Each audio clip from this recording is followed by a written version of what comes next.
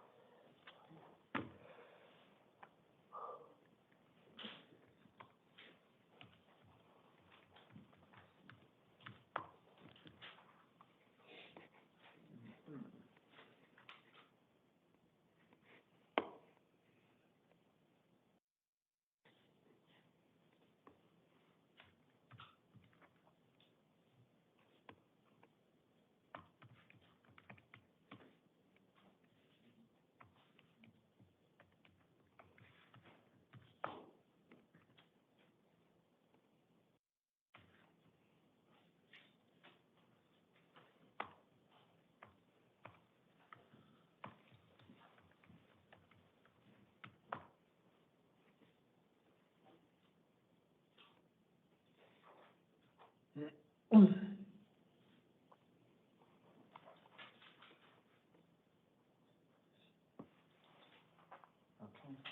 Yeah. All right.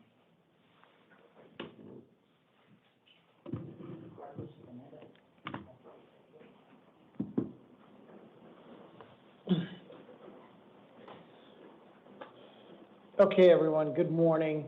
This is the 2 a.m. initial appearance calendar for May 7th, 2026. The court's orders for the taking of DNA and fingerprints that were given on the first calendar of this month shall apply to all matters on this calendar. Prior to calling to people on the podium, I would like to read the victim rights advisement. If you are a victim of a crime with a case pending before this court, you are advised that you have rights under Arizona law that, among others, include the right to be treated with fairness, dignity, and respect, the right to a speedy trial, the right to be present at court proceedings, to choose whether or not to be interviewed by the defendant or the defendant's attorney, to be heard before the court makes a decision on release, negotiation of a plea, scheduling, and sentencing, and to receive restitution from a person who is convicted of causing you loss. If you have not already been provided with a written statement of all victims' rights, please contact the Victim Services Division of the Prosecutor's Office. And with that, can I have Carlos Fernandez come to the podium, please, and Louis Sandoval come to the chair next to the door. Good morning, sir. Please give me your full name and date of birth. Good morning, Your Honor. I'm Carlos Fernandez, July 10, 2002. All right. Thank you very much.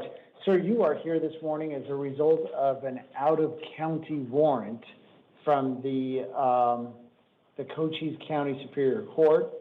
The court was out of Douglas Justice Court in Cochise County. Pursuant to that warrant, the out-of-county warrant, that county wants you back, so they're going to be extraditing you back to Cochise County. Your next, so I'm not going to issue any orders regarding counsel because that would be in another county. Yes, sir. I'm sure that'll be something that they will address when Yes, you get there. Your next court date is an arraignment hearing on May 12th at 8:30 in the morning. Yes, sir.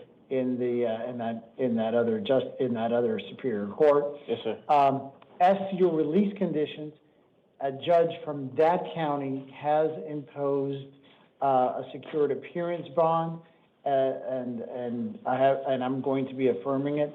That is a secured appearance bond in the amount of $250,000. Yes, sir. $250,000 secured appearance bond. Should you be able to post up on? There are additional release conditions that apply. I'm not going to go over all of them with you today, but they're going to be included in the paperwork that you're about to receive. Yes, sir. All right? Yes, if sir. I could have you step to your left. All right. Louis Sandoval, please, to the podium, and Alfred Davis to the chair next to the door.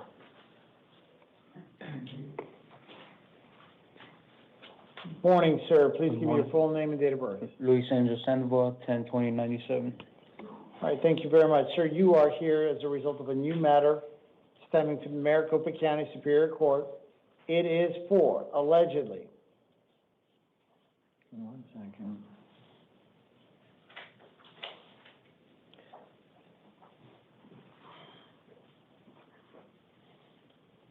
Okay. It is for allegedly one count of possession of a weapon by a prohibited possessor as a Class 4 felony, one count of possession of a weapon, and during the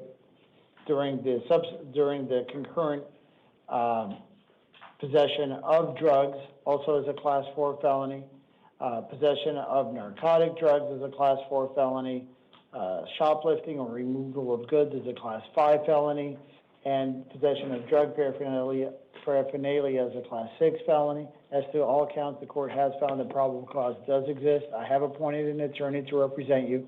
Your next court date is a status conference on May 13th, followed by a preliminary hearing on May 15th, both at 8:30 in the morning, both in the downtown Superior Court. As to your release conditions, the court has taken note of the fact that you have multiple felony priors. And the allegations here in your current offense are multiple offenses occurred on, having allegedly occurred on multiple dates. As such, the court is concerned by that kind of behavior and has imposed a secured appearance bond in the amount of $10,000 secured appearance bond. Should you be able to post that bond, there are additional release conditions that apply that I'm not going to go over with you, but one I would like to emphasize is that you not have any contact with the co-defendant in your matter. The rest of the release conditions, along with all my orders and your next court dates, will be provided to you in writing in the paperwork that you're about to receive. If I can have you step to your left, please.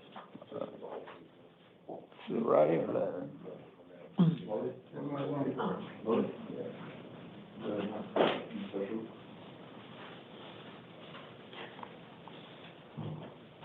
Alfred Davis, please, to the podium, and Ramon DeLuna to the chair next to the door. Good morning, sir. Please give me your full name and date of birth. Alfred Davis, July the 6th, 1970. Thank you very much. Sir, you're here as a result of an arrest warrant from the Maricopa County Superior Court. I have appointed an attorney to represent you. Your next court date is a status conference on May 13th, followed by a preliminary hearing on May 15th, both at 8:30 in the morning, both in the downtown Superior Court. The arrest warrant is for one count of possession of narcotic drugs for sale as a Class 2 felony, and one count of possession of a weapon during the possession also during the possession of drugs, and that's a Class 4 felony as well. Or just, that's a Class 4 felony. As to your release conditions in this matter, a previous judge has set a bond amount that I'm going to be affirming. It is a cash-only bond in the amount of $10,000. $10,000 is a cash-only bond. Should you be able to post that bond, there are additional release conditions that apply. I'm not going to go over them with you here today, but they're going to be included in the paperwork you're about to receive. All right, if I can have you step to your left, please. Yeah, they don't have it right here. For sure, please, thank you. Ramon DeLuna, please, to the podium.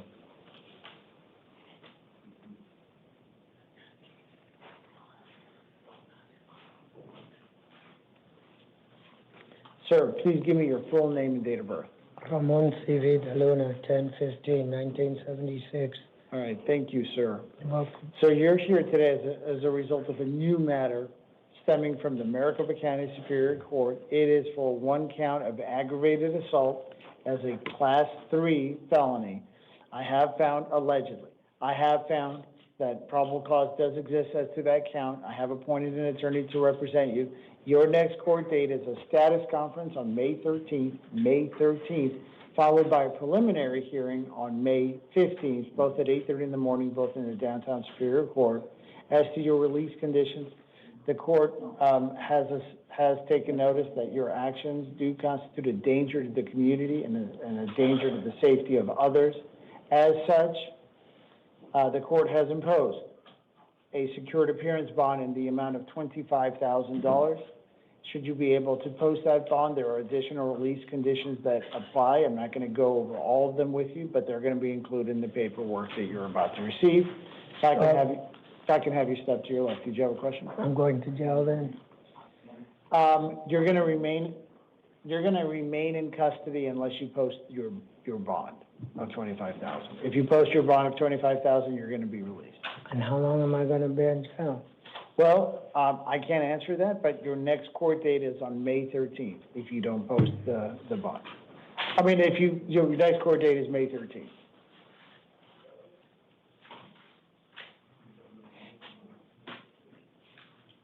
I'm sure his paperwork will catch up with him. Yeah, we were trying to All look right. for it. Okay, no problem. They out of order, so, sorry.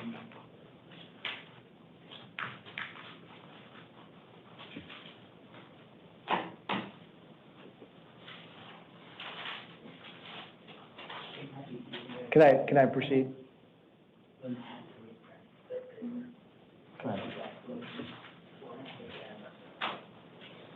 What was his name?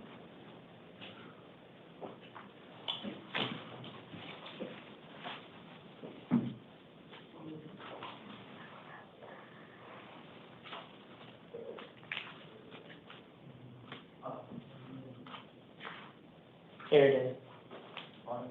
Yeah. Thank you. Okay. All right. Next is Nicholas Zisler to the podium, please. And if I can have Keith Thrash to the chair next to the door. Good morning, sir. Please give me your full name and date of birth.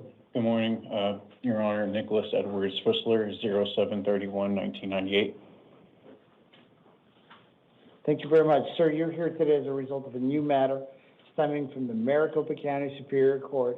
It is for allegedly one count of aggravated harassment as a Class 6 felony and one count of interference with judicial proceedings as a Class 1 misdemeanor. As to both counts, the court has found that probable cause does exist. I have appointed an attorney to represent you. Your next court date is a status conference on May 13th, followed by a preliminary hearing on May 15th, both at 8:30 in the morning, both in the downtown Superior Court. As to your release conditions in this matter, the court has taken into consideration the numerous and continued violations of the OOP that was issued against you. Is concerned that the incidents appear to be escalating. As such, the court has imposed a secured appearance bond in the amount of $5,000 secured appearance bond. Should you be able to post that bond, the court is also going to order that you be fitted with a electronic monitoring device prior to your release from custody. In addition, there are some release conditions that apply. You're not to go back to the scene of the alleged crime or have any contact with the alleged victims in this matter. The rest of your release conditions, I'm not going to go over, but they're going to be included for you in the paperwork you're about to receive. If I can have you step to your left, please.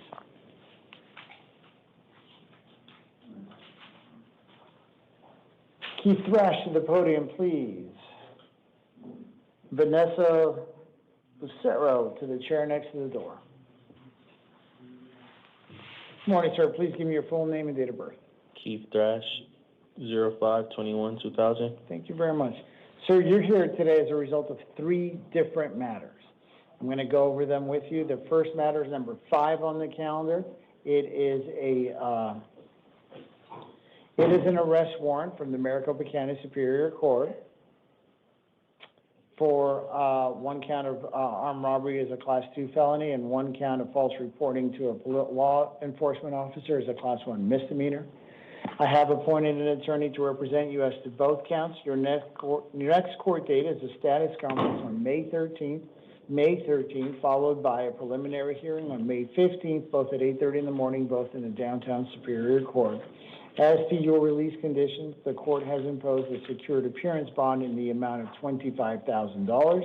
Should you be able to post that bond, there are additional release conditions that apply, including contacting your probation officer within 72 hours of your release. Your second matter, number 6 on the calendar, is also a Maricopa County Superior Court arrest warrant for 1 count of forgery as a Class 4 felony and 1 count of theft as a Class 1 misdemeanor. I have appointed an attorney to represent you in that matter as well. Your next court date is a status conference on May 13th, followed by a preliminary hearing on May 15th, both at 8:30 in the morning, both in the downtown Superior Court. As to your release conditions in this matter, the court is affirming a previously set bond in the amount, it's a secured appearance bond, in the amount of $2,000. And finally, your last matter, number 4 on the calendar, it's a bench warrant from the Maricopa County Superior Court for 1 count of endangerment. I have appointed an attorney to represent you in that matter as well. Again, your next court date is a probation revocation, arraignment, and possible disposition hearing, also on May 13th at 8:30 in the morning in the downtown Superior Court. As to your release conditions in this matter, the court is affirming a secured appearance bond in the amount of $750. Each one of the bonds I talked to you about are separate bonds, and they must be posted separately. In addition, as to all 3 cases, there are release conditions that I have not gone over. Should you be able to post that bond, those release conditions are going to be provided to you in writing. The one that I would like to point out is that you must contact your probation officer within 72 hours of your release. If I can have you step to your left so you can collect your paperwork. Thank you. Vanessa Lucero to the podium, please. And Curtis Richardson to the chair next to the door. Good morning, ma'am. Give me your full name and date of birth. Vanessa Brandon Carcestero, 11/19/1997. Thank you very much. Ms. Lucero, you're here as a result of 3 different matters. The first matter is a new matter stemming from the Maricopa County Superior Court. It is for, allegedly, 12 counts of theft as Class 2 felonies, 1 count of trafficking in stolen property as a Class 3 felony, 2 counts of organized retail theft, both as Class 4 felonies, 1 count of possessing a firearm as a prohibited possessor as a Class 4 felony, 1 count of possessing a firearm as a prohibited possessor, and possessing drugs at the same time, also as a Class 4 felony, 1 count of possession of narcotic drugs as a Class 4 felony, and 1 count of shoplifting or removal of goods as a Class 5 felony. The shoplifting and removal of goods as Class 5 felonies, that's not just 1 count, that's 12 counts. 12 counts total. As to all of the counts that I've gone over in your case, I do find that probable cause does exist. I have appointed an attorney to represent you. Your next court date is a status conference on May 13th, followed by a preliminary hearing on May 15th. Both of those hearings are going to be at 8:30 in the morning in the downtown Superior Court. As to your release conditions, the court has taken notice of the fact that these offenses are multiple offenses occurred on multiple dates, and you have 2 open probation matters as such that we're going to discuss here shortly. As such, the court has imposed a secured appearance bond in the amount of $7,500. Should you be able to post that bond, there are additional release conditions that apply. I'm not going to go over those with you, but they're going to be included in the paperwork you're going to receive. As to your second matter, number 31 on the calendar, it is for a probation violation warrant from the Maricopa County Superior Court for a Class 6 felony. I have appointed an attorney to represent you in this matter as well. Your next court date is a probation revocation arraignment and possible disposition hearing on May 13th at 8:30 in the morning in the downtown Superior Court. As to this matter, It is alleged that you have committed a Term 1 violation of your probation. Term 1 violation of your probation and everybody's probation is not to commit new offenses while on probation. As to this matter, the court has imposed a secured appearance bond in the amount of $750. Finally, as your last matter, number 32 on the calendar, it's also a probation violation matter. You have two probation matters from the Maricopa County Superior Court for a Class 6 felony. I have appointed an attorney to represent you in that matter as well. Your next court date is a probation revocation arraignment and possible disposition hearing, also on May 13th at 8:30 in the morning in the downtown Superior Court. Again, it is alleged that you have committed a Term 1 violation of your probation, and the court has imposed a secured appearance bond in the amount of $750 in this case as well. All the bonds are separate bonds and must be posted separately. As to all matters, there are release conditions I haven't gone over, but they're going to be provided to you in writing, including the fact as to all three matters that should you be able to post the bond or your bond, you must contact your probation officer within 72 hours of your release. If I can have you step to your left to get your paperwork. Thank you.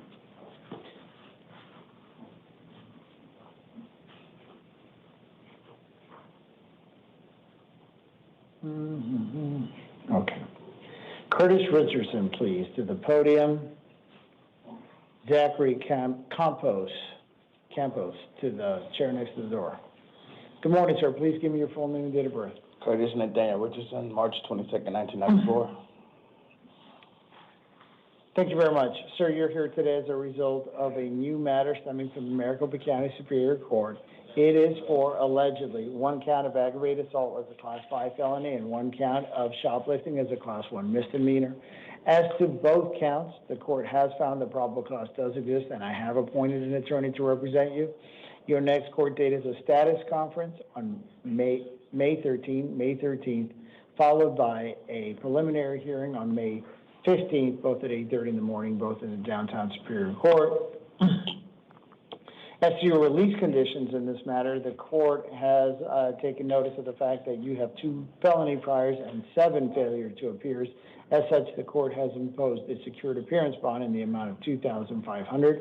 Should you be $2,500, should you be able to post that bond, there are additional release conditions that apply that I'm not going to go over with you here today, but will all be included in the paperwork you're about to receive. If I can have you step to your left, please.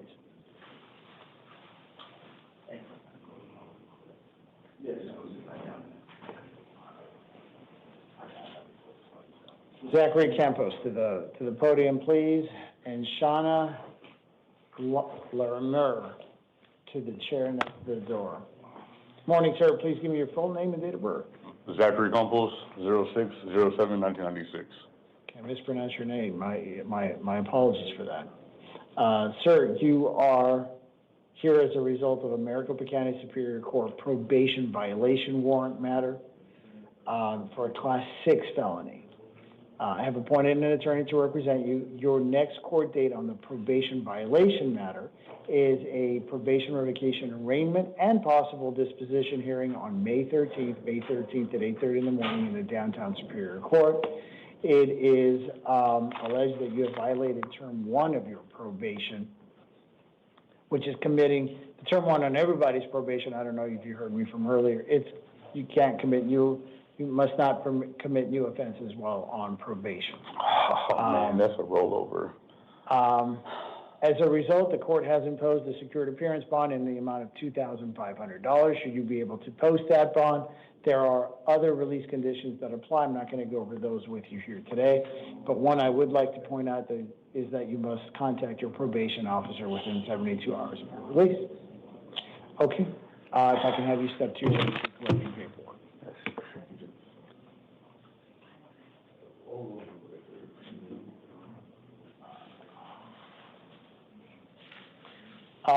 Shauna Larimer to the podium, please. And then if I can have Jonathan Aguayo, Aguayo to the door, to the chair next to the door. All right, ma'am, good morning. Please give me your full name and date of birth. Shauna Lee Larimer, 10/9/1970. Thank you very much. Ma'am, you're here today as a result of two different matters. The first matter is a justice court matter. It's a justice court warrant from the El Centro Justice Court. I have appointed an attorney to represent you in this matter. Your next court date is an arraignment hearing on May 12th at 8:30 in the morning, again in the El Centro Justice Court. As to your release conditions in this matter, the court has imposed a secured appearance bond in the amount of $250. $250 secured appearance bond. As to your second matter, it is a Maricopa County number 2 on the calendar. It is a bench warrant from the Maricopa County Superior Court for 1 count of possession of dangerous drugs as a Class 4 felony and 1 count of possession of drug paraphernalia as a Class 6 felony. I have appointed an attorney to represent you. Your next court date is a status conference on May 13th, followed by a preliminary hearing on May 15th, both at 8:30 in the morning, both in the downtown Superior Court. As to your release conditions in this matter, I am affirming a previously set secured appearance bond in the amount of $500. As to both cases, should you be able to post your bond, there are additional release conditions that apply. I'm not going to go over all of those with you here today, but you're going to get a copy of all your release conditions from both matters, along with all my orders and your next court dates and the paperwork that you're about to receive. I can have you step to your left, please.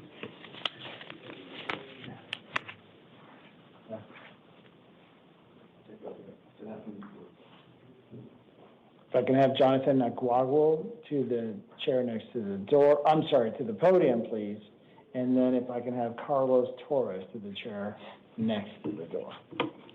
Sir, my apologies for mispronouncing your name. Please give me your full name and date of birth. Yeah, don't worry. Jonathan Jose Rabadan Aguayo, September 2nd, 1999. Thank you very much. Sir, you're here today as a result of two different matters. Both stem from justice courts. The first matter, number 20 on the calendar, is a justice court warrant from the Santan Justice Court for 1 count of excessive speed as a Class 3 misdemeanor. I have appointed an attorney to represent you in this matter. Your next court date is a arraignment hearing on May 12th at 8:30 a.m. again in the Santan Justice Court. As to your release conditions, in this matter, the court has taken into account the age of the case. It stems back to 2021, and as such has imposed a secured appearance bond in the amount of $250. As to your second matter, number 21 on the calendar, it is also a justice court warrant, this one from the West Mesa Justice Court for 1 count of DUI as a Class 1 misdemeanor. I have appointed an attorney on this case as well, and if I didn't say so before, I appointed an attorney in your other matter. Your next court date in this case for the DUI matter is a arraignment hearing on May 12th at 8:30 in the morning, again in the West Mesa Justice Court. As to your release conditions in this matter, the court has taken into account the fact that the age of the case is back in 2021 and has also imposed a secured appearance bond in the amount of $250. So $250 for each case. For each one? For each one. All right. Secured appearance bond. Should you be able to post bond in both matters, there are additional release conditions that apply. I'm not going to go over those with you here today, but they're going to be included in the paperwork you're about to receive. If I can have you step to your left, please. Thank you. Thank you. Have a good day. Carlos Torres to the podium, please. And if I can have Marcelino Hierro to the chair next to the door.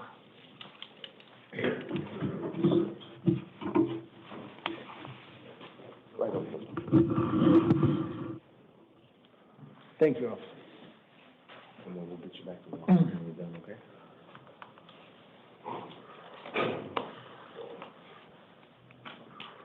Good morning, sir. Please give me your full name and date of birth. Carlos Ricardo Torres, 32694. Thank you very much. Sir, you're here today as a result of of an arrest warrant from the Maricopa County Superior Court for 1 count of possession of narcotic drugs as a Class 4 felony and 1 count of drug paraphernalia as a Class 6 felony. I have appointed an attorney to represent you. Your next court date is a status conference on May 13th, followed by preliminary hearing on May 15th, both at 8:30 in the morning, both in the downtown Superior Court. As to this matter, the court has affirmed a previously set bond in the amount of $800. It's a secured appearance bond. Should you be able to post that bond, additional release conditions apply. I'm not going to go over those with you, but they're going to be provided to you in writing in the paperwork you're about to receive. If I can have you be moved to your left, please. Thank you. Are your tires low? Yep. Okay, we'll take you back to walking, John, walking.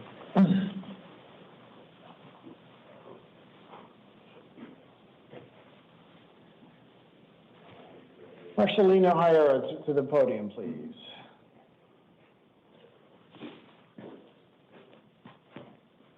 Sir, please give me your full name and date of birth. Marcelino Hierro, November 5th, 1970. Thank you very much. Sir, you're here today as a result of a warrant from the San Marcos Justice Court for 1 count of driving on a suspended license. I have appointed an attorney to represent you. Your next court date is an arraignment on May 12th at 10 a.m. in the San Marcos Justice Court. Is that right? 10 a.m. in the San Marcos Justice Court? Okay. 10 a.m. in the San Marcos Justice Court on May 12th. As to your release conditions, in this matter, the court has taken account of the fact that the age of this case stems back to 2018, and as such has put a secured appearance bond in place in the amount of $500. $500 secured appearance bond. Should you be able to post that bond, there are additional release conditions that apply. I'm not going to go over all of those with you here today, but they're going to be included in the paperwork you're about to receive. Thank you. Step to your left. Thank you. Dalton Reed, please, to the podium, and Alberto Ledesma to the chair next to the door.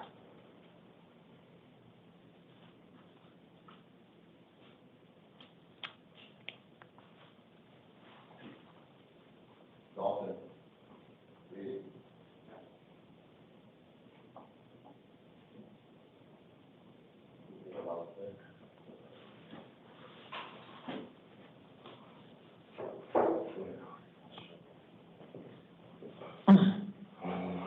And Alberto Ledesma to the chair next to the door, please.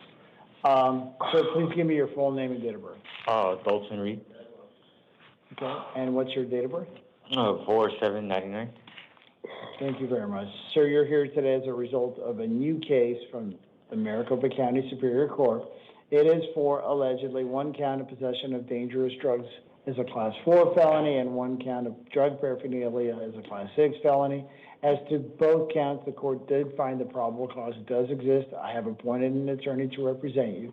Your next court date is a status conference on May 21st, followed by a preliminary hearing on May 26th, both at 8:30 in the morning, both in the downtown Superior Court. Let's talk about your release conditions next. The court has taken into consideration the fact that you don't have any prior felony convictions. As such, I'm going to be releasing you. I'm inclined to release you today on your own recognizance as long as you promise to this court that you are going to show up on your own on May 21st, your next court date. Do you so promise? Yeah, can I get like a copy of it? You're going to get everything in writing here momentarily. Okay. There are other so I'm going to order releasing you on your own recognizance. I'm glad you asked for a copy so that you have something you can have. That tells me that you're more inclined to show up than not. There are additional release conditions that apply. I'm not going to go over those with you, but that's also going to be included in the copy of the paperwork you're about to receive. If I can have you step to your left, please. Okay. Thank you.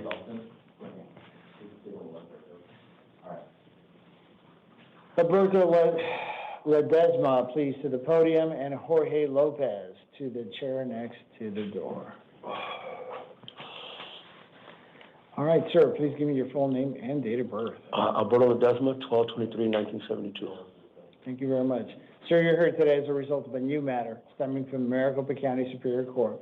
It is for one count of trafficking in stolen property as a Class 2 felony and one count of burglary as a Class 4 felony.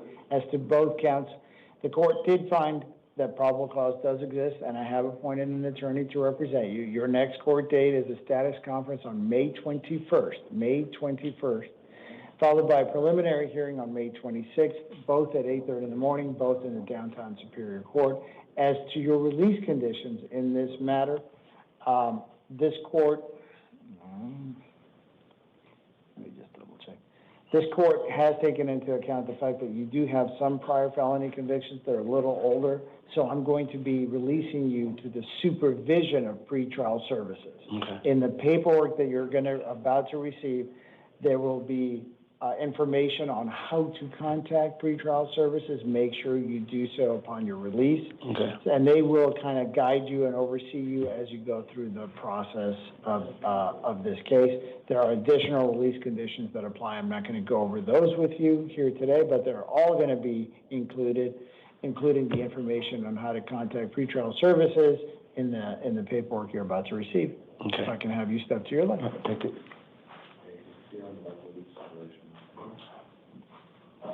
All right, Jorge Lopez to the podium, please.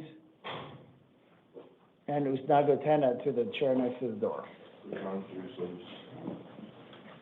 Good morning, sir. Please give me your full name and date of birth. 11/18/2000. And your full name? Jorge Lopez. Okay. Mr. Lopez, you're here today as a result of a new matter stemming from the Maricopa County Superior Court. There are multiple counts, so let me go through them with you. I do have some concerns as to some of those counts, so I'm going to explain that as we go.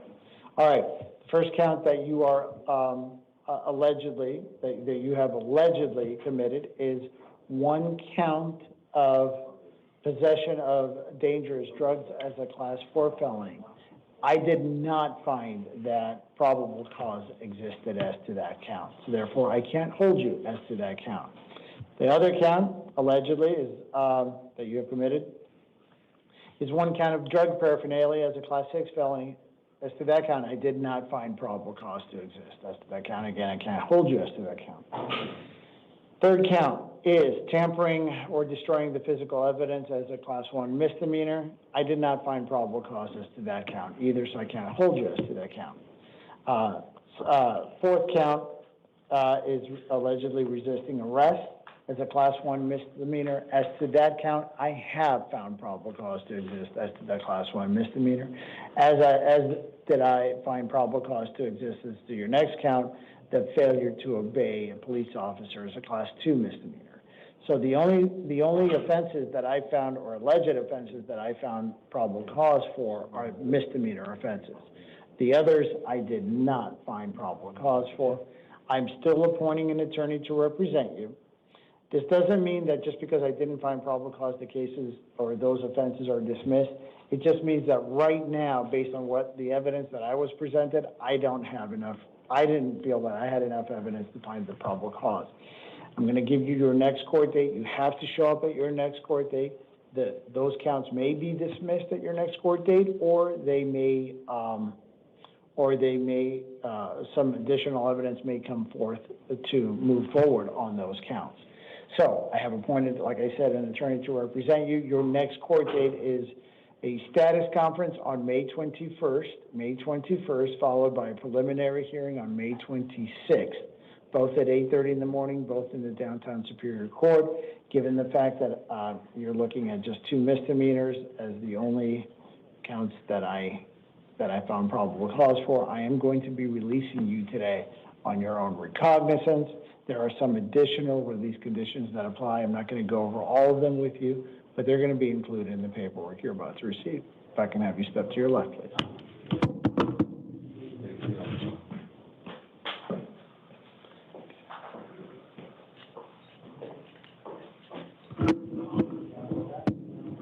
Thank you for adjusting that, officer. All right, next is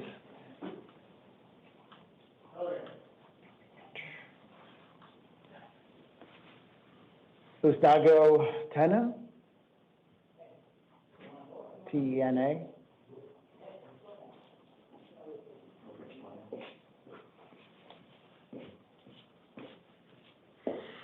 Sir, good morning. Please give me your full name and date of birth. Those no, 2685. All right, sir, you're here as a result of a warrant out of the West McDowell Justice Court for one count of driving on a suspended license. I have appointed an attorney to represent you. Your next court date is an arraignment hearing on 5/26, May 26, at 1:30 p.m. in the West McDowell Justice Court. As to your release conditions, the court has noted that the recency of the offense that you were charged for, I believe it was late in 25, early 26. And I believe that if you were given the opportunity, you could go to court, and I think it's more of a money scheduling issue than anything else. And so when the next time you go to court, you make arrangements with our court to pay the fees and fines, and they'll work with you to do so. I don't believe, given the recency of this matter and the ability to just work things out the next time you go to court, I'm going to release you here today on your own recognizance, as long as you promise to show up on your own and resolve this matter on May 26th in the West McDowell Justice Court. Do you so promise? I sure do. All right, then I'm going to order you be released. There are some additional release conditions that apply. I'm not going to go over all of those with you. They're all going to be included in the paperwork you're about to receive. If I can have you step to your left, please. Kayleen Joe, please, to the podium. And Ruby Fernandez to the chair next to the door.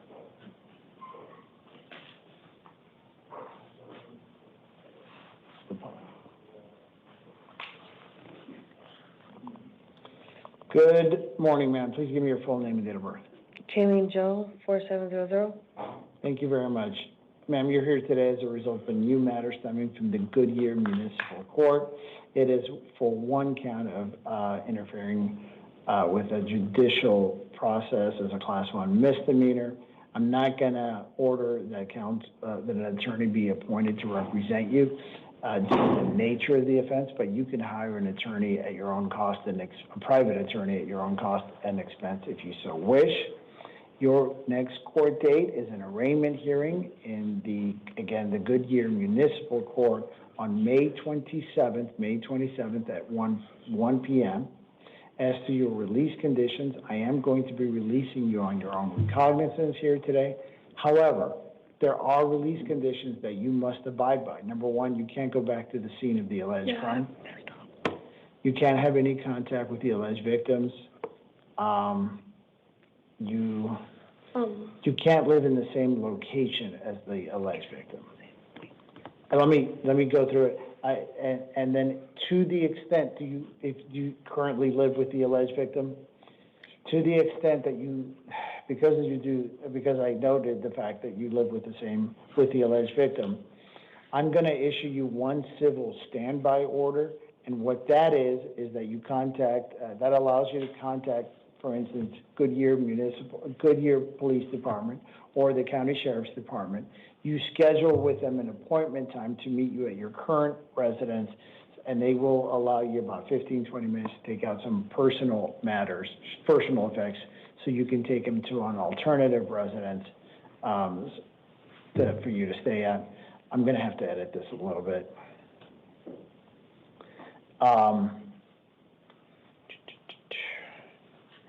And I am going to order you to stay at an alternative residence either until another judge changes my orders or the conclusion of this matter.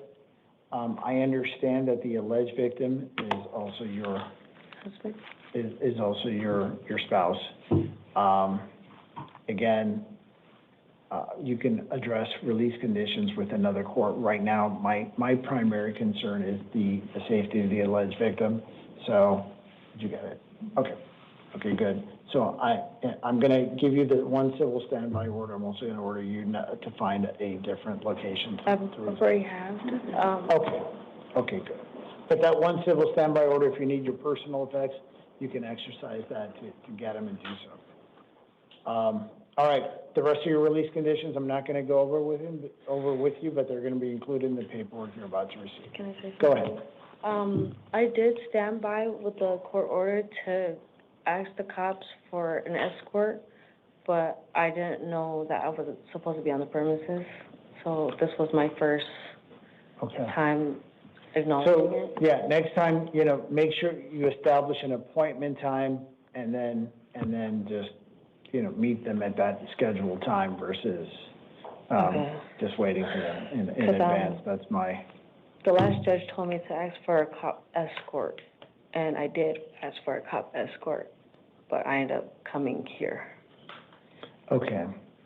We'll bring that up to the next court, as well. All right. I should also mention the fact that, there was a victim statement, provided to the court, and I haven't considered that as well.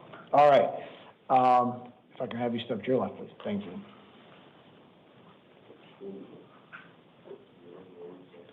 Ruby Fernandez, please.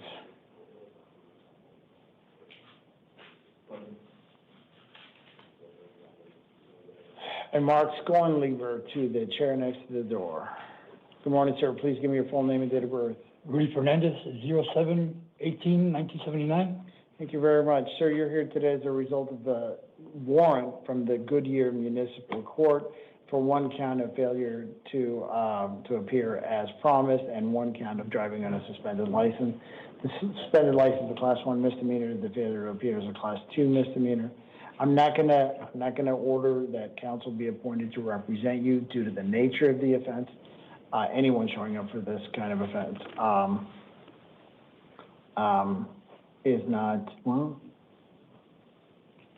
is not entitled to court-appointed attorney, but you can hire a private attorney at your own cost and expense if you so wish.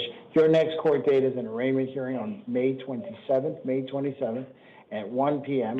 in the Goodyear Municipal Court. As to your release conditions, I'm noting the fact that this is a more recent matter. The underlying offense, the driving on suspended license, failure to appear, these are more recent matters that happened in late 2025. I believe that if you show up to court as scheduled at your next court date, I believe this is an issue of money only. And so, most courts will be able to accommodate you in some sort of financial payment plan. So, I'd rather, given the fact that this is more recent than not, as I've said, I'd rather you just go and make financial arrangements and not just sit in here. So I'm gonna be releasing you on your own recognizance. Okay, thank you, sir. So you can do that. All right, there are some additional release conditions that apply. I'm not gonna go over those with you, but they're gonna be included in the paperwork you're about to receive. Yes. I can have you step to your left.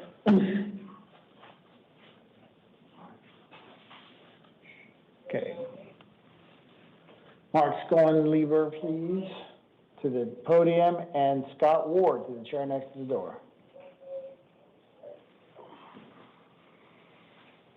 Sir, please give me your full name and date of birth. Mark Schoenleber, 22495. Okay, I was closest to your last name. I was close. All right, so you're here as a result of two different matters. The first is number 22 on the calendar. It's a new matter stemming from Maricopa County Superior Court. It is for allegedly one count of possession of dangerous drugs, a Class 4 felony, and one count, that's a Class 4 felony, and one count of obstruction of a government, the operations of a public servant, as a Class 1 misdemeanor. Excuse me. As to both counts, the court does find the probable cause does exist. I have appointed an attorney to represent you. Your next court date is a status conference on May 21st, followed by a preliminary hearing on May 26th, both at 8:30 in the morning, both in the downtown Superior Court. As to your release conditions in this matter, the court does note the fact that you have some prior felony convictions, but they're a little older. Some as much as the 8 years or older. And given the nature of this offense in relation to your prior felony convictions, I find that it is appropriate to release you on your own recognizance here today as to this matter. As to your second matter, number 33 on the calendar, it's a probation violation warrant for a Class 6 felony from the Maricopa County Superior Court. I have appointed an attorney to represent you in this matter as well. Your next court date is a probation revocation arraignment and possible disposition hearing on May 13th at 8:30 in the morning in the downtown Superior Court. As to your release conditions in this matter, it's a Class 6. You know, if I release you OR on the other one, I'm going to release you OR on this, as long as you promise to appear on your own on May 13th for this one. Yes, I will. Okay. All right. Then it is ordered releasing you on your own recognizance as to both matters. As to both matters, there are release conditions that I haven't gone over that apply to you. They're going to be included in the paperwork you're about to receive, but one I'd like to point out is to contact your probation officer within 72 hours of your release from here. Yeah, I know. Okay. All right. If I can have you Appreciate it. step to your left to get your paperwork. Have a nice morning. All right. Scott Ward, please, and Michael Neal to the chair next to the door. Mr. Ward, good morning. Please give me your full name and date of birth. Scott Allen Ward Jr., 62882. There's a junior suffix part of your name? Yes. Okay. Let me update the,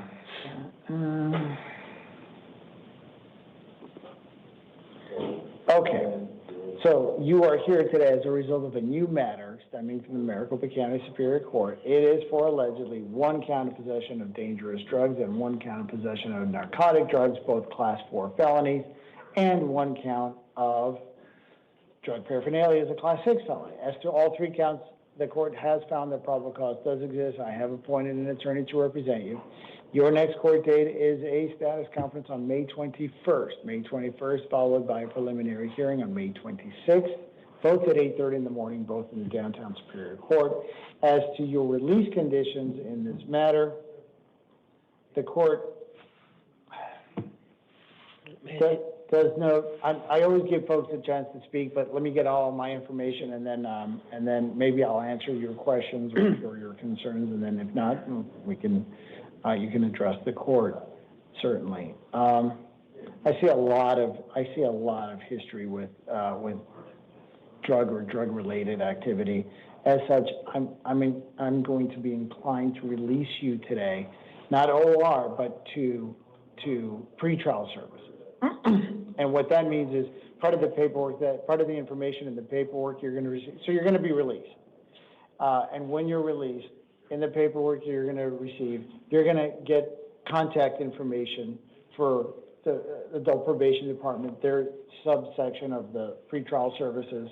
They will help monitor you through the course of this matter. So make sure you contact them upon your release, and they'll tell you what to do next and how to do it. Thank you. I believe that's appropriate versus a bond at this stage or anything like that. Thank you. So it is ordered releasing you to pretrial services. You're going to get the information in the packet here shortly. There's also other release conditions that apply. I'm not going to go over all of those, but everything that I talked to you about here today is going to be included in the paperwork that you're going to receive here shortly.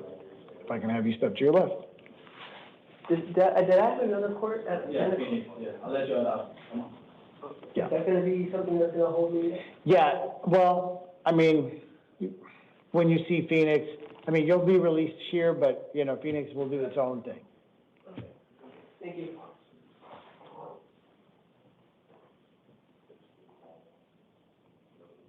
Michael Neal, please, to the podium.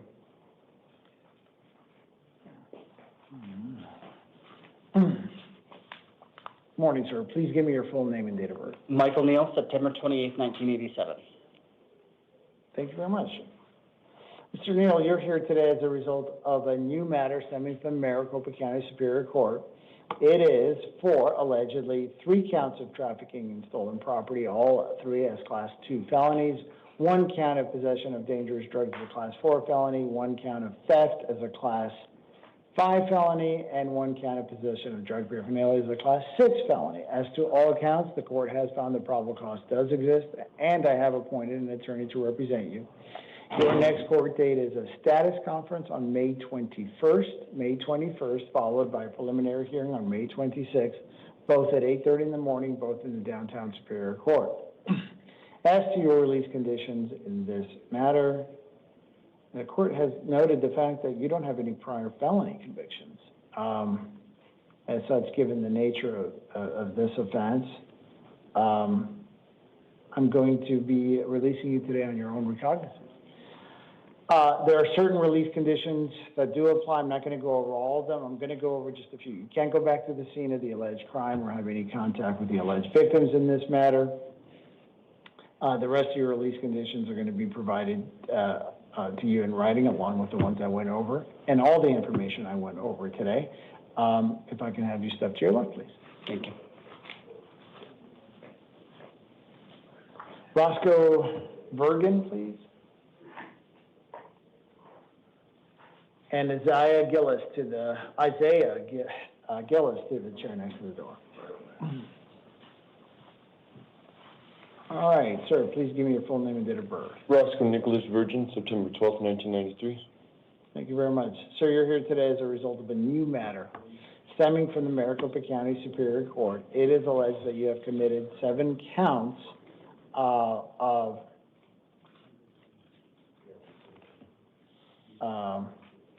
intent to facilitate shoplifting, all as Class 4 felonies. As to all 7 counts, the court has found that probable cause does exist. I have appointed an attorney to represent you. Your next court date is a status conference on May 21st, followed by a preliminary hearing on May 26th, both at 8:30 in the morning, both in the downtown Superior Court. As to your release conditions in this matter, I do note the fact that you have 2 prior felonies as a history. They're a little older, at least a half a decade old, if not more, and they're for drug-related offenses. I believe that it is appropriate to release you today to pretrial services. So if you didn't hear me when I addressed one of the other folks that was just here, pretrial services is who you contact upon your release, and they will help monitor you during the course of this matter. Make sure you contact them within 72 hours of your release, and then they'll just tell you what to do and how to move forward going during the course of your matter. There are additional release conditions that apply. I'm not going to go over all of them with you here today, but they're going to be included in the paperwork you're about to receive. All right. If I can have you step to your left. Thank you.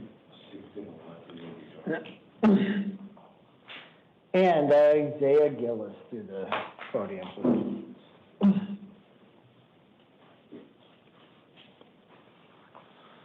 All right, sir, please give me your full name and date of birth. Yes, my name is Isaiah Gillis, February 19, 2001. Okay, thank you, Mr. Gillis. Sir, you're here today as a result of a new matter stemming from the Maricopa County Superior Court for allegedly 1 count of burglary as a Class 3 felony and 1 count of criminal trespass as a Class 6 felony. I have found probable cause as to both counts. I have appointed an attorney to represent you. Your next court date is a status conference on May 21st, followed by a preliminary hearing on May 26th, both at 8:30 in the morning, both in the downtown Superior Court. As to your release conditions, the court has noted the fact that you don't have any prior felony convictions. As such, given the nature of this offense, I believe that it is appropriate to release you today on your own recognizance. There are some additional release conditions that apply. I'm not going to go over those with you here today, but they're going to be included in the paperwork that you're about to receive. So if I can have you step to your left, you'll get a copy of that paperwork.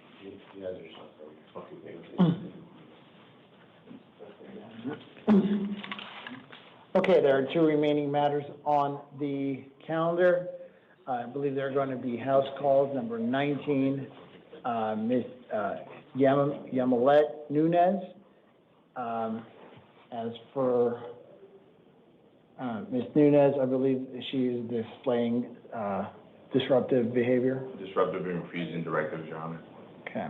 And then for Kendrick Dane, he's back and still, He's still not happy. and still unhappy. Okay. With that said, I'm going to be visiting both folks in custody, as part of a house call. That's the number 19, Yamilet Nunez. She's here today on as a result of a new matter stemming from the Maricopa County Superior Court. I will advise her that her charges are allegedly 1 count of aggravated assault as a Class 5 felony, 1 count of criminal damage as a Class 1 misdemeanor, and 1 count of threatening and intimidating as a Class 2 misdemeanor. As to all counts, the court has found that probable cause does exist. I have appointed an attorney to represent her. I will advise her that her next court date is May 13th. May 13th, that's going to be a status conference followed by a preliminary hearing on May 15th, both at 8:30 in the morning, both in the downtown Superior Court. I will further advise her that the court has taken into consideration that there are multiple victims in this matter. As such, the court has deemed that to be a safety risk to the community. As such, the court is now inclined to impose a secured appearance bond in the amount of $3,500. She should be, should she be able to post that bond, I will also advise her that there are additional lease conditions that apply, and provide her with same. As to number 34 on the calendar, as I mentioned before, on the 11 o'clock calendar, Mr. Kendrick Dane, I will advise him that he's here today as a result of a bench warrant from the Maricopa County Superior Court for 1 count of aggravated assault, Class 4 felony, and 1 count of resisting arrest as a Class 6 felony.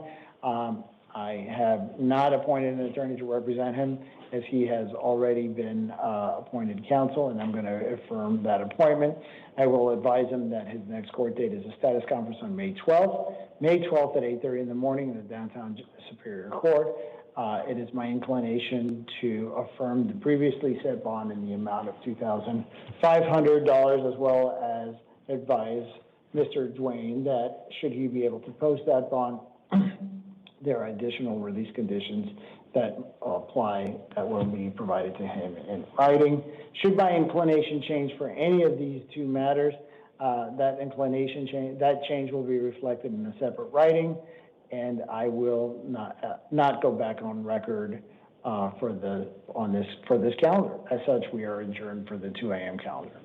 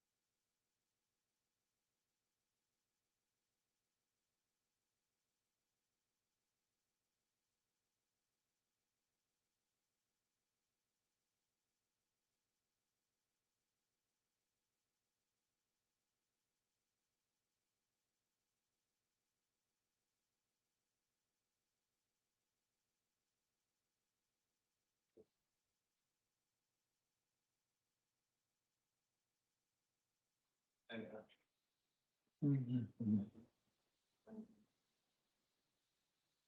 Okay.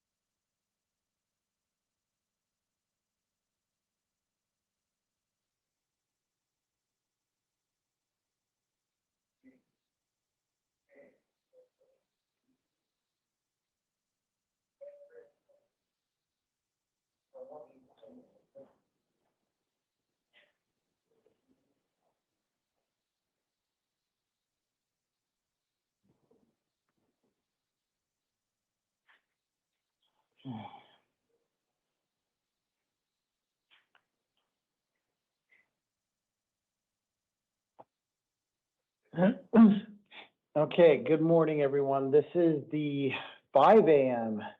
initial appearance calendar for May 7, 2026.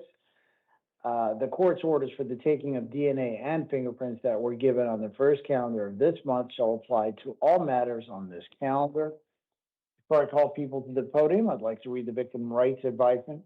If you are a victim of a crime with a case pending before this court, you are advised that you have rights under Arizona law that, among others, include the right to be treated with fairness, dignity, and respect, the right to a speedy trial, the right to be present at court proceedings, to choose whether or not to be interviewed by the defendant or the defendant's attorney, to be heard before the court makes a decision on release, negotiation of a plea, scheduling and sentencing, and to receive restitution from a person who is convicted of causing you loss.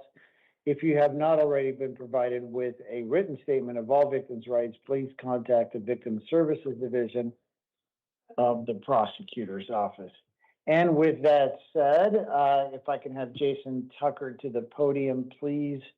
And if I could have Parker Grismer come to the chair next to the door. I got it out eventually. Okay, good morning, sir. Could you please give me your full name and date of birth? Jason Tucker. My birthday is 11/13/1983. Thank you very much. Sir, you're here today as a result of a new matter stemming from the Maricopa County Superior Court. It is for allegedly one count of fraudulent schemes and artifices. It's a Class 2 felony. 2 counts of theft of control of a credit card, both as Class 5 felonies. 1 count of fraudulent use of a credit card as a Class 5 felony. 1 count of receiving items through fraudulent credit cards as a Class 5 felony. 1 count of theft or control over property as a Class 6 felony. 1 count of fraudulent use of a credit card as a Class 6 felony, and 1 count is of receiving items obtained by fraudulent means or through fraudulent credit cards, also as a Class 6 felony. As to all counts, the court has found that probable cause does exist. I have appointed an attorney to represent you. Your next court date is a status conference on May 13th, followed by a preliminary hearing on May 15th, both at 8:30 in the morning, both in the downtown Superior Court. As to your release conditions in this matter, the court has concerns by the fact that your alleged acts have created multiple alleged victims, and that there were multiple alleged felony offenses on multiple dates. The fact that you also worked with, or possibly worked with others to victimize people. I believe that's going to be a safety risk to the community. The amount of money that was also stolen over the course of time. With that said, I've also taken into consideration your prior felony convictions. And in all, the court, taking all of that into consideration, has imposed a secured appearance bond in the amount of $25,000. Should you be able to post that bond, there are additional release conditions that apply. I'm not going to go over all of those with you, but they're going to be included in the paperwork that you are about to receive. If I can have you step to your left, please. Can I ask a question? Sure. Is there a total amount of anything that's going on with these cards? Because they never told me anything about it.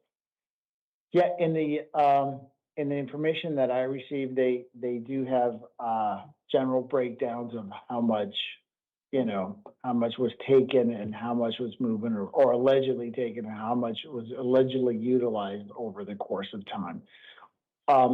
At your next court date, I have appointed an attorney to represent you. The state should have some preliminary discovery to give to your attorney. So when that happens, your attorney will then give you that preliminary discovery as well. So you'll be able to assess the breakdown of how everything is alleged to have flown. All right. Now, if I can have you step to your left as well to collect your paper.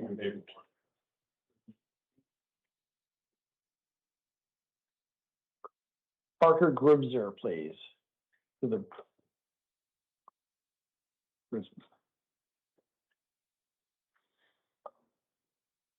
Good morning. Please give me your full name and date of birth. Parker Grosvenor, August 3rd, 1999.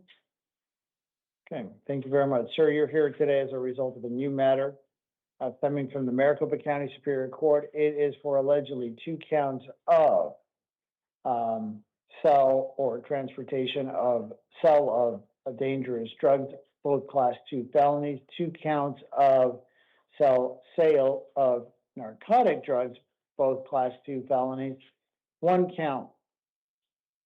I'm sorry, the previous count of the narcotics was 4 counts of selling of narcotics, all 4 as class 4 felonies. 1 count of possession of a weapon by a prohibited person. 1 count of, that's a class, that should be a class 4 felony. For some reason, it's listed as a class 5. Let me see if I can change it.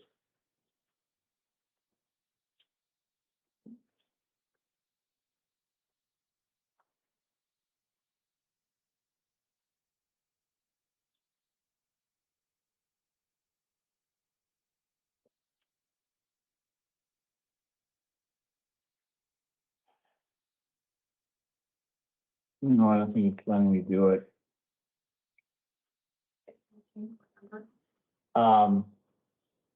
So it's the count 1 on number 27. It's the possession by a prohibited person from a class 5 to a class 4. Okay. And I think that's the same for the possession and or use of a weapon during the commission of a drug offense.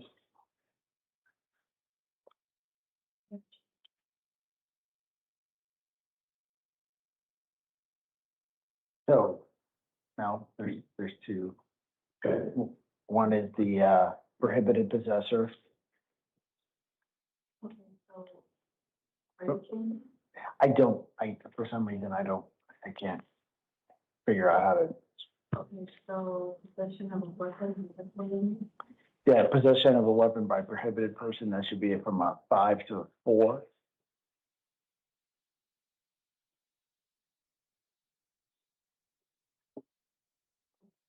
And then the count underneath it, the use of a weapon during the commission of a drug offense, that should be from a 5 to a 4 as well.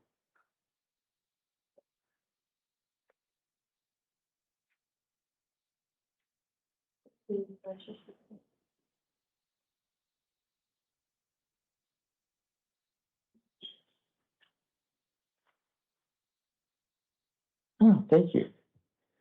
All right, to reiterate, let me just start this again because we thoroughly butchered it. Okay, so 2 counts of possession of sale, for sale of dangerous drugs. Both of those counts as class 2 felonies.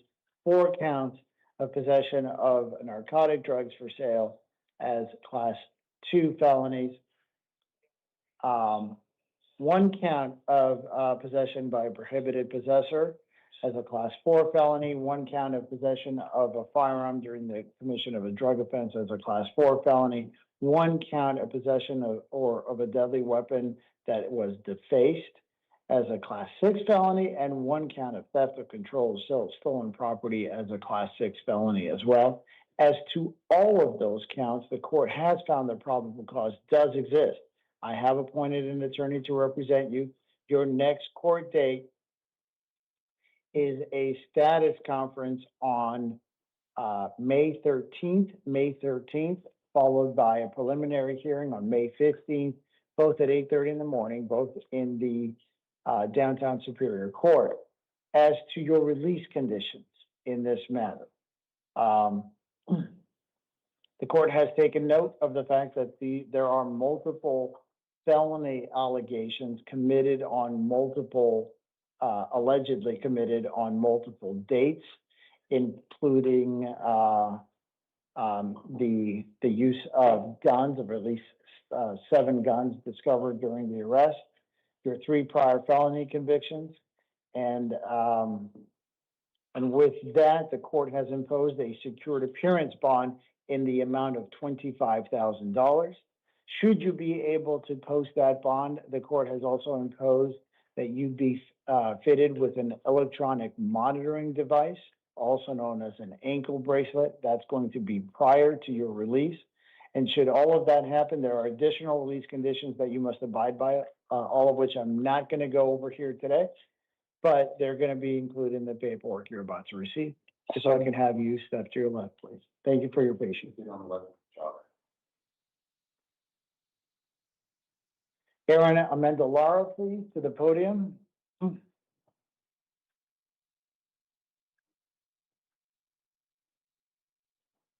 right, sir, please give me your full name and date of birth. 8983 Aaron Amendolara, Aaron Angelo Amendolara. Thank you very much. Sir, you're here today as a result of a new matter stemming from Maricopa County Superior Court. It is for allegedly 3 counts of trafficking in stolen property, all 3 as Class 2 felonies, 2 counts of fraudulent schemes, both as Class 2 felonies, 28 counts of organized retail theft, all of them as Class 4 felonies, and 1 count of shoplifting as a Class 1 misdemeanor. As to all counts, the court has determined that probable cause does exist. I have appointed an attorney to represent you. Your next court date is a status conference on May 13th, followed by a preliminary hearing on May 15th, both at 8:30 in the morning, both in the downtown Superior Court. As to your release conditions, the court has taken into consideration the fact that there were allegedly multiple felonies committed on multiple dates, and has also taken into consideration your prior felony convictions. As such, the court is imposing a secured appearance bond in the amount of $7,500 secured appearance. Should you be able to post that bond, there are some additional release conditions that apply. I'm not going to go over all of them with you. They're all going to be included in the writings that you're about to receive, but I would like to point out the fact that you are not allowed to go back to the scene of the alleged crimes, which is the Home Depots. Just, you're not allowed to return to any Home Depot at all. All of your release conditions and everything I just talked about with all my orders are going to be included in the paperwork you're about to receive. If I can have you step to your left. Can I ask you a question? Sure. Is there any way that I just had a brand new baby like 3 weeks ago, and this kind of was building up, and is there any possible way that I could get like pretrial services or something? You know, I have another 4-year-old at home with my girl that's there left by herself, and I have, you know, I go to work every day. This is just some older stuff. Can you please take that into consideration? I just had a brand new baby like 3 weeks ago, man. Please, please. I don't want to leave her home alone like that, you know, because of my stupid decisions that I've made. I've never been on probation out here or anything, or even on any felony charges out here ever. Sure, but the court has taken into consideration other things that I haven't mentioned. The fact that you have ties to another state also has the court concerned about a possible flight risk situation. Can you put me on an ankle monitor or house arrest? I'm not gonna run.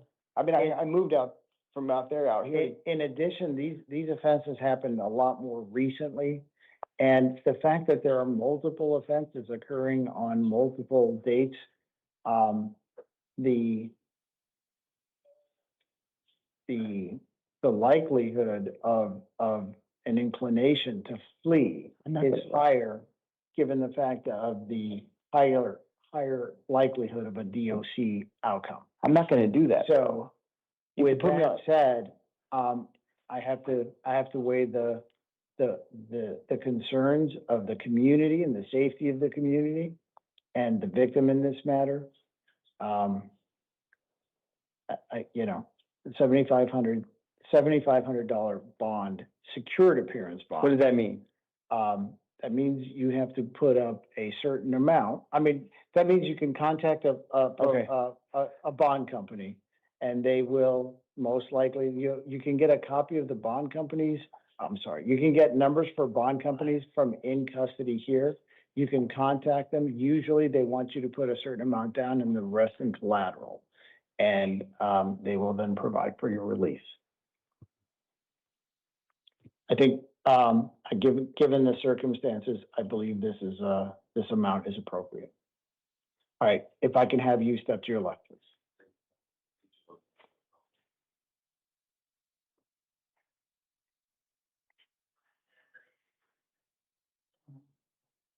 Richard Ozuna to the podium, please, and Quentin Jones to the chair next to the door.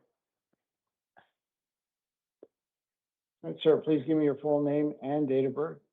Full name is Richard Contreras Ozuna, date of birth is 1/29/83. Thank you very much. Sir, you're here today as a result of a new matter stemming from the Maricopa County Superior Court.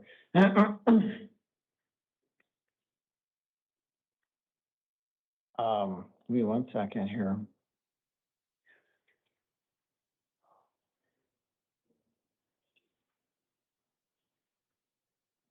It is for allegedly 1 count of unlawful discharge of a firearm within city limits as a Class 6 felony. I have found probable cause to exist as to that count.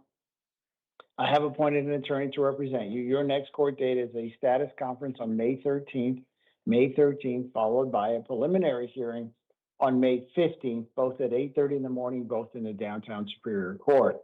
As to your release conditions in this matter, the court has taken into consideration the danger posed to the community as a result of the alleged shots that were fired, and the safety threat that it also poses to the overall community. As such, the court has imposed a secured appearance bond in the amount of $5,000 secured appearance bond.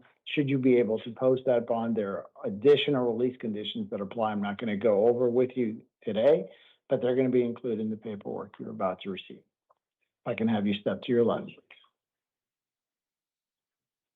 Feet on the left, if you try to. Great.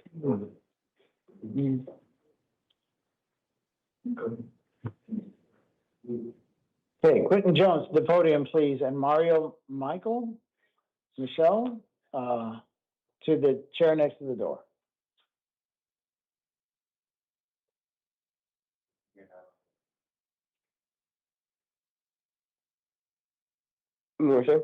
Good morning. Please give me your full name and date of birth. Quentin Taylor Jones, March 28, 2001. Thank you very much. Sir, you're here today as a result of a Maricopa County Superior Court probation violation warrant. I have appointed an attorney to represent you in this matter. Your next court date is a probation revocation arraignment and possible disposition hearing on May 13th at 8:30 in the morning in the downtown Superior Court. It is alleged that you have violated terms 3, 4, and 5 of your probation, and I am going to be affirming a secured appearance bond imposed by a different judicial officer in the amount of $750. Should you be able to post that bond, there are additional release conditions that apply that I'm not going to go over with you here today. but one that I would like to stress is that you contact your probation officer within 72 hours of your release. All right, a copy of all my orders and all your release conditions will be provided to you momentarily. If I could have you step to your left. You know, that's what you're trying to- Mario Michael, please. I should wait before I call you up and then road people in. All right, please give me your full name and date of birth. Mario Michel, 1/1987. Michelle. So my apologies for mispronouncing your name. Did you say 1/1987? Yes. Okay, thank you very much. Sir, you're here today as a result of a Maricopa County Superior Court probation violation warrant for a felony matter. It is, I have appointed an attorney to represent you. Your next court date is a probation revocation, arraignment, and possible disposition hearing on May 13th at 8:30 in the morning in the downtown Superior Court. Excuse me, it is alleged that you have violated terms 3, 4, 5, and 7 of your probation.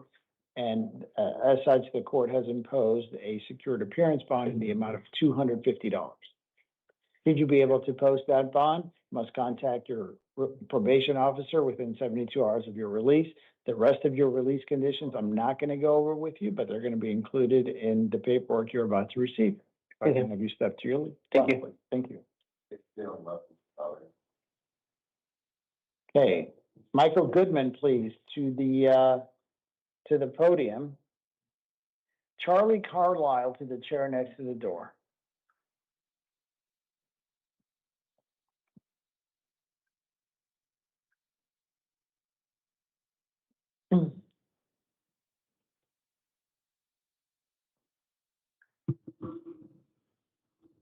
All right, good morning, sir. Please give me your full name and date of birth.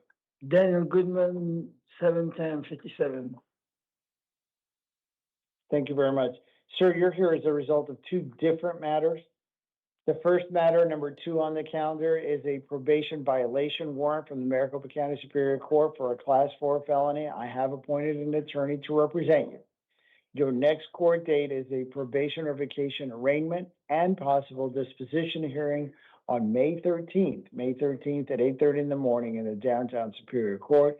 It is alleged that you have violated terms 3 of 5 and 5 of your probation, and the court is going to be affirming a previously set secured appearance bond in the amount of $500 for this matter.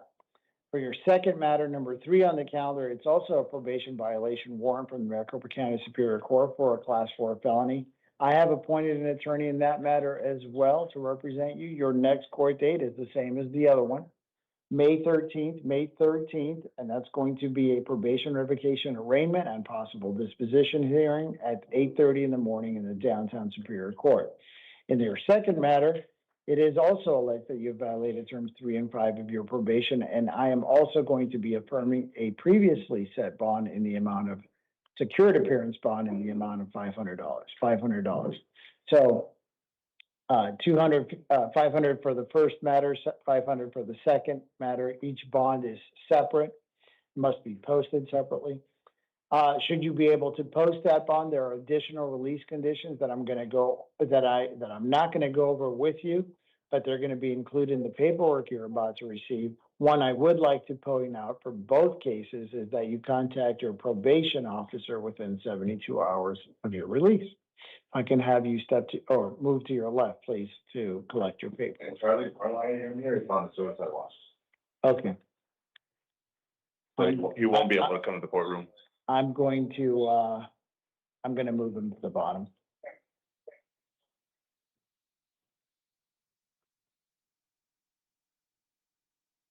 Okay, Jesus Franco, please, to the podium, and Anthony Chavez to the chair next to the door. Morning, sir. Good morning. Sir, please give me your full name and date of birth. Jesus Francisco Franco Jr., 8/22/1987. Okay, there's a junior at the end of your last name as a suffix. Okay. All right. I'll note that for the record as well. All right, sir, you are here today as a result of a new matter, stemming from the Maricopa County Superior Court. It is alleged that you have committed one count of possession of narcotic drugs, one count of possession of dangerous drugs. Both of those counts as Class 4 felonies, and one count of criminal trespass as a Class 2 misdemeanor. As to all three counts, the court has found that probable cause does exist, and I am appointing an attorney to represent you. Your next court date is what's called a status conference on May 21st, followed by a preliminary hearing on May 26th, both at 8:30 in the morning, both in the downtown Superior Court. As to your release conditions here today, let's talk about that. I have looked at your history, and I've also taken into consideration the nature of this offense. I think it's appropriate for me to release you to pretrial services. Okay. So it's not going to be an OR release, it's going to be pretrial services. In the packet of information and paperwork that you're about to receive, there's going to be contact information for pretrial services. Make sure you contact them upon your release here, and they will guide you the rest of the way as to what to do while your case is pending. So do I call him right now, or what do I do? No, once you're released, once you're fully out of custody. So when do they release me? They'll be processing you out within the next Okay, few I hours. apologize. Thank you. Yeah. Right. So first thing tomorrow morning, or first thing in the morning when you get out. Today? Yes. Yes, sir. You know what? Hold on. One second. There are additional release conditions that I have. Yeah, come on back. There are additional release conditions in that paperwork that I haven't gone over, but I'm not going to go over with you here today. It'll just be included in that paperwork. Yes, sir. So you'll be able to read them at your convenience. All right. Thank you. With that said.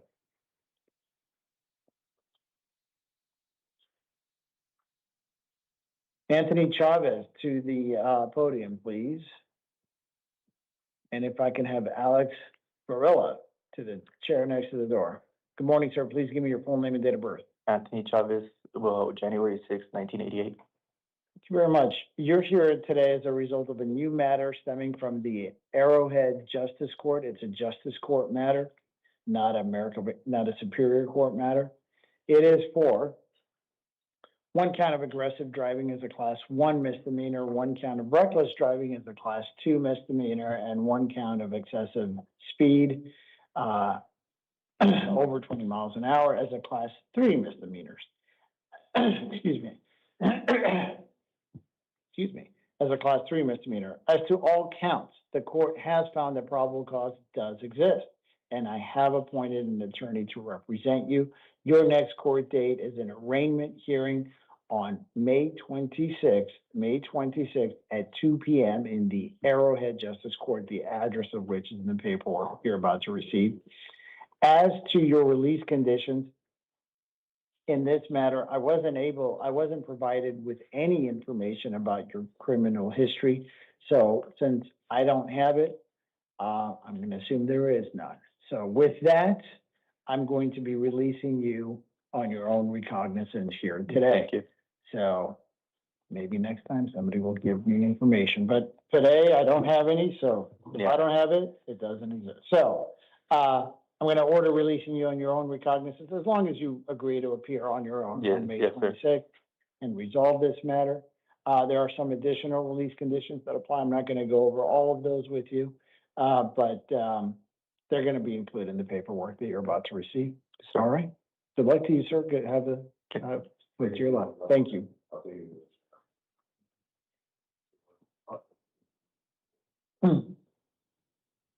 Alex Varela, please, to the podium.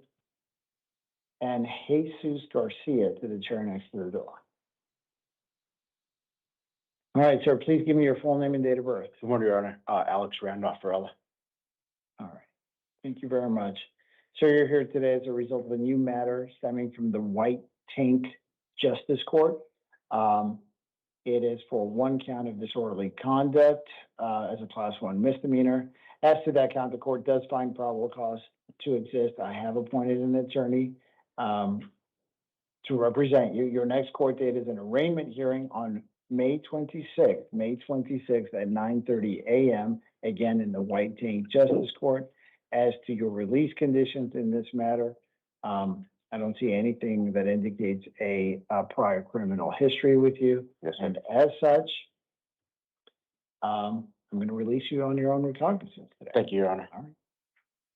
Well, hold on, as long as you promise that you're gonna show up to court. Yes, sir, I on am. the 26th. There are some additional release conditions that apply. I'm not gonna go over those with you today, Yes, sir. but they're gonna be included in the paperwork you're about to receive. Yes, sir. The paperwork you're about to receive also contains the address to the White Tank Justice Court, so. Yes, sir.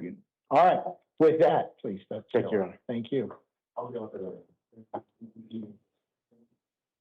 All right, Jesus Garcia, please, to the podium. Yes. Good morning, sir. Please give me your full name and date of birth. Jesus Ricardo Garcia, 11/22/1990. Okay, thank you very much. Sir, you're here for three different matters. The first matter is a new matter, number 12 on the calendar, stemming from the Maricopa County Superior Court. It is for allegedly one count of possession of dangerous drugs, one count of possession of narcotic drugs and as a class 4 felony, and one count of drug paraphernalia as a class 6 felony. As to both counts, the court does find that probable cause does exist. I have appointed an attorney to represent you. Your next court date is a status conference on May 21st, at 8:30 a.m., followed by a preliminary hearing also on May 26th, also at 8:30 a.m. Both hearing dates are in the downtown Superior Court. Okay. As to your release conditions in this matter, well, I think this is the,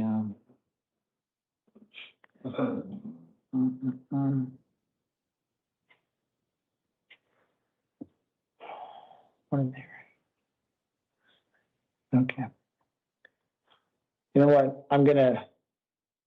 As long as you promise to appear on the 21st on your own without the help of the officers and the deputies. Yes. I'm gonna release you on your own recognizance. Do you Okay, still sir. promise? Yes. All right, then it is ordered releasing you here today on your own recognizance. I'm going to, okay, on this matter, you're gonna be released on your own recognizance. As to your second matter, number 30 on the calendar, it is a probation violation warrant from the Maricopa County Superior Court for a class 4 felony. I have a point, I have to redo this. Yeah.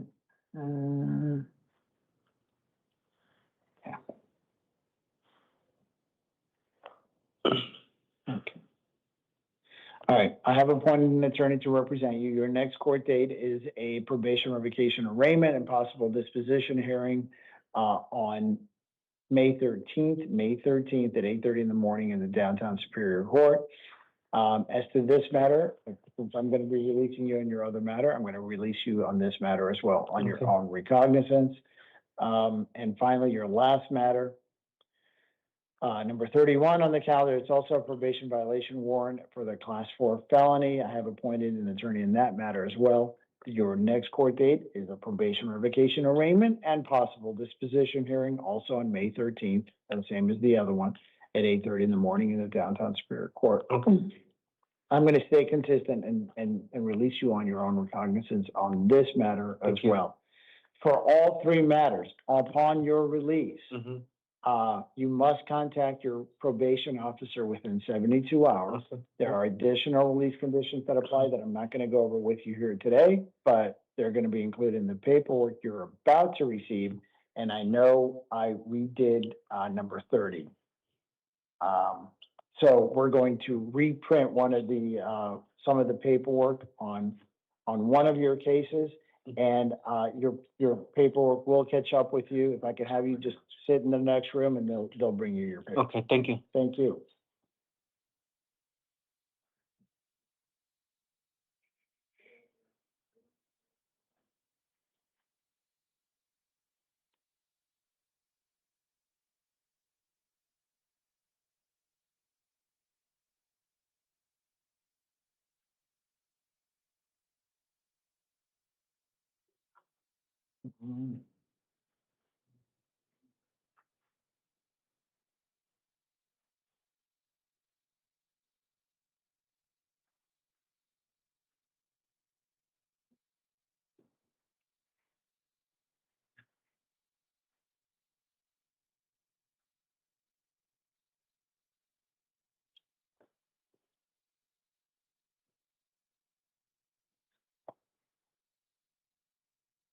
All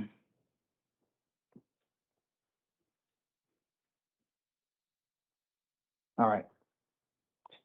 Have you? No, have you received anything from the state on number 25? In terms of my kind of recommendation or any kind of email? Because I haven't, so I'm just.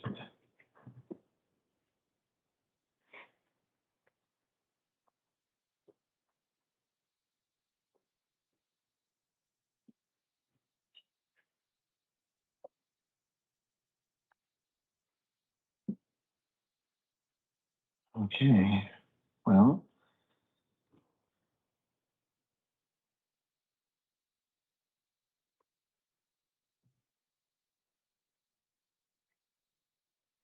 So,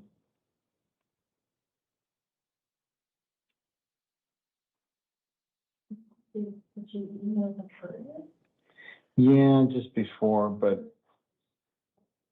because Ashley was the,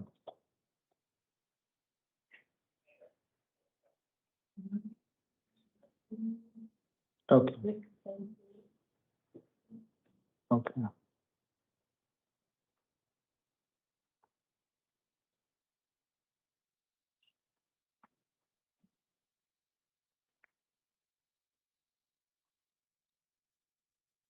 All right, I just finished number 25 as well. If I can get Matthew, Terwillinger to the podium, please.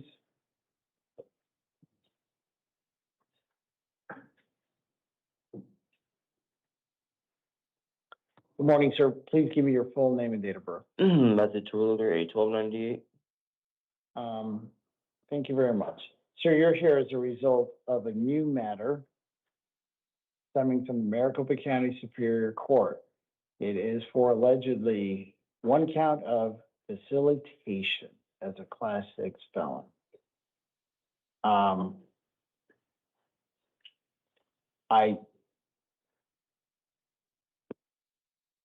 don't know what facilitation to do what to facilitate what. So with that said, I did not find probable cause as to that count. That doesn't mean your case is dismissed or that count is dismissed. It just basically means that at this point, with the information I was provided as to what they're charging you with, I couldn't find probable cause.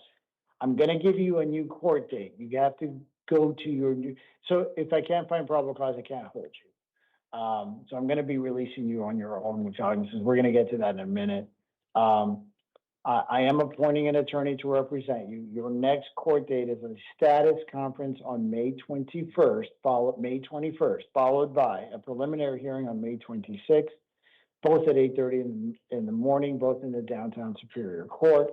Again, I couldn't find probable cause, so I can't hold you. So I'm going to be releasing you on your own recognizance here today. Make sure you go to your next court date.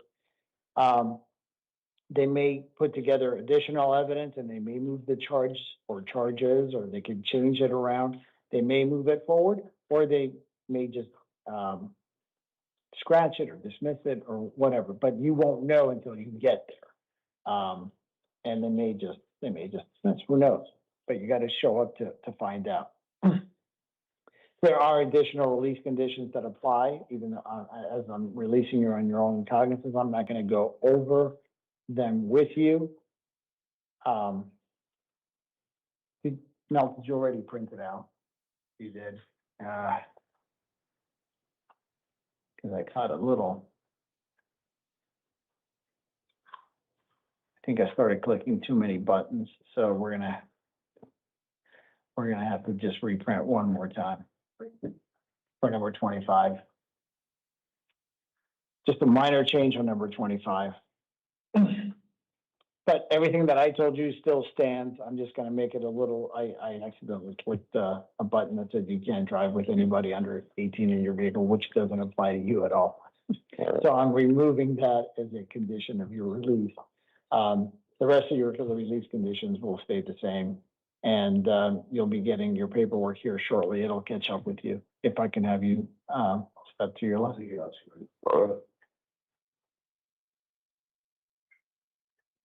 And then Christian Grant to the podium, please.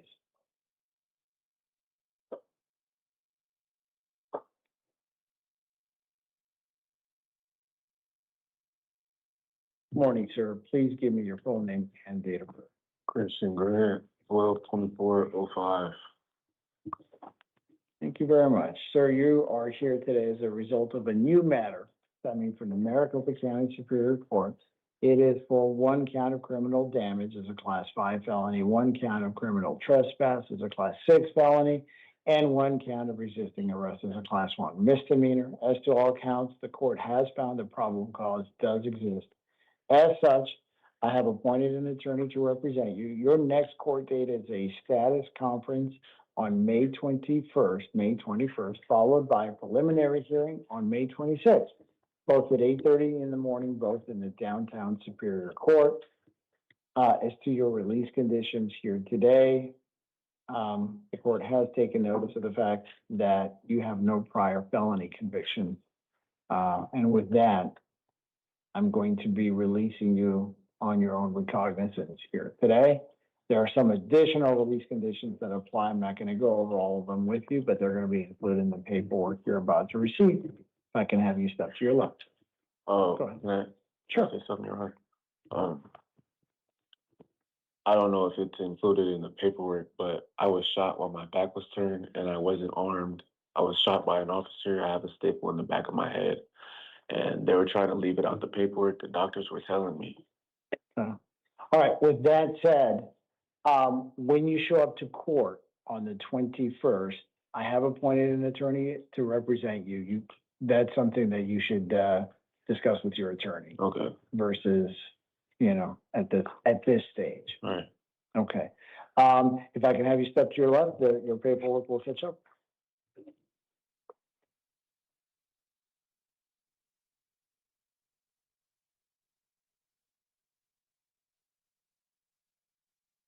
Okay, the rest of the folks on the calendar are going to be house calls, starting with Charlie Carlisle, who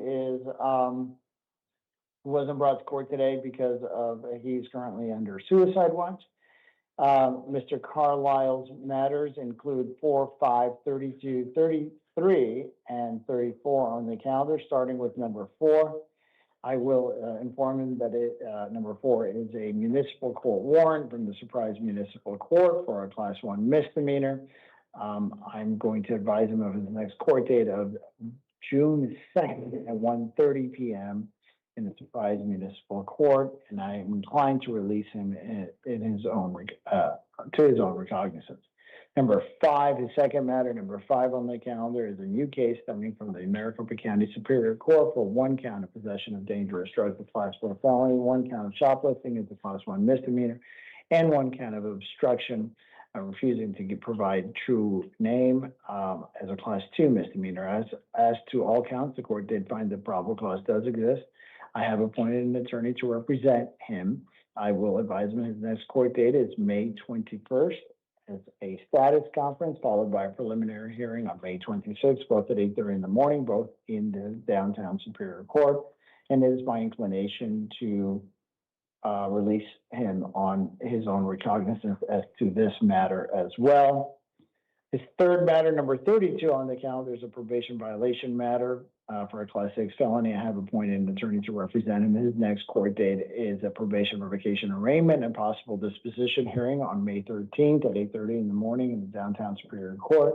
As to this matter, I will advise him that it is alleged that he violated term 1 of his probation, but my inclination is to release him on his own recognizance today.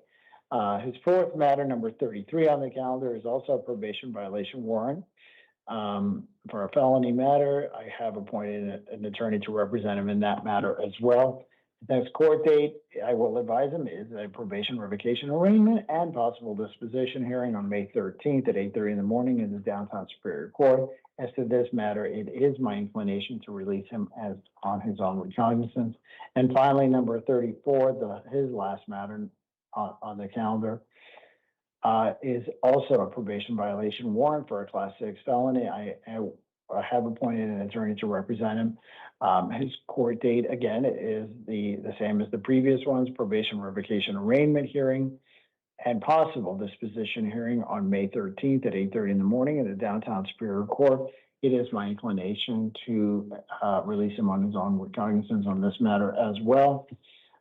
If upon advising him or upon releasing him on his own recognizance, as my inclination to do, I will also advise him that there are additional release conditions that apply for all matters, and that he must contact his probation officer on all matters within 72 hours of his release. Next on the calendar is Timothy Hall, number 7. I will advise Mr. Hall that he's here because of a new matter stemming from the Maricopa County Superior Court for 1 count of aggravated harassment as a Class 6 felony. I have found probable cause to exist as to that count. I have appointed an attorney to represent him. His next court date is a status conference on May 13th and a preliminary hearing on May 15th, both at 8:30 in the morning, both in the downtown Superior Court. It is my inclination to impose a $10,000 secured appearance bond due to the fact that he has violated numerous orders of protection several times. His behavior keeps escalating. And the fact that he has 2 open probation matters. So a $10,000 secured appearance bond is my inclination, along with an electronic monitoring requirement to be installed prior to his release. I will also advise him that there are additional release conditions that apply, including contacting his probation officer within 72 hours of his release. Mr. Hall's second matter, number 28 on the calendar, is a probation violation matter stemming from the Maricopa County Superior Court for a Class 6 felony. I have appointed an attorney to represent him on this matter, I will advise him that his next court date is a probation revocation arraignment and possible disposition hearing on May 13th at 8:30 in the morning in the downtown Superior Court. As to this matter, my inclination is to impose a $750 secured appearance bond. Finally, his last matter, number 29 on the calendar, is also a probation violation matter for a Class 6 felony from the Maricopa County Superior Court. I have appointed an attorney to represent him. I will advise Mr. Hall that his next court date is a probation revocation arraignment and possible disposition hearing on May 13th at 8:30 in the morning in the downtown Superior Court. It is my inclination to impose a $750 bond on this matter, secured appearance bond on this matter as well. As to all matters, I will advise Mr. Hall that there are additional release conditions that apply should he be able to post bond in all matters, including that he contact his probation officer within 72 hours of his release. Again, as to all matters. Should my inclination change as to any of these matters after I visit with the folks during the house call, that change will be reflected in a separate writing, and I will not go back on record to reflect that change. As such, we are adjourned as to the 5 a.m. IA calendar. Thank you.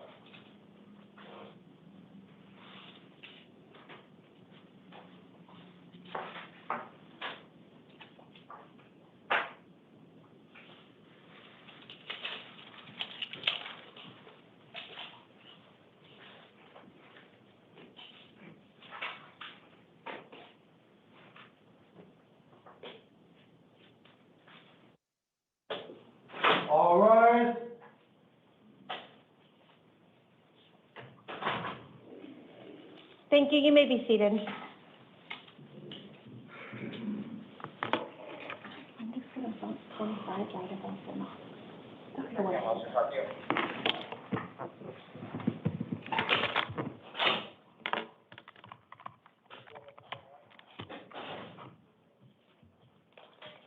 Good morning. This is the time set for the 8 a.m. initial appearance calendar on May 7th, 2026. The court's orders for the taking of DNA and fingerprints that were given on the first calendar of this month shall apply to all matters on this calendar. I will call you each one at a time to the podium. I'll provide a second name to sit in the chair outside of this room. I will let you know what you are here for, if I have appointed an attorney, if you have a bond, and what your release conditions are. We will also go over victims' rights advisement. If you are the victim of a crime with a case pending before this court, you are advised that you have rights under Arizona law that, among others, include the right to be treated with fairness, respect, and dignity, to a speedy trial, to be present at court proceedings, to choose whether or not to be interviewed by the defendant or the defendant's attorney, to be heard before the court makes a decision on release, negotiation of a plea, scheduling and sentencing, and to receive restitution from a person who is convicted of causing you loss. If you have not already been provided with a written statement of all victims' rights, please contact the Victim Services Division of the Prosecutor's Office. If we could start with David McDonald to the podium and Michaela Bay to the chair.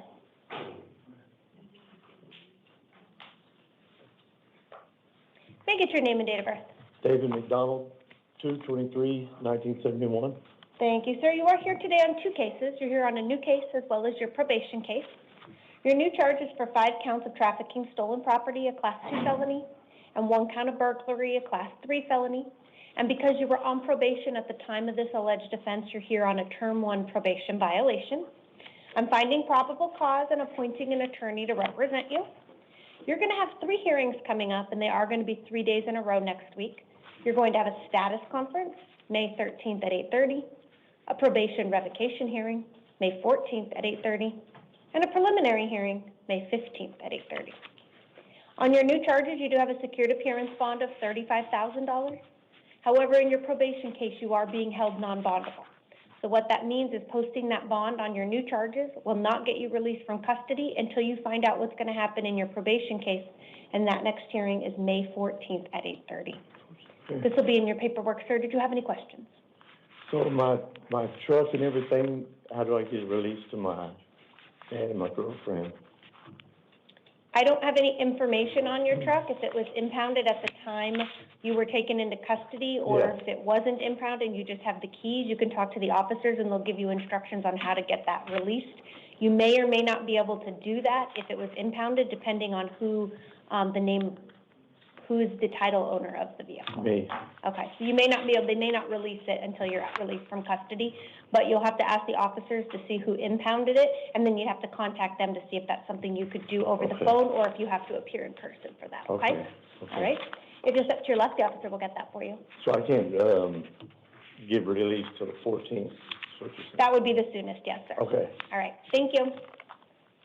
Michaela to the podium. Demetria Thompson to the chair.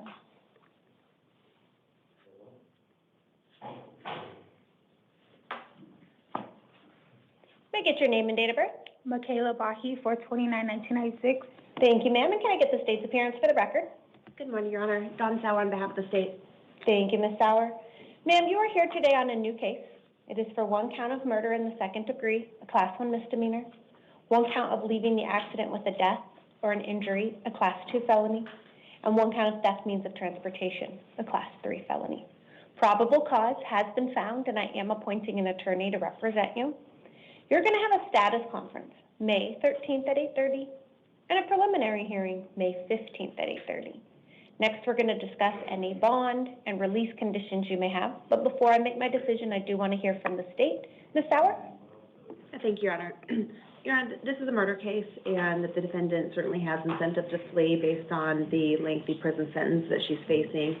There is strong evidence in this case of surveillance footage that captured the defendant running over the victim. It certainly looked like it was intentional as she was accelerating, even though the victim was in front of the car with his hands up. We often talk about someone being a flight risk, but here she did in fact flee to, first to the airport the day after the murder, and then up to Flagstaff by bus. The state believes she's a flight risk and a danger to the community, and is requesting a $1 million cash-only bond. Thank you, Ms. Sauer. With electronic monitoring, sorry. Thank you. I have reviewed the allegations in this case, and I do share some of the concerns that the state has. I do have some concerns regarding the nature of the case. In addition to that, any flight risk you may pose. I do note that in the Form 4 that was provided, it does indicate that you did go to the airport the next day and then were ultimately located and arrested in Flagstaff. And based on that, I am going to set a cash bond in the amount of $1 million. In the event you were to post that bond and be released from custody, you would be released to the supervision of pretrial services, and you'd be equipped with electronic monitoring. But you're also going to have written conditions. You're not to return to the scene of any alleged crime, no contact with any complainants, victims, or witnesses. You're not to possess any weapons or alcohol. This will be in your paperwork, ma'am. Did you have any questions? I do. So I want to figure out power of attorney for my daughter, because she is 6 years old and she is with my mother in Flagstaff. So I want to figure out how I do all that to make sure she's okay while I'm in here. So I'm not able to give you any legal advice on how to move forward with that. You can talk to your attorney that will be representing you in the criminal case to see if they can point you in the right direction. You'll meet with them on May 13th. Otherwise, you will be given access to a phone, and you can contact an attorney for that, or contact your mother to see if she would like to move forward with figuring out how to move forward with getting those proper paperwork completed, okay? Okay, sounds good. Anything further, ma'am? That'll be it. Please take a step to your left. The officer will get that for you. And Ms. Sauer, are you staying till the end, or are you going to exit and come back? It looks like it might be a while. Yeah, it's the last couple of cases. I'll come back, Your Honor. Thank you. Thank you. And of course, you're welcome to stay. I just didn't know if you wanted to exit right now. Demetria Thompson to the podium. Manuel Villarreal to the chair.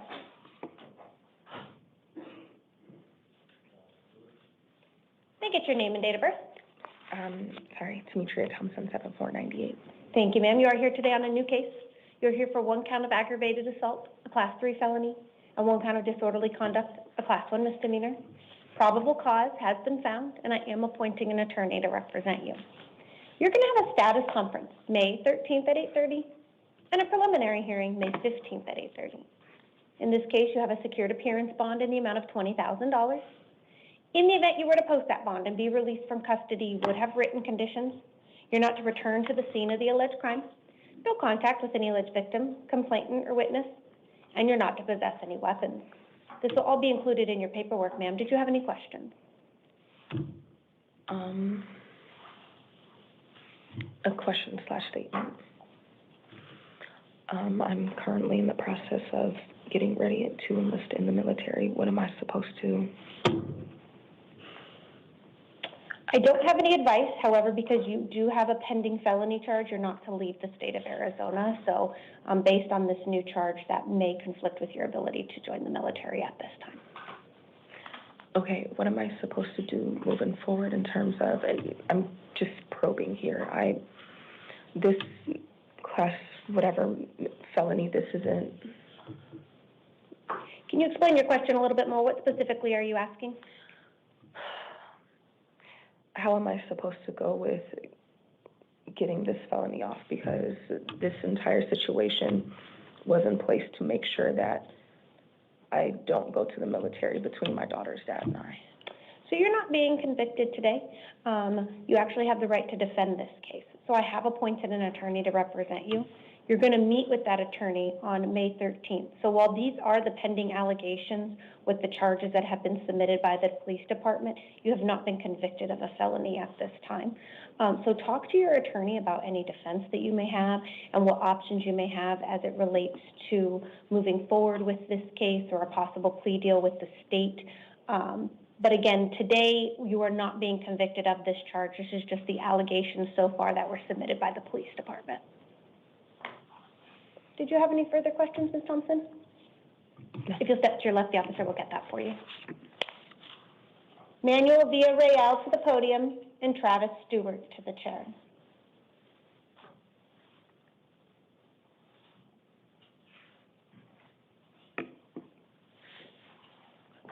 May I get your name and date of birth? Manuel Alonso Villarreal, August 18, 1965. Thank you, sir. You're here today on a failure to appear bench warrant that was issued for you. It relates to a pending case for dangerous drug possession.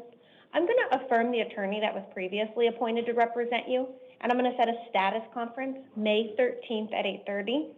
In this case, you do have a cash bond in the amount of $11,000. In the event you were to post that bond and be released from custody, you'd have written conditions. You're not to possess any weapons. You're not to possess any drugs without a valid prescription. You'll also need to ensure that you attend all of your future hearings. If you were to fail to appear at any of them, another warrant would issue, and then you'd also forfeit any bond that you posted. That will be in your paperwork, sir. Did you have any questions?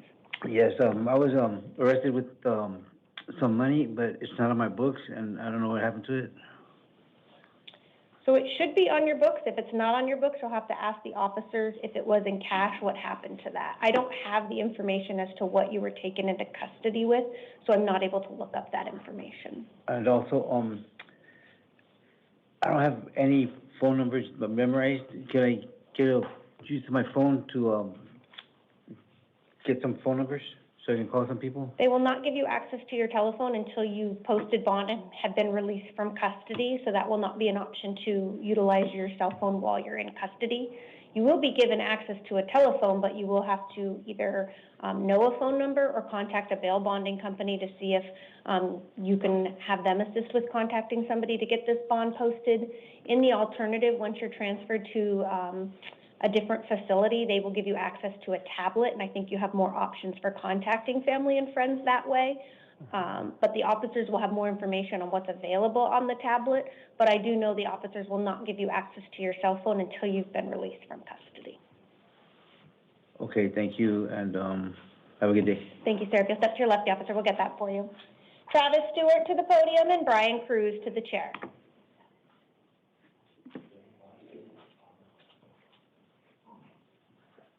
May I get your name and date of birth? Travis Stewart, March 27, 1985. Thank you, sir. You are here today on two cases. You're here on a new case as well as a probation violation warrant that was issued. Your new charges are for 1 count of dangerous drug possession for sale, a Class 2 felony, 1 count of narcotic drug possession for sale, a Class 2 felony, 1 count of drug paraphernalia possession, a Class 6 felony, 1 count of tampering with physical evidence, a Class 6 felony, and 1 count of obstruction or refusal to provide a true name, a Class 2 misdemeanor. Probable cause has been found, and I'm appointing an attorney to represent you. In this case, you're going to have a status conference May 13th at 8:30 and a preliminary hearing May 15th at 8:30. In your probation case, they allege that you violated terms 3 and 5 of your probation, so I'm appointing an attorney and setting a probation revocation hearing May 14th at 8:30. So you have 3 hearings 3 days in a row next week. On your new case, you have a cash bond of $5,000. On your probation case, it's a secured appearance bond of $250. In the event you were to post that bond and be released from custody, you'd have written conditions. You're not to possess any weapons. You're not to possess any drugs without a valid prescription. And you'll also need to ensure that you contact your probation officer within 72 hours of release. Yeah. This will all be in your paperwork, sir. Did you have any questions? Yeah, is there a way I can get my bond lowered? So I'm not inclined to lower it at this time. The state was recommending a $25,000 cash bond. I have set it at $5,000. So that is going to need to be posted in order to be released.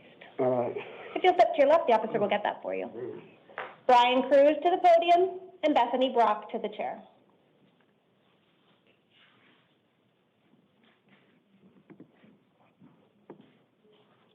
May I get your name and date of birth?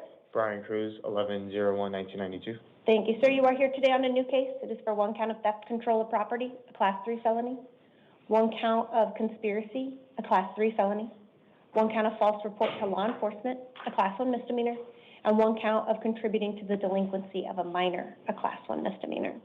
Probable cause has been found, and I'm appointing an attorney to represent you. You're going to have a status conference May 13th at 8:30 and a preliminary hearing May 15th at 8:30. You do have a secured appearance bond in the amount of $5,000.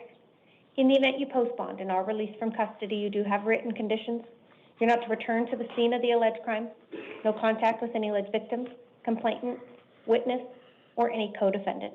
This will all be in your paperwork, sir. Did you have any questions? Yes, it happened at my work site. I've already talked to my higher ups. They have asked when I am going to come back. I understand that you said not to come back at the scene of the crime. But, you know, talking to them and, you know, with the history I've had with them, they've said, you know, hey, when you come back, like, we believe you. I was wondering, that's one of my questions, if I'm able to go back, because I do run the whole store. If they have not terminated your employment, I'll change my orders to indicate that you can return only if still employed. If you're no longer employed there, then you're not to return, okay? Yeah, they contacted me this morning, so I'll have to double check. Okay.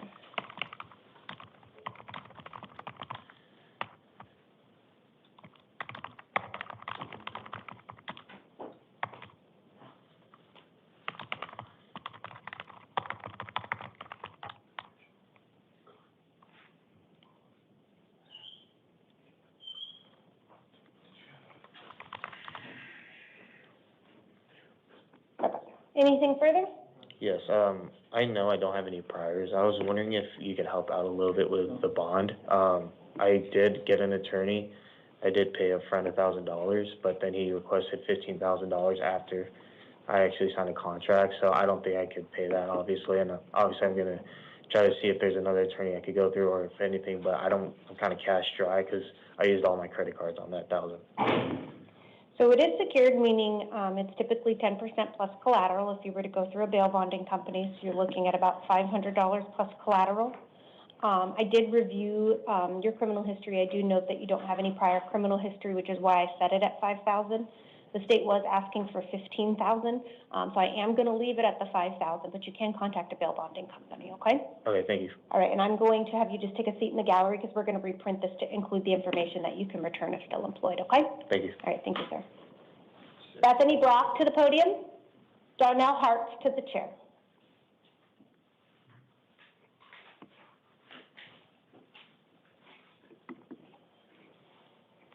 Can I get your name and date of birth? Bethany Brock, and 01/07/2002. Thank you, ma'am. You're here today on a failure to appear bench warrant that was issued for you on October 31st of 2025. It's related to a pending case for narcotic drug possession, drug paraphernalia, and criminal trespass. I am going to affirm the attorney previously appointed and set a status conference May 13th at 8:30. In this case, you do have a secured appearance bond of $2,500. In the event you were to post that bond and be released from custody, you would have written conditions of release. You're not to return to the scene of the alleged crime, no contact with any alleged victims, and you may not possess or consume any drugs without a valid prescription. This will all be in your paperwork, ma'am. Did you have any questions? No, ma'am. If you'll take a step to your left, the officer will get that for you. Darnell Hart to the podium and Craig Wolf to the chair.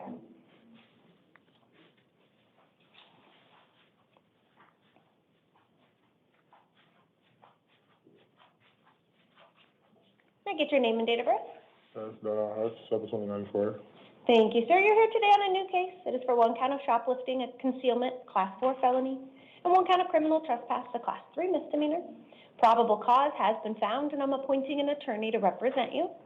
You're going to have a status conference May 13th at 8:30 and a preliminary hearing May 15th at 8:30.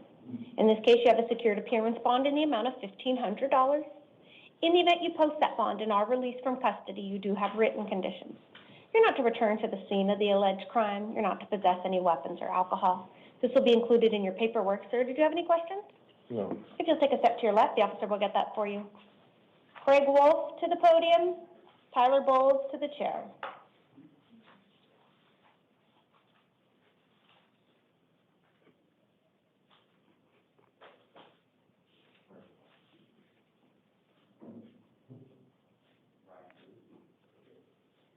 May I get your name and date of birth? Craig Wolfie, 5/18/1989. Thank you, sir. You are here today on a new case. It is for 2 counts of aggravated assault, a Class 5 felony, and 1 count of criminal trespass, a Class 2 misdemeanor. Probable cause has been found, and I'm appointing an attorney to represent you. You have a status conference May 13th at 8:30 and a preliminary hearing May 15th at 8:30. In this case, you do have a secured appearance bond in the amount of $1,500. In the event you post that bond and are released from custody, you do have written conditions. You're not to return to the scene of the alleged crime, no contact with any alleged victim, complainant, or witness. This will be in your paperwork. Did you have any questions? If you'll take a step to your left, the officer will get that for you. Tyler Bowles to the podium, Damian Trevino to the chair.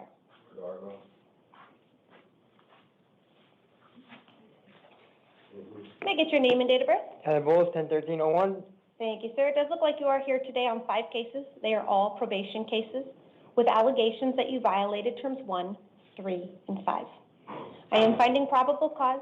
I'm appointing an attorney to represent you, and you have a probation revocation hearing May 14th at 8:30 in the morning. That applies to all of your cases. You have a secured appearance bond in the amount of $250 in each case for a total bond of $1,250. In the event you post that bond and are released from custody, you do have written conditions. You're not to possess weapons or alcohol, and you must contact your probation officer within 72 hours of release. This will be included in your paperwork, sir. Did you have any questions? No. Please take a step to your left.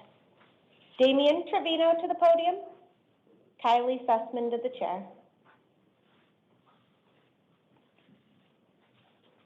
May I get your name and date of birth? Damian Trevino, September 17, 1999. Thank you, sir. You are here today on 2 cases. You're here on a probation violation warrant and a post-adjudication warrant from the Surprise Municipal Court. Your probation violation warrant alleges you violated terms 3 and 5 of your probation. I'm going to appoint an attorney and set a probation revocation hearing May 14th at 8:30. In this case, you have a secured appearance bond in the amount of $500.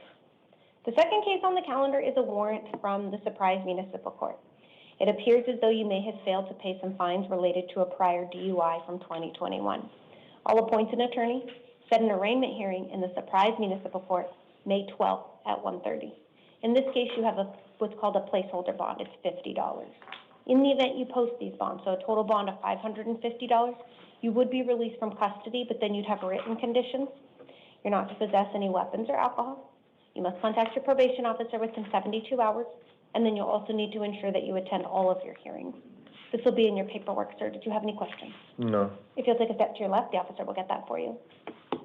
Kylie Sussman to the podium. DeAudre Ivory to the chair. May I get your name and date of birth? Kylie Sussman, 9/30/89. Thank you, ma'am. You are here today on a probation violation warrant with allegations that you violated terms 3, 5, 7, and 15. I'm appointing an attorney and setting a probation revocation hearing May 14th at 8:30. You have a secured appearance bond in the amount of $250. In the event you post that bond and are released from custody, you have written conditions. You're not to possess weapons or alcohol, and you must contact your probation officer within 72 hours. This will be in your paperwork, ma'am. Did you have any questions? Okay, so it's $250 total? That's the bond that I have in here, yes. Okay, all right, thank you. If it's up to your left, the officer will get that for you. Mr. Ivory to the podium. Mr. Bentley to the chair. Can I get your name and date of birth? DeAudre Ivory, 11/01/2000. What day of birth? 11/01/2000, November 1st, 2000. Okay. They have you as November 2nd. I'm just going to look into that, but I have a couple questions for you. Are you currently here for anything else? Yes. Are you serving time, or do you have a bond? I have a bond, as far as I know. All right, so you're here today because a warrant was issued from the McDowell Mountain Justice Court. It relates to an offense date of December 24th of 2023, and it looks like it is for essentially 3 counts of DUI, Class 1 misdemeanor, but it includes an extreme DUI with a BAC of .15 to .20, a DUI with a BAC of .08 or more. And this warrant issued February 10th of 2025. Let me just double check the date of birth. Oh, they do have November 1st. Let me just update our system. We have November 2nd. Okay. All right, so what I'm going to do is I'm going to appoint an attorney. I'm going to set an arraignment hearing in the McDowell Mountain Justice Court, May 13th at 8:30 in the morning. I'm going to put what's called a placeholder bond. Because you're in custody on something else, if I don't place a bond on this case, you would not be transported for your hearings, and you would not get credit for any time served. So it's a $50 bond. If you post your other bonds, you post $50 on this case, you're released from custody. If you're unable to post your bonds, you remain in custody, but they'll make you available for your hearing, and you'll get credit for any time served on this case. Okay. In the event you do post bond, you have written conditions. You're not to possess or consume alcohol, and you're not to drive a motor vehicle without a valid driver's license. This will be in your paperwork. Did you have any questions? Yeah, you said for the bond, you said 50 plus the other ones? Because I think I had called my girlfriend and she said that it said 1,500. So I don't know. So this bond is, it was technically 500. I'm only requiring 50 on this bond. I don't know what's on your other cases though. So for this particular case, I have lowered it to $50. You would need to post $50 in order to be released. For the warrants? For just this one. If you have other bonds that you've already seen judges or they've given you amounts on, whatever those are, they are what they are. It's just an additional 50 for this case. Okay, gotcha. All right. Anything further? No, that's it. Okay, just up to your left, the officer will get that for you. Thank you. Brandon Bentley to the podium. Elva Castillo to the chair.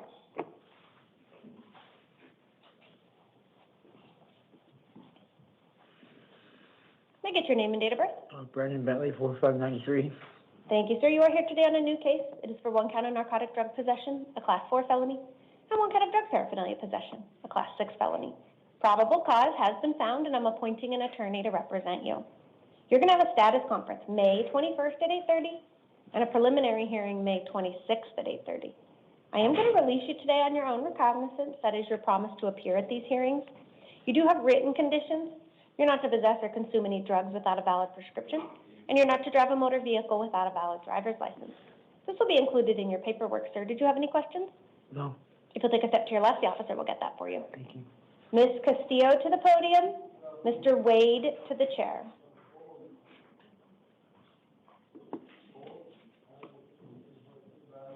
If you could just stand at that podium. Okay. Can I get your name and date of birth? Elva Castillo, May 8th, 1987. Thank you, ma'am. You are here today on a new case. It is for 1 count of theft means of transportation, a Class 3 felony. Probable cause has been found, and I'm appointing an attorney to represent you. You're going to have a status conference May 21st at 8:30 and a preliminary hearing May 26th at 8:30. I'm going to release you today on your own recognizance. That is your promise to appear. But you do have written conditions of release. You're not to return to the scene of any alleged crime, no contact with any victims, no contact with any co-defendants. This will all be in your paperwork. Did you have any questions? No, that was all. If you take a step to your left, the officer will get that for you. Thank you. Mr. Wade to the podium. Marco Lual to the chair.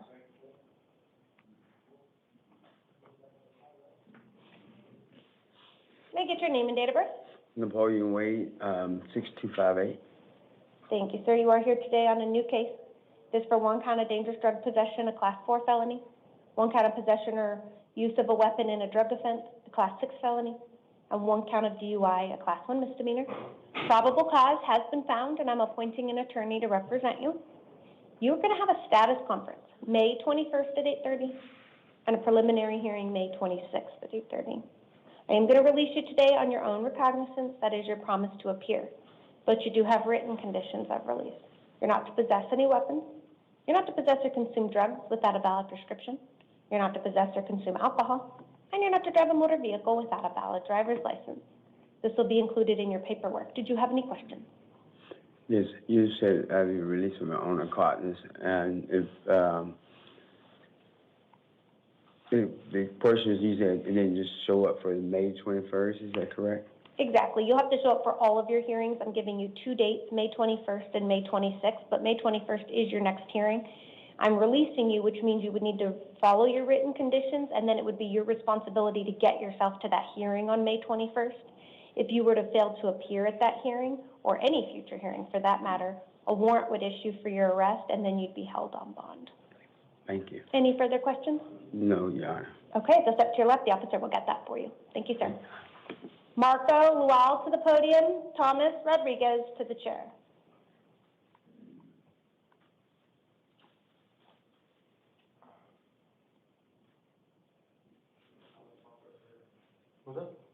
I'm looking for Marco. I don't have a picture though. Marco is a house call, apparently. Okay. Do you have the office? I'm sorry, what was the reason? We'll go right now. Okay. Thomas Rodriguez to the podium, Deja Flowers to the chair. May I get your name and date of birth? Thomas Rodriguez, August 24th, 1983. Thank you, sir. It does look like you are here today on a new case. It is for 1 count of disorderly conduct, a misdemeanor charge. Due to the nature of your charge, you're not entitled to court-appointed counsel, but you can hire an attorney at your own expense if you would like. I'm going to set an arraignment hearing. That will take place in the Santan Justice Court May 26th at 9 a.m. I am going to release you today on your own recognizance. That's your promise to appear at this hearing. I am going to caution you to read your written conditions of release carefully because you do have an alleged victim in this case. Do you reside with that alleged victim? No, he's my brother. Okay, My wife but you and I don't, picked him up. you and- two don't reside No, together? No. The scene of the alleged crime, do you live there or does Yeah, your brother? that's my house. Okay. All right. Yeah. So what I'm going to say is you can have contact with your brother if he consents. Yeah. If he doesn't consent, no contact during the pendency of this case, okay? Okay. All right, any questions? No, ma'am. All right, please take a step to your left, the officer will get that for you. Thomas Rivers. Deja Flowers to the podium, Edgar Lopez to the chair. Can I get your name and date of birth? Deja Flowers, 12/26/97. Thank you, ma'am. You're here today on a new case. It is for one count of drug paraphernalia possession, a class 6 felony.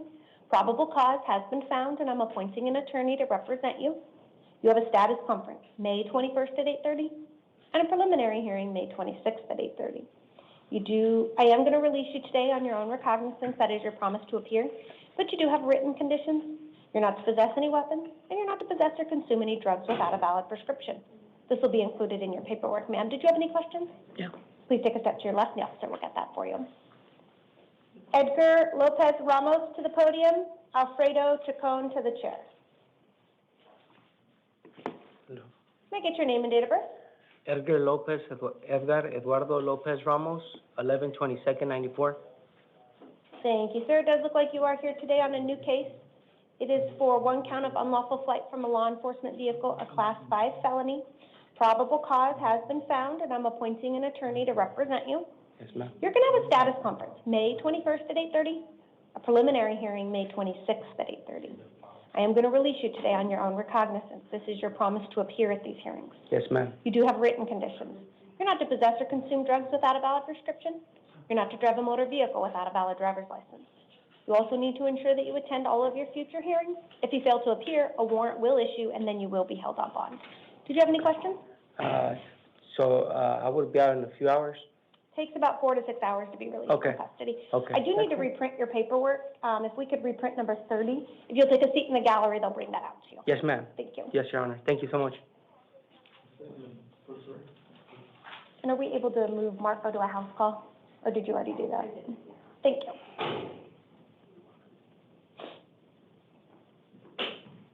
Can I have Alfredo to the podium?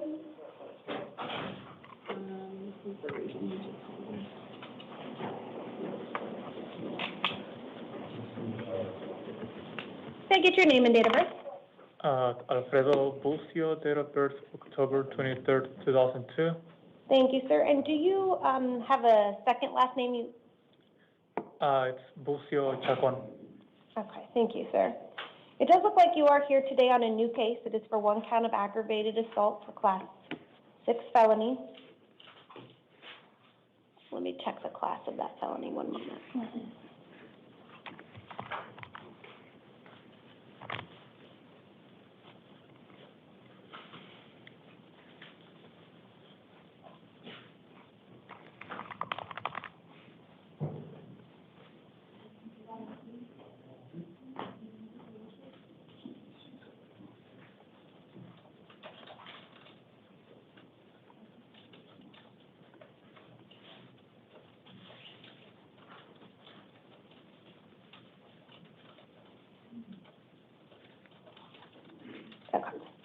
So it is a class 6 felony. I am finding probable cause and appointing an attorney to represent you in this case. You are going to have a status conference, May 13th at 8:30, and a preliminary hearing, May 15th at 8:30. In this case, I am setting a secured appearance bond in the amount of $25,000.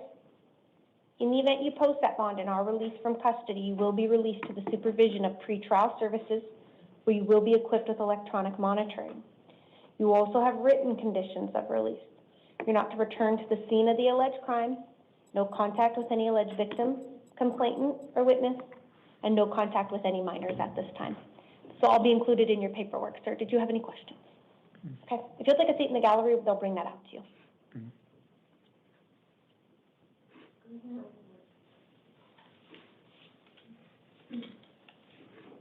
And then we will need to clear the courtroom, so we'll just pause for a moment while we wait for that.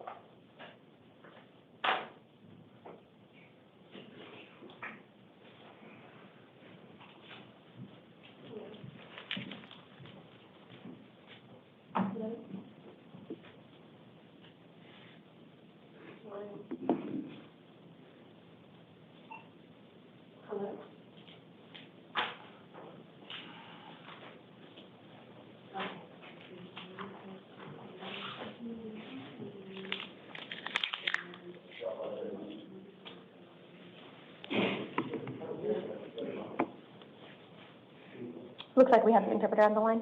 Okay, so we will call that case first then, so I'll move that case up. Once he gets in here, we can hand him the headphones.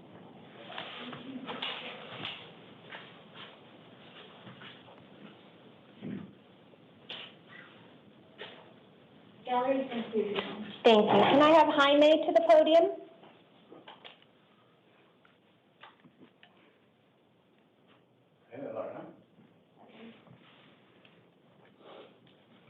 If you could hand him the headphones.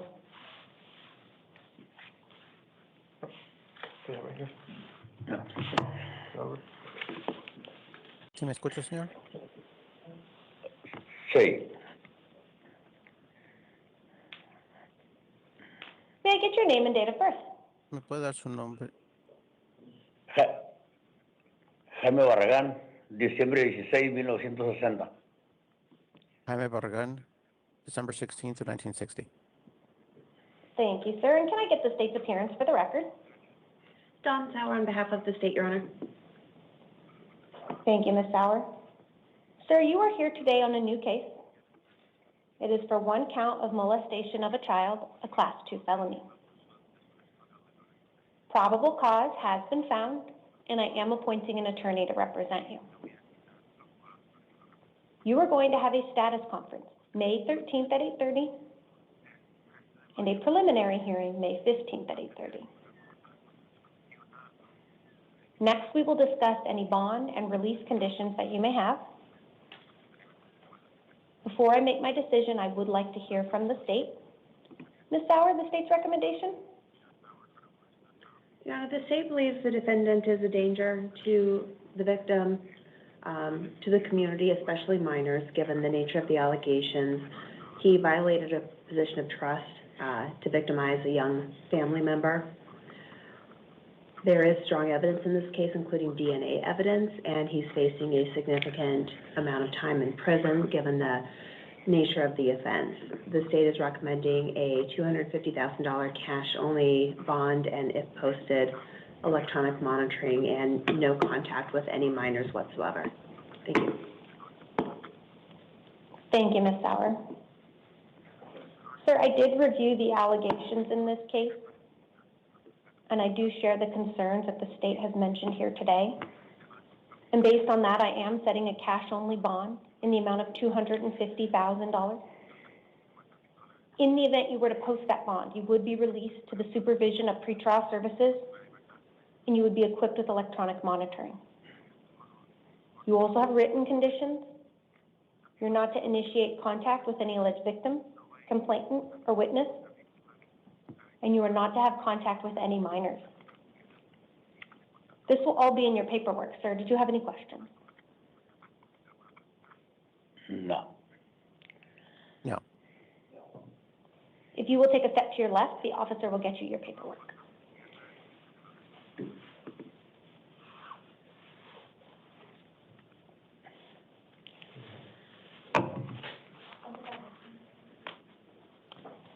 And that does conclude our only Spanish matter this morning. I really appreciate your assistance, sir. Of course, thank you, Your Honor. Have a good one. Thank you. You too. Can I have Scott to the podium?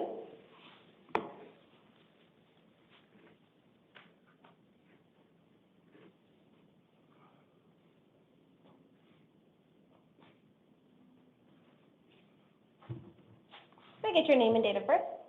Scott Dano, 8/10/63. Thank you, sir. You are here, excuse me, can I get the state's appearance for the record? Don Sauer on behalf of the state, Your Honor. Thank you, Ms. Sauer. Sir, you are here today on a new case. It is for 2 counts of molestation of a child, a Class 2 felony. Probable cause has been found, and I am appointing an attorney to represent you. You're going to have a status conference May 13th at 8:30 and a preliminary hearing May 15th at 8:30. Okay. Next, we're going to discuss any bond and release conditions you may have. But first, Ms. Sauer, the state's recommendation? Your Honor, the state believes the defendant is a danger to the victim, potentially the siblings as well of the victim, and the community at large, especially any minor that the defendant may come into contact with. He victimized a young family member for, it appears, approximately 3 years on multiple occasions. He violated his position of trust while babysitting the victim and her siblings. The state believes there is strong evidence, including the victim's statements, corroboration phone call, and some admissions by the defendant himself. He is facing a significant amount of time in prison. The state is seeking a $250,000 cash-only bond, and if posted, electronic monitoring, no contact with the victim, or no contact with any minors whatsoever. Thank you. Thank you, Ms. Sauer. Sir, I have reviewed the allegations, and based on those allegations, I am going to set a cash bond in the amount of $250,000. In the event you post bond, you will be released to the supervision of pretrial services, and you'll be equipped with electronic monitoring. You also have written conditions. You're not to initiate contact with any alleged victim, complainant, or witness. No contact with any minors. This will be in your paperwork, sir. Did you have any questions? How do I go? Well, I'm sure they'll tell me out there how to go. I won't be able to, the cash bond. I'm on Social Security disability, so it's like I have nothing. Is there a question that I can answer on that? Well, I don't know how that all works. Is there someone that's going to walk me through that? You know, what's going to happen, or? Yeah, so you're going to be taken to processing. That's your next step. Once you get to processing, they'll give you the information. They'll give you the ability to access telephones to determine whether or not you want to call family or friends to get that posted. If you're unable to get it posted, you will remain in custody, not physically here in this building. They will classify you and transport you to a different facility where you will remain, and they will transport you to your hearings. Okay. If that bond is eventually posted, then you would be released. But again, if it's not, then you would remain in custody during the pendency of this case or until an order is changed regarding this bond. Okay. Okay. Any further questions? No. Okay, if it's like a step to your left, the officer will get that for you. Thank you. Thank you.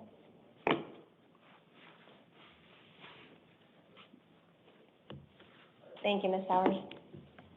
The remaining cases will proceed as house calls due to being a danger to self or others. Number 20, Marco Luau, date of birth January 1st, 1979, is here on a new case for 1 count of drug paraphernalia possession, a Class 6 felony.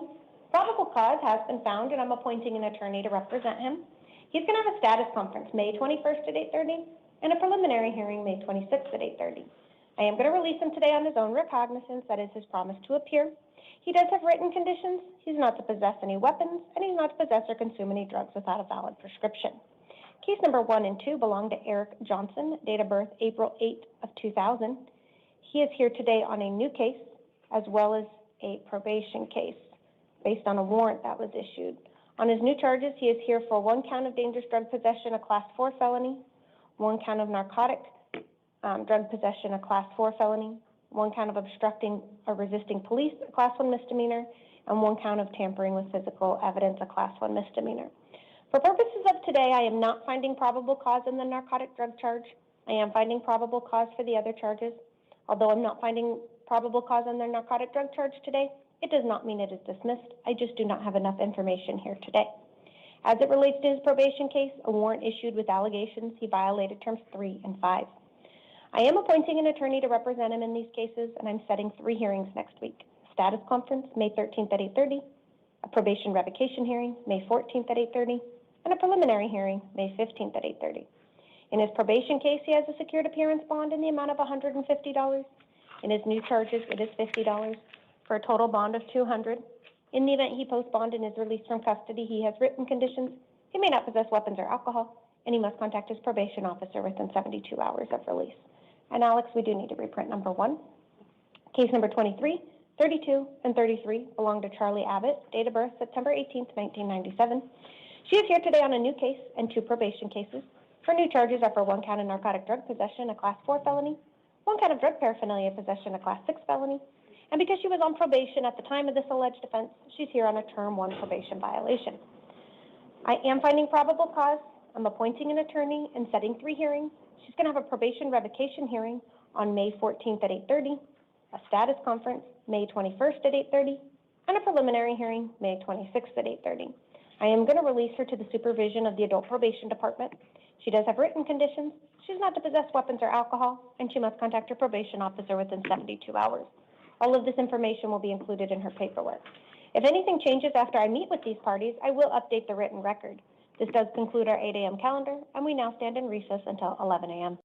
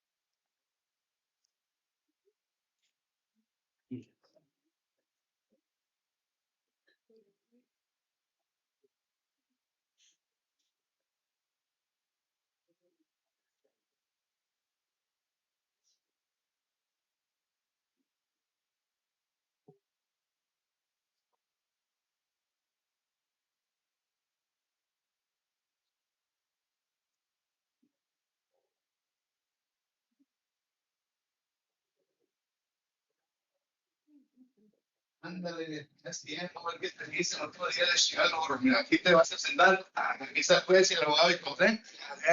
Ándale, bonito el león, siéntate viejo ya, sigue. Gracias. Incluye el resto de la Good morning. Buenos días. Por favor, ¿me puede decir su nombre? José Maximiliano Siles Fajardo. José Maximiliano Siles Fajardo.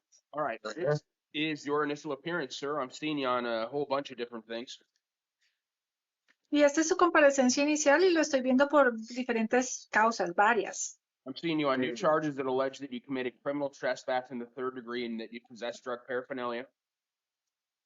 Y porque estamos viéndolo por cargos nuevos, por ingreso ilegal en 3er grado y por cargar adminículos de droga. Your Honor, the FTR is not on. Thank you for that. All right, so I'm also seeing you on a failure to appear in relation to a drug paraphernalia allegation.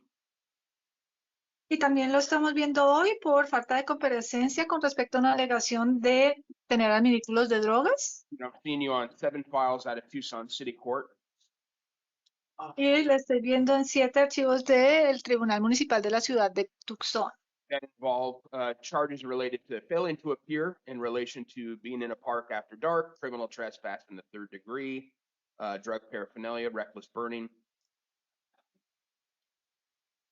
Y los cargos son por falta de comparecencia, por estar en el parque después de las horas indicadas o las horas correctas, por el traspaso ilegal en 3er grado, por adminículos de drogas y el Your Honor, the last one you said for Yeah, it's a reckless burning.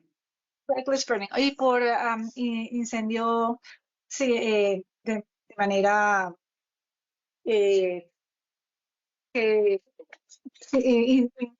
sin cuidado, con imprudencia, quemar de manera imprudente.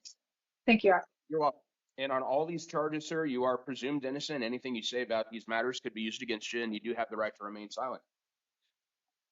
Señores, sobre todos estos cargos a usted se le presume inocente, y en todos estos cargos usted tiene derecho a permanecer en silencio. On the Justice Court matters, I'm going to hold you on a $250 cash secured bond. Para las causas que son con relación al Tribunal de Justicia, lo voy a dejar detenido con una fianza de esos $250 que sea para pagar en efectivo o con garantía. And on that, I'm going to appoint you an attorney. His name is Carlos Betancourt Morales. Y para ese cargo, o ese caso, le voy a asignar un abogado, que el nombre del abogado es Carlos Betancourt Morales. Also going to order that you possess no alcohol or illegal drugs. También le voy a ordenar que tiene prohibido tener o consumir alcohol o drogas ilegales. Next court date's 1 p.m. tomorrow, and that's going to be on video at Justice Court. La próxima fecha de corte va a ser mañana a la 1 de la tarde y vas a comparecer por video ante el Tribunal de Justicia. And we need to talk about the city court matters. So one moment, and I'll do that with you. Y ahora vamos a hablar de las causas que están relacionadas con el Tribunal Municipal de la Ciudad. Y me permite un momento, ya se las indico. On those, I'm going to hold you on a $1,000 cash secured bond. Para esas causas voy a dejarlo detenido con una fianza de $1,000 para pagar en efectivo con garantía. I'm going to appoint the city public defender to represent you. Vamos a nombrar al defensor público de la ciudad para que lo represente. And on that, your next court date is going to be a video review. Y para la próxima fecha de corte va a ser para una revisión y por medio de video. And that's going to be on May 15th, 1:45 in the afternoon in front of Judge Cranshaw. Y eso va a ser al 15 de mayo a la 1:45 de la tarde frente a la juez Cranshaw. Also, if you do get out of custody, sir, possess, consume no alcoholic beverages, do not go back to the incident locations. Y también, señor, si usted llega, se lo dejan salir en libertad, usted tiene prohibido de poseer o consumir bebidas alcohólicas y también tiene prohibido regresar al lugar del incidente. And it's important that you come back to future court dates because if you do not do that, a warrant's going to issue for your arrest. Y es muy importante que usted se presente a sus fechas futuras de corte porque si no se presenta, se puede emitir una orden de arresto en su contra. Also, on the city court matters, the trial could go forward in your absence, and if you were convicted at that trial and could not be sentenced within 90 days of the conviction, you would lose the ability to appeal your conviction. Bueno, y también para las causas con el Tribunal Municipal de la Ciudad, usted no se presenta, se pueden realizar las audiencias, se puede realizar el juicio también sin su presencia y si se le halla culpable y no se presenta en un periodo de 90 días para la imposición de la pena, puede perder su derecho a una apelación directa. All right, thank you, sir. You are excused. Gracias, señor, y ya se puede retirar. Ahora aquí están sus fianzas en sus próximas fechas de corte. Vas a tener 2 abogados por cada caso y ellos van a venir para hablar contigo. ¿Sí, señor? Gracias. De nada.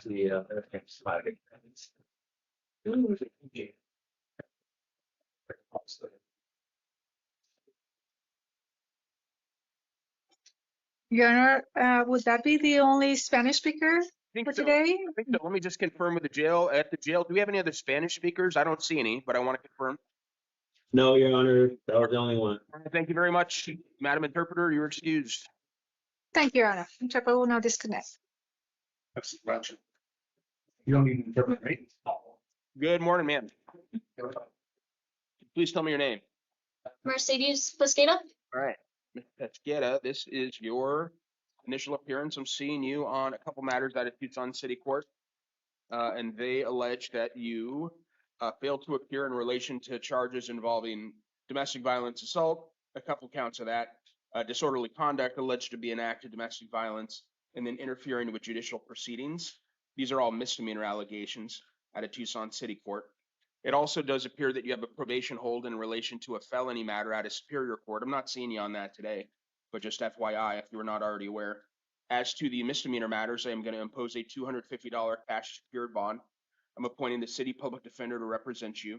I should say that as it relates to all these allegations, ma'am, you're presumed innocent of them, and anything you say about them could be used against you, and you do have the right to remain silent. As far as release conditions on the city court matters, you're going to be ordered to not possess or consume any alcoholic beverages or illegal drugs, have no contact of any kind with the alleged victim, who is Stephanie Ariano, who appears to be your mother, and then do not go back to the victim's residence or incident location. Do you understand all that, ma'am? Okay, so a couple last things from me, and then we'll be done. So first of all, it's important that you come back to future court dates, because if you do not do that, a warrant's going to issue for your arrest. Secondly, on the city court matters, if you don't show up for your court dates, trial could go forward in your absence. If you were convicted at that trial and could not be sentenced within 90 days of that conviction, you would lose the ability to appeal your conviction. You understand? Yes. Okay, all right, thank you very much, ma'am. You are excused. Okay. Okay, then.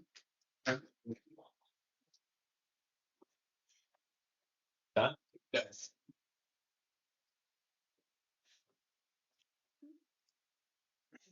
Good morning. Morning. Please tell me your name. Angel Gayton.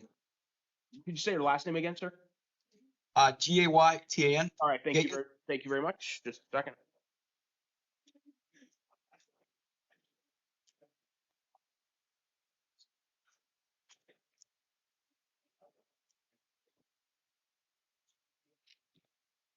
All right, this is your initial appearance. I'm seeing you in charges that relate to one count of disorderly conduct alleged to be an act of domestic violence. It looks like it's alleged to have happened last night, about 6:40 in the evening. You're presumed innocent of that. Anything you say about it could be used against you.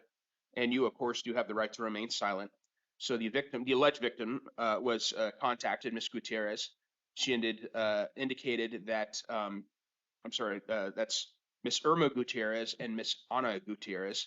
They both indicated that they are okay with your release from custody and do not mind you returning home and do not mind contact.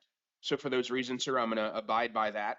I don't see any other concerns that would warrant me holding you in custody, but I need to impose some certain conditions here. So first of all, you're going to be ordered to not possess or consume any alcohol or illegal drugs.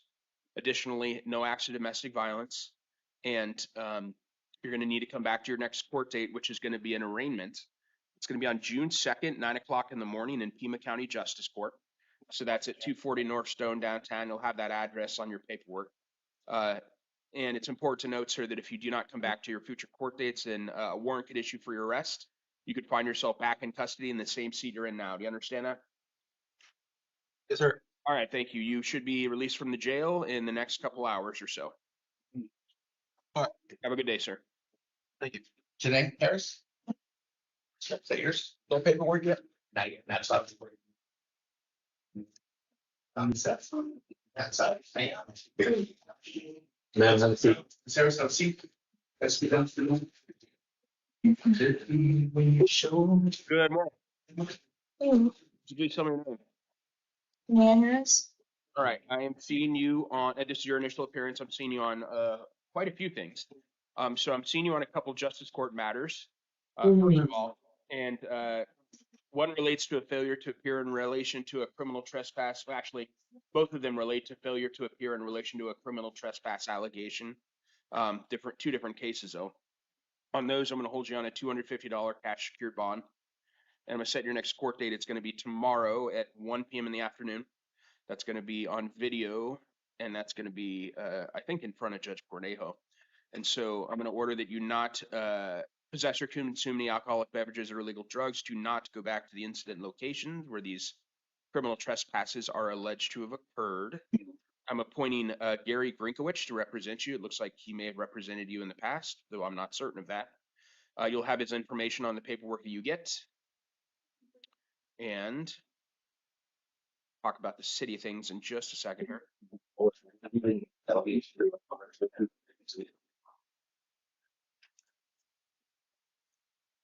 Done. On the city matters, I'm seeing you on, I think it's 11 files. 11 files, and we've got all sorts of things. Possession of drug paraphernalia, multiple counts of that. Assault, criminal trespass in the third degree, multiple counts of that. Criminal trespass in the first degree. Theft, another count of assault, criminal trespass, a variety of things, some of which you're on probation for. So on all across all of these city cases, I'm going to hold you on a $2,500 cash only bond. And your next hearing is going to be on May 15th. That's going to be for a video review, and that's going to be, I think, in front of Judge Hale. And I'm appointing the city public defender to represent you, noting the hold that you have on the justice court matters. If you get out of custody, then you cannot have any contact with the alleged victim. You cannot go back to the incident locations where these incidents are alleged to have occurred. Possess no alcoholic beverages or illegal drugs.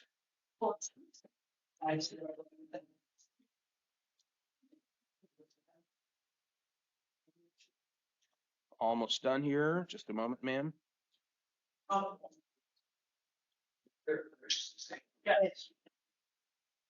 And so it's important that you come back to future court dates, because if you don't do that, then you're going to get new warrants for your arrest. You'll find yourself in the same seat you're in now, most likely. Court matters. If you don't come to future court dates, then trial could go forward in your absence. And if you were not convicted at that trial, I'm sorry, if you were convicted at that trial, but could not be sentenced within 90 days of that conviction because you did not show up, then you would lose the ability to appeal your conviction. Do you understand that, ma'am? Yes. All right, thank you very Yes. much. Thank you. You are being held, ma'am. You're being held. It's a $2,500 cash only bond. City court cases, and then on the justice court cases, you're being held on a $250 secured bond on that. You'll have a court date on the justice court cases tomorrow, right after 1 p.m. And then you're going to have a hearing on the city court cases on May 15th. So a little over a week from now, that's going to be in the afternoon. You're going to get paperwork that says all of this, okay? So I'm getting housed? Yes, yes, you are. Ms. Montes. All the way up, ma'am.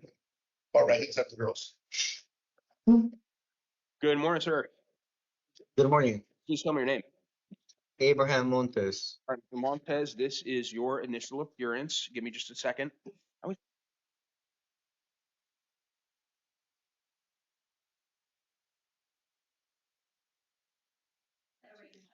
I got you. All righty. So, Mr. Montez, this is your initial appearance. I'm seeing you on charges that allege that you committed driving under the influence, both impaired to the slightest degree, and then with a drug or metabolite in your system. That's the allegation. There's also one count of assault alleged to be an act of domestic violence. All of these things are alleged to happen last night about 10:30 in the evening out on Kenny Road or thereabouts. And so on all these things, you're presumed innocent, or anything you say about them could be used against you. And you do have the right to remain silent. Give me just a second.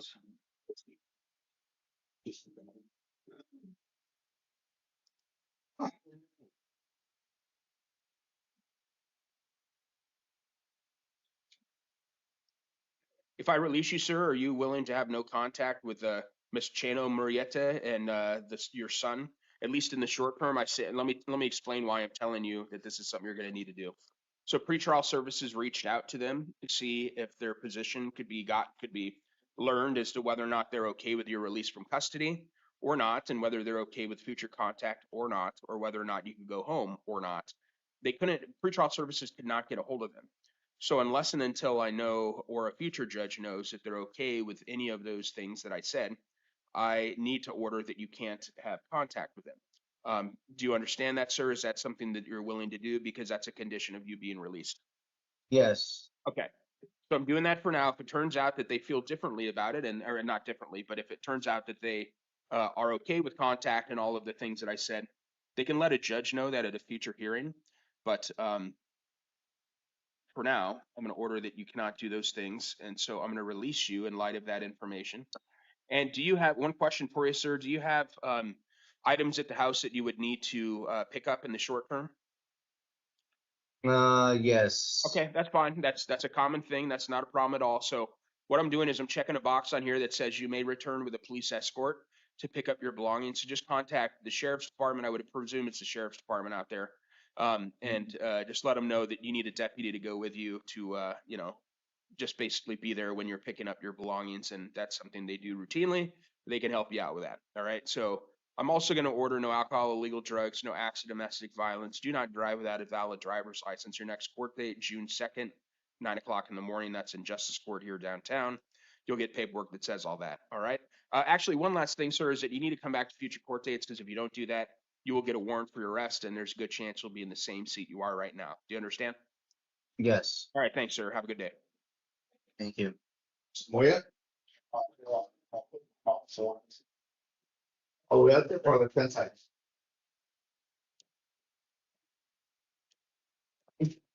Good morning, sir. Morning. Please tell me your name. James Moya.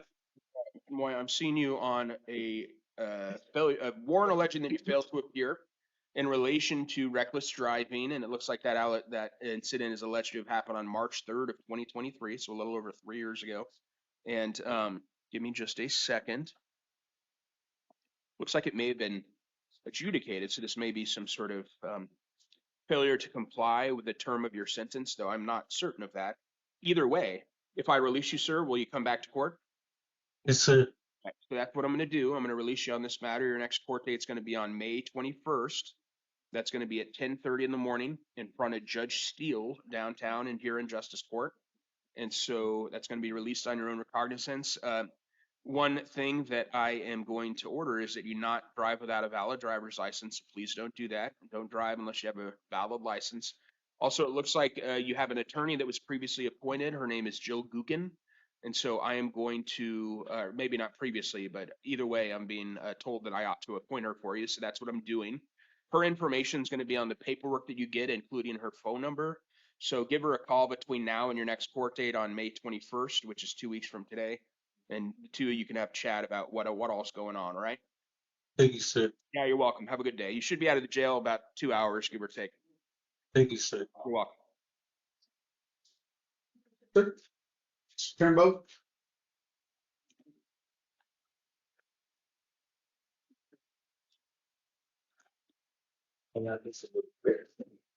Good morning, sir. Or You send me your name. Turnbow. Mr. Turnbow, this is your initial appearance. Seeing you on some different things. We got one file out of Justice Court, and then we got, 4 out of City Court. We'll start with Justice Court. So the Justice Court matter alleges that you committed new acts of possession of drug paraphernalia, criminal trespass in the 3rd degree. That is alleged to have happened last night or yesterday afternoon about 5:15. So that would be at the 256 milepost exit ramp. I'm assuming, I think that's Grant Road, thereabouts. So in any event, you're presumed innocent of that. We're going to talk about the city stuff in a minute. But on that one, I am going to release you on the Justice Court matter. Your next court date is going to be on June 2nd at 9 o'clock in the morning. And that's going to be in front of Judge Pesquera. And ordering that you possess or consume no alcoholic beverages or illegal drugs. And that takes care of that. Then on the city court stuff,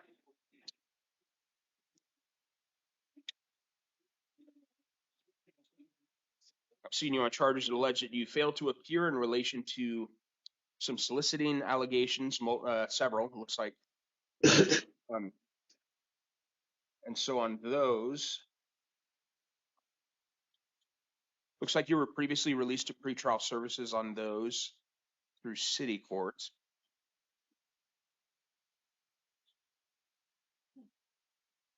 Sir, I don't want to hold you on this stuff, on these types of charges at a city court, but here's the deal. You seem to have a problem coming to court. So, I mean, how can I know that if I release you, you'll come back to court? I ain't gonna go look at a car. I have to talk about it quick. Just I tell some guy back in the paperwork. Okay. Losing my paperwork. All right. So, sir, if I release you, your next court date is going to be on June 4th at 9 o'clock in the morning. Can you be in city court on that day at that time? Yes, sir. All right. You need to do it because I'm telling you, what happens is the same thing that happened today. You're going to find yourself in the exact same seat you're in now. It's just going to start the whole thing all over. It's going to be a real headache for you. But given the nature of the charges, I am going to release you, sir, perhaps against my better judgment, but that's what I'm doing. That's going to be on your promise to appear. Sure. Also going to appoint, in the interest of justice, I'm going to appoint the city public defender to represent you, even though I'm not holding you. And just a second, and we will wrap up.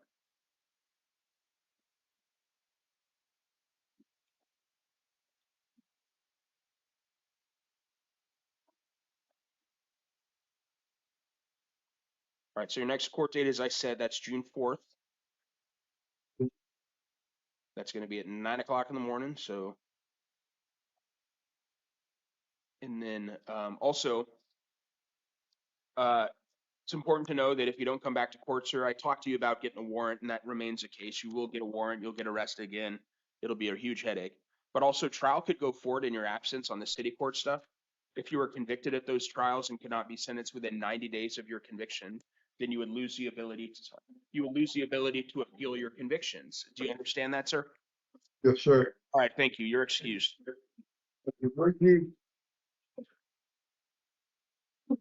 Barry.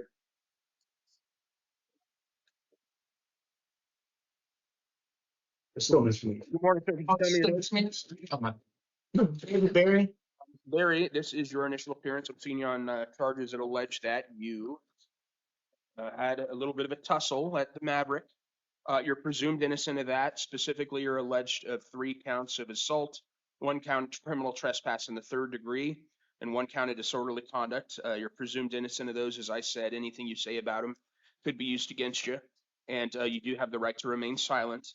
And so, if I release you, sir, will you stay away from the Maverick, have no contact with the alleged victims from that incident? Yes, Your Honor. All right, that's what I'm going to do. I'm going to release you. Your next court date is going to be on June 4th. That's going to be at 9 o'clock in the morning in Tucson City Court. You're going to get paperwork that has the day, the time, the location, all that stuff on it. Besides not going back to the Maverick and not having any contact with the alleged victims, I'm ordering that you possess or consume no alcoholic beverages or illegal drugs. Other than that, the last thing you need to do is just come back to that court date, sir. So one last thing for me is that if you don't come back to that court date, you could get a warrant for your arrest. And if that happened, you could find yourself in the same seat you're in now.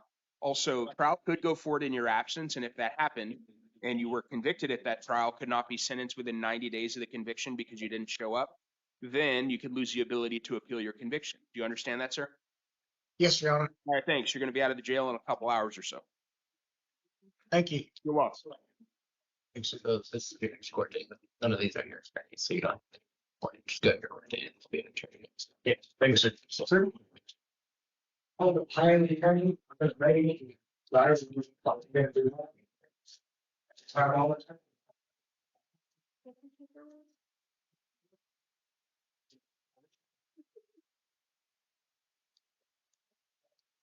And Mr. Cates, I see you on the screen. Mr. Wagner should be up next, I believe.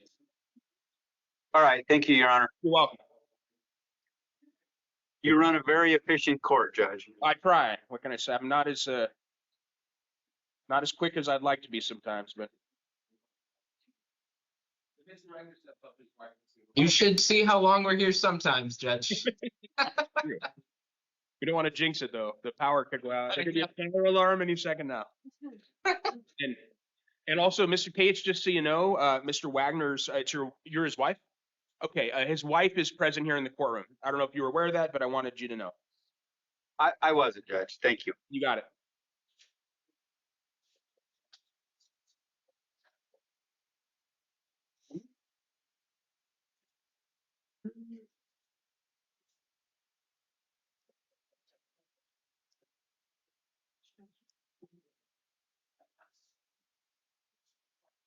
Grimaldi should be coming next, he's an investigator. Oh, okay. Okay, get out of the way.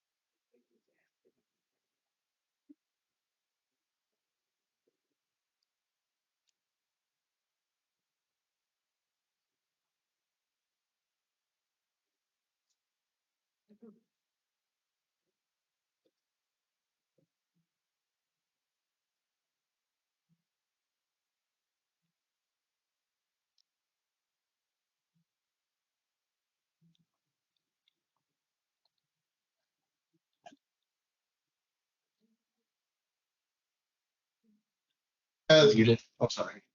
Your Honor, Grimaldi has refused to come to court. She's like an alternate statement. You can,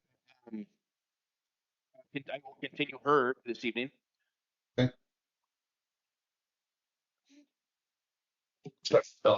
Gotcha. Now. Waggers.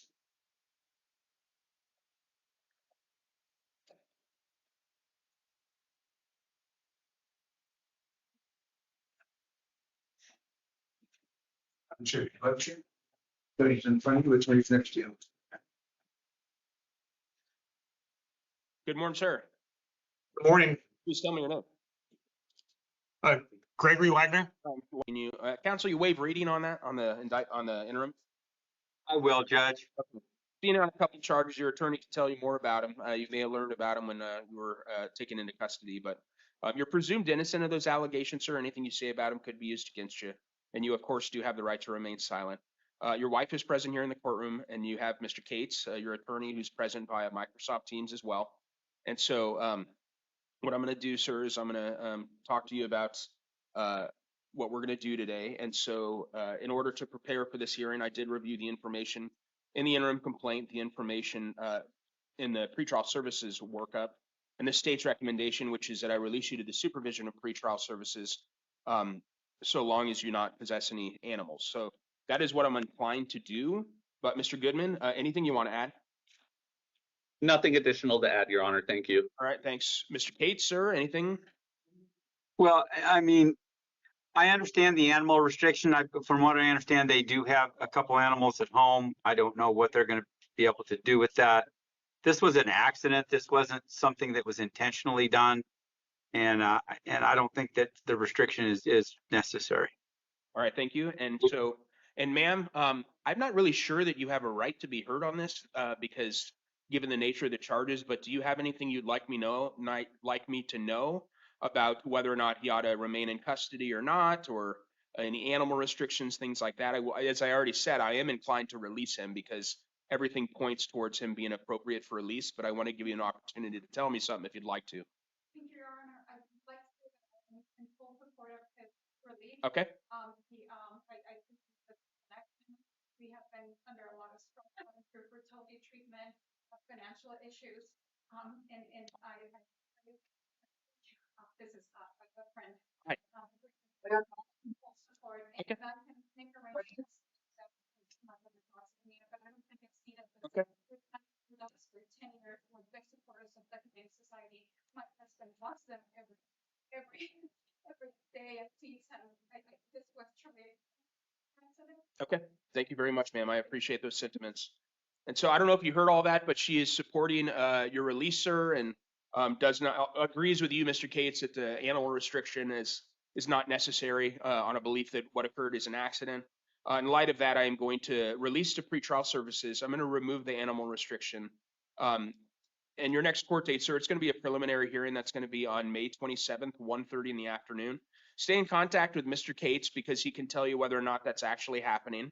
And going to order that you not possess or consume any alcoholic beverages or illegal drugs. And it's important that you come back to future court dates because if you do not do that, sir, a warrant could issue for your arrest or you can find yourself back in custody. You understand all that? Yes. All right. So you should be released from the jail probably about 2 hours, give or take from now. And as I said, your wife is here in support. So, ma'am, if you want to be there when he gets released, it'll probably, I would imagine it'll be right around noon, maybe early afternoon. But yeah, you know where that is on Silver Lake? Mr. Escobar here can let you know what the address is. He'd be happy to. Yeah, you got it.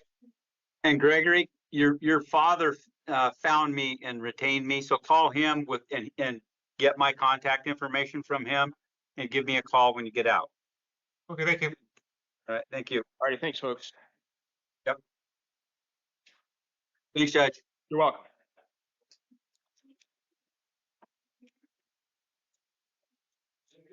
Yep, have a good day, sir.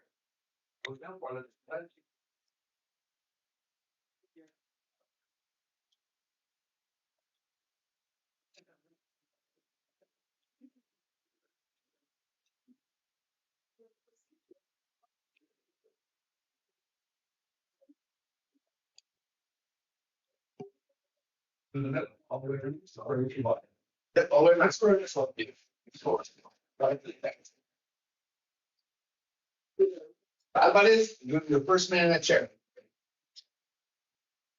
Everybody else have a seat, speak down accordingly as one leads. Good morning, sir. Good morning. Good morning. Can you please tell me your name? He doesn't hear well. Right. Judge, so he's deaf in one ear, so I might be repeating some of your questions to him. Yeah, Your name. no problem, and I'll try and speak up better. Can't get your name. Well, I should have said on this. I can hear you better. Oh, okay. Well, all you need to say is your name. Antonio Alvarez. All right, so Mr. Alvarez, and if you can't hear what I'm saying, any part of this, please ask Mr. Santini. He's a gentleman seated to your left. He can help you, or I can repeat things. It's just important that you know what's being said one way or another. So, okay, this is your initial appearance, sir. I'm seeing you on charges that allege that you committed aggravated driving under the influence and driving on a suspended license. So on those allegations, you are presumed innocent, and anything you say about these matters could be used against you. And of course, you do have the right to remain silent. So in order to, and you do have the right to be represented by an attorney as well, and I am going to appoint, who is it? It's going to be the Pima County Public Defender is going to be your attorney. And in order to prepare for this hearing, I reviewed the information from pretrial services, the information in the interim complaint, and the state's recommendation, which is that I release you to the supervision of pretrial services. And that's what I'm inclined to do. Mr. Goodman, anything further? Nothing to further add, Your Honor. Thank you. Yep. Mr. Santini. Sounds like a good idea to me, Judge. All right, so that's what I'm going to do. And so one condition that I am going to impose, there's going to be a few of them, but you cannot drive without a valid driver's license, and you cannot consume any alcoholic beverages or illegal drugs. Do you understand that, sir? Yes, sir. All right. So your next court date is going to be a preliminary hearing. That's going to be on May 27th, 1 o'clock in the 1 o'clock in the afternoon. And so it's important that you stay in contact with your attorney because they can let you know whether or not that hearing is actually happening and what you need to do. Okay? So last thing from me, and then we'll be done, is that you need to come back to future court dates because if you do not come back to future court dates, you will probably get a warrant for your arrest and you might find yourself in the same seat you're in now if you were to get arrested on that warrant. Okay? Yes, sir. All right. You're going to be excused in a couple hours, give or take. All right. Thank you. Yep.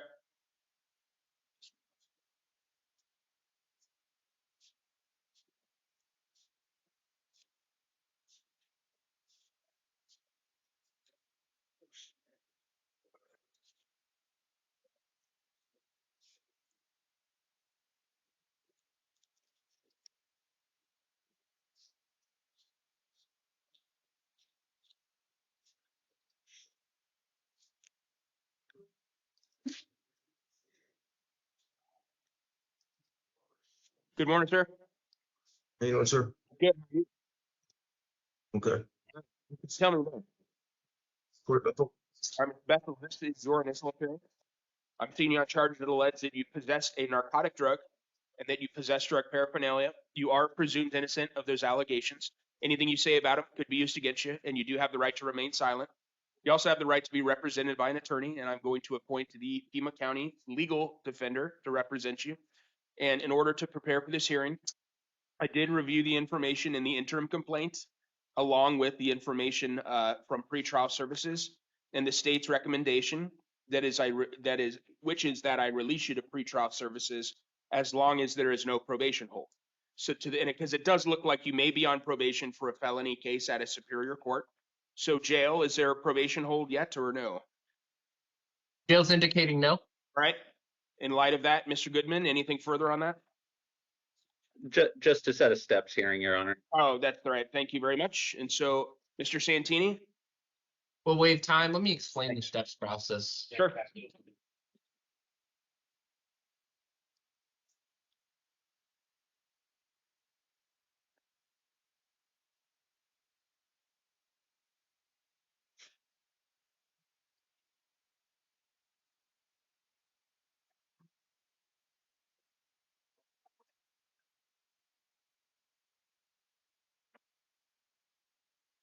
All right, he's interested in the program and he's willing to waive time. All right, very good. So steps, it's a good opportunity. You can earn a dismissal out of it if you're eligible. It's a really good thing to learn more about. So what we're going to do is we're going to set a steps court hearing. It's going to be 1 week from today. So it's next Thursday, the 14th, 9 o'clock in the morning. It's going to be in Superior Court on the 3rd floor in front of Judge Miller. It's important that you come back to that hearing, sir, 1 week from today, because if you don't, you could lose the opportunity to participate in the STEPS program if you were eligible for it. Plus, you can learn more about the opportunity, speak to an attorney, all that good stuff. So additional conditions that I'm going to impose are that you not possess or consume any alcoholic beverages or illegal drugs, no firearms or weapons.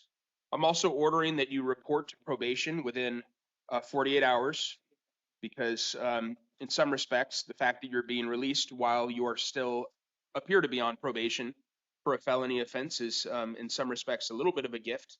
But I'm okay with going along with that as long as you call your probation officer within 48 hours. Can you do that, sir? Yeah, of course. All right. So that's what I'm going to do. And your preliminary hearing is going to be on June 22nd, 1:30 in the afternoon.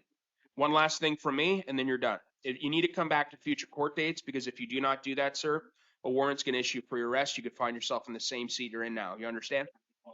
Yeah, absolutely. All right. Thank you. Have a good day. Thank you, sir. All right, that's fine. Thank you. Samuel Dolan?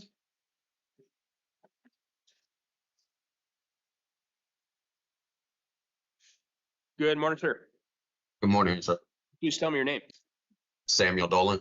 All right, Mr. Dolan, this is your initial appearance. I'm seeing you on charges that allege that you possessed narcotic drugs, possessed drug paraphernalia, and that you were basically you committed a driving under the influence charge. And specifically, that would be the slightest degree. It's a class 1 misdemeanor. On all these things, you are presumed innocent, sir. Anything you say about them could be used against you. And you do, of course, have the right to remain silent. You also have the right to be represented by an attorney. I'm going to appoint the Pima County legal defender to represent you. Mr. Santini, seated to your left, he's going to help you out for today's sake. And in order to prepare for the hearing, I reviewed the information from pretrial, the information in the interim complaint, and the state's recommendation, which is that I release you to the supervision of pretrial services. Mr. Goodman, anything further? Yes, Your Honor. This would just be a standard release to pretrial. It's not a steps case, given there's a DOI attached and the number of pills associated. So no objection to release, but it wouldn't be a steps case. All right. Thank you very much, Mr. Santini.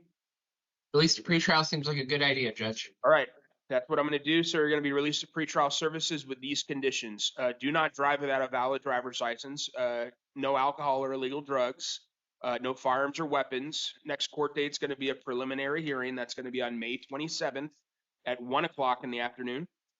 It's important that you stay in contact with your attorney at the legal defender in general, but before that preliminary hearing date as well, because they can tell you whether or not that's actually happening, what's going on with it, and so forth. They'll have more information on that as that date gets closer. You understand? Yes, sir. All right, last thing for me is that you got to come back to future court dates, because if you don't do that, sir, you're going to get a warrant for your arrest. Probably find yourself in the same seat you're in now, all right? Yes, sir. Have a good day. Thank you. You too. Thank you.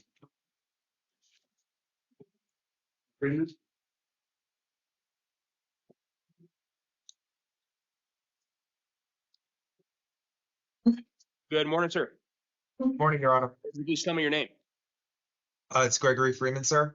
Freeman, this is your initial appearance. I am seeing you on charges that allege that you committed theft of means of transportation. You're presumed innocent of that. Anything you say about this matter could be used against you. And you do, of course, have the right to remain silent. And in order to, you also have the right to be represented by an attorney. I'm appointed the Pima County Public Defender to represent you. And in order to prepare for this hearing, I reviewed the information from pretrial services, the information in the interim complaint, and the state's recommendation, which is that I release you to pretrial services. Mr. Goodman, anything further? Nothing further, Your Honor. Thank you. All right, Mr. Santini, any objection to that? That's a good idea, Judge. All right, that's what I'm going to do. So, Mr. Freeman, you are going to be released to the supervision of pretrial services. So please comply with any monitoring or treatment that they ask you to comply with. And so your next court date, it's going to be a preliminary hearing, and that's going to be on May 27th at 1:30 in the afternoon. Additional conditions are that you possess or consume no alcoholic beverages or illegal drugs, no firearms or weapons, and no contact with the alleged victim. Can you do all that, sir? Your Honor, there is no alleged victim in my case. Hang on. Let me stop you. Let me just stop you because, hang on.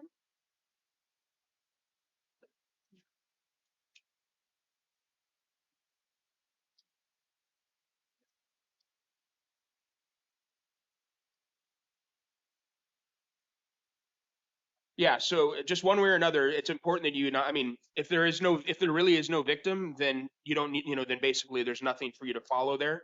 But it's important that you not talk about anything that may have happened or not happened, because you do have the right to remain silent. And anything you say could be used against you, even if you believe that it's innocent in nature or whatever. It's just important that you, not say anything, okay? So your next court date, please stay in contact with your attorney. They can tell you more about whether that's going to happen or not. You're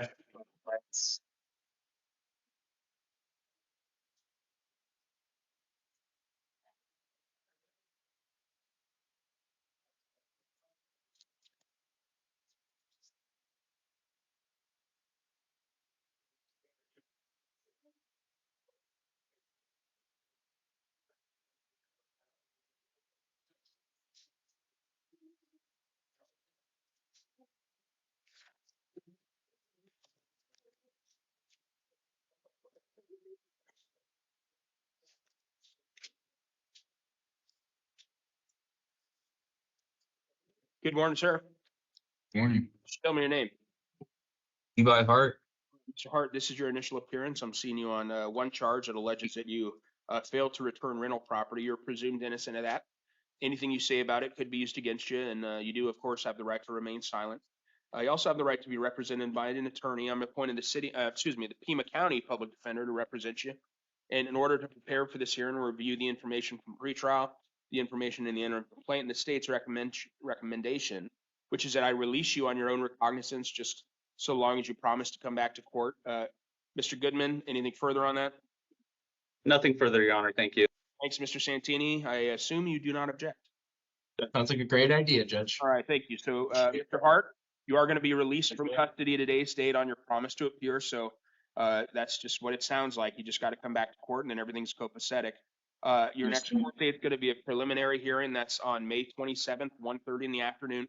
Stay in contact with your attorney at the public defender's office, because they can tell you more about whether or not that hearing is actually happening and whether you need to be there or not. All right? Bobby. All right.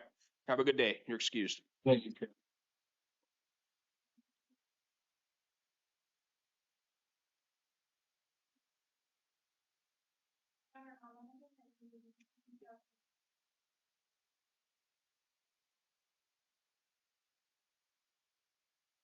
Good morning, sir.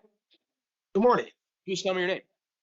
Anthony Hawkins. All right, Mr. Hawkins, this is your initial appearance. I've seen you on charges that allege that you possessed a weapon as a prohibited possessor, that you possessed a narcotic and dangerous drug, and that you possessed a weapon during during a drug offense, and that you possess drug paraphernalia. On all these allegations, sir, you're presumed innocent.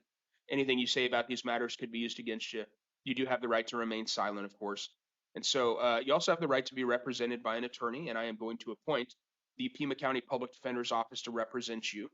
Mr. Santini, seated to your left, he's going to help you out for today's sake. I also am going to see on a file out of Tucson City Court alleging that you failed to appear in relation to a charge of having liquor in your vehicle. It looks like it's from February of 2022. And so in order to prepare for this hearing or review the information from pretrial services, the information in the interim complaint, and the state's recommendation, which is that I hold you on a $7,500 bond with release to pretrial services if that bond is posted. Mr. Goodman, anything further? And Your Honor, that was primarily based on the history of failing to appear, the criminal history, and as it relates to the failure to appear, the warrant you're seeing him on, he's been not showing up for that for the past 4 years. All right, thank you. And so, Mr. Santini? So, Judge, Mr. Hawkins is indicating that he didn't realize he had that warrant out of Tucson City Court. I would be asking for his release to the supervision of pretrial services. I think that's appropriate. He's lived in Tucson for 50 years, and he's only 54, so that's functionally a lifelong Tucsonan. His prior felony isn't. His last prior felony was from 2007, so he has almost 20 years of staying out of felony trouble aside from that misdemeanor blip, it looks like. He has been employed in telemarketing, so he doesn't seem to be a flight risk. And given the nature of the allegations, Judge, given that it is drug possession offenses, I think that pretrial services would be appropriate for Mr. Hawkins. All right, thank you very much. Just a second.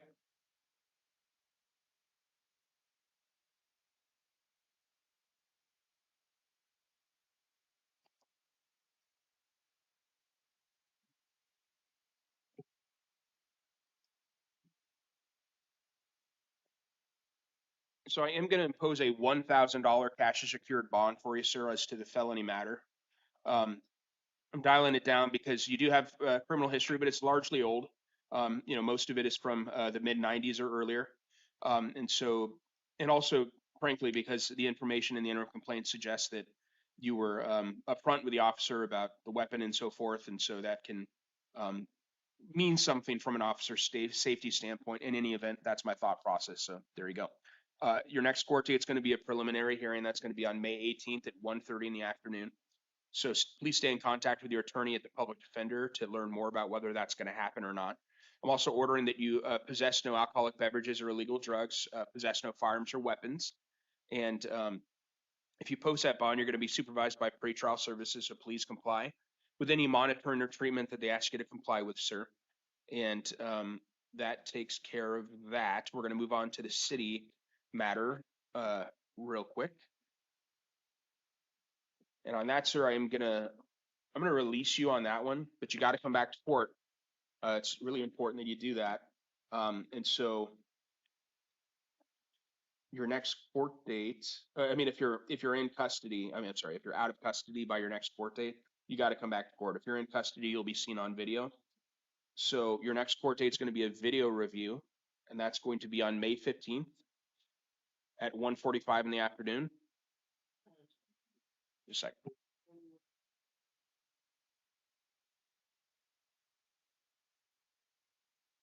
Never mind. I stand corrected. I'm going to set what's called a non-transport review, and that's going to be the same day, but it's going to be at 9 o'clock in the morning.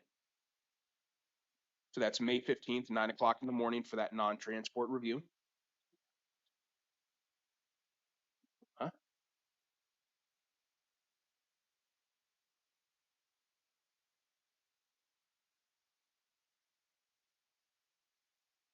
Actually, hang on, I've got the wrong date here. It's going to be June 12th, not May 15th.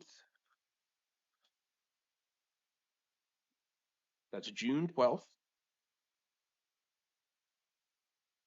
9 o'clock in the morning for a non-transport review.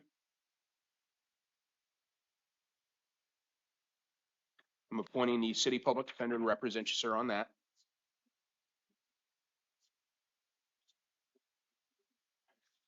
And that should take care of it, other than to let you know that it's important that you come back to future court dates, because if you do not do that, sir, warrant's going to issue for your arrest. You could find yourself back in custody in the same seat you're in now.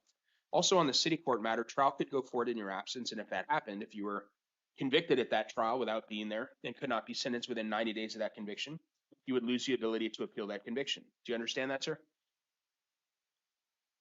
Okay, thank you. I think you said yes, but you're muted. Oh, yeah, sorry, Judge, he was muted. He said yes. All right, thank you very much. Have a good day. Lopez.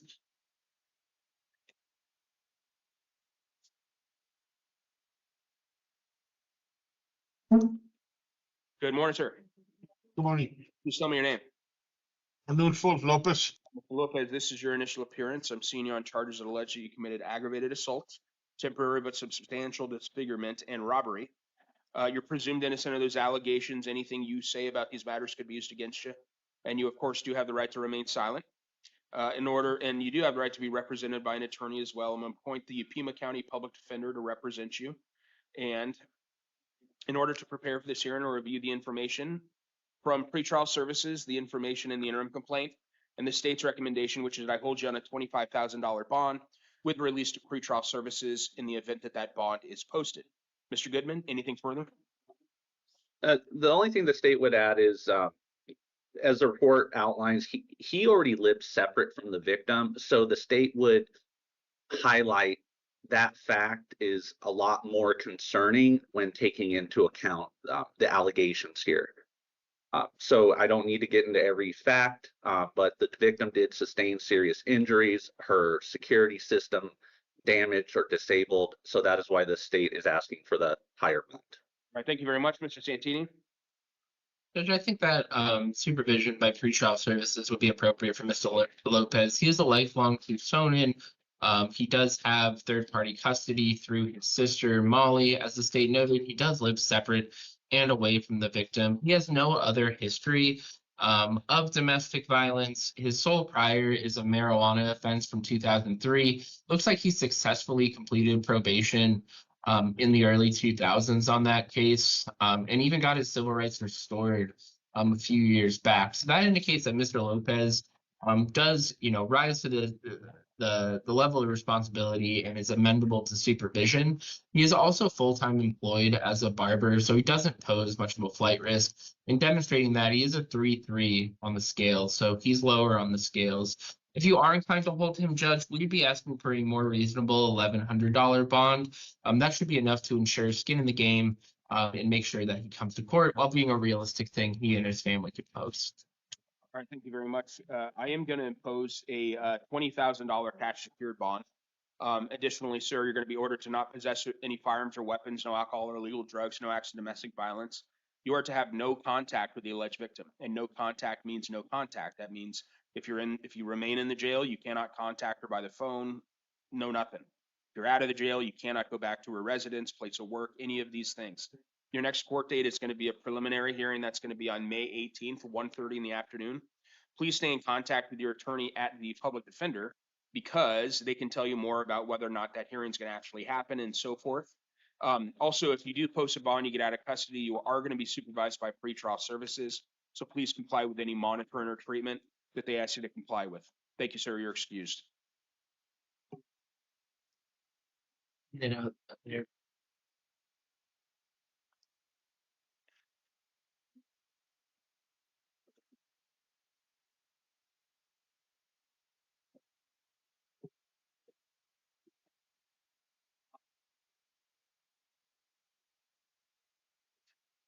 All right. Good morning, ma'am. Could you tell me your name?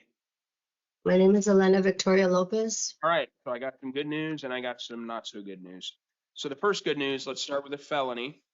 You are alleged to have committed possession of a narcotic drug, possession of drug paraphernalia, and failure to provide a truthful name. Actually, just a second. And as to the felony charges, the state is moving to dismiss that matter without prejudice. So I'm going to grant to that dismissal as to the felony matter. It's possible that they could charge it in the future. So, it's possible they don't, but it's possible they do. And so what's important about that is that it's important for you to have good address information on file. Because if they do charge it in the future, they'll send you something in the mail. And when I say they, the court will send you something in the mail that says you have been indicted and here's a summons. You got to come down to court on this day. So it's important that you get that and you come to court if you're told to do so. But for now, it's dismissed. So that takes care of the felony. And we're going to talk about a misdemeanor as well. I'm seeing you on an allegation that you failed to appear on a Marana City Court matter relating to possession of drug paraphernalia. And on that, Yes, ma'am, you're presumed innocent of that. And I am going to release you on this allegation, but you got to come back to court. Can you do that? absolutely. I had already arranged another court date for the Marana court date. Okay. So yeah, that's already in process. All right. Well, I got one for you here. So it's on June. Oh, nice. Yeah, June 24th at 10 o'clock in the morning is your next court date for that matter. And so it's important that you come back to that one. So you're going to get paperwork that has the day and the time on it, and also the address for the courthouse up there if you need that. I'm going to order that you not consume or possess any alcoholic beverages or illegal drugs. And then other than that, you're released on your own recognizance, so you should be out of the jail in a couple hours or so. All right. Thank you so very much, sir. You're welcome. Thank you. Yeah, one last thing is that you got to come back to future court dates, because if you don't do that, you're going to get another warrant and you'll probably find yourself in the same seat you're in right now, okay? Yeah, none of us do. Have a good day. Take care. Bye-bye. Good luck. Bye. Yeah, Zan.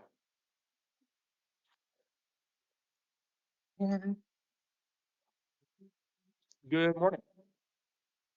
Could you please tell me your name? Yeah, Cristina Lozano. Lozano, this is your initial appearance. I'm seeing you on 3 different things. The first, let's see, just a second.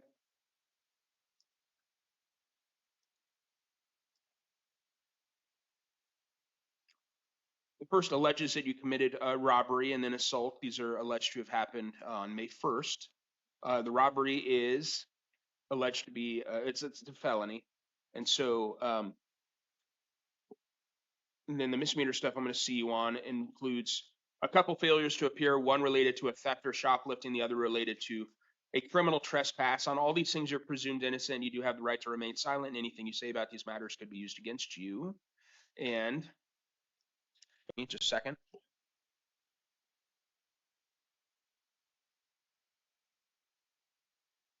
All right, so I'm appointing the Pima County Public Defender to represent you on the felony matter. And in order to prepare for this hearing, I have reviewed the information in the interim complaint, the information from pretrial services, and the state's recommendation, which is that I hold you without bond, which Arizona law says that if you are pending in one felony matter and then you are alleged to have committed a new felony matter while pending in that first one, then you are to be held without bond.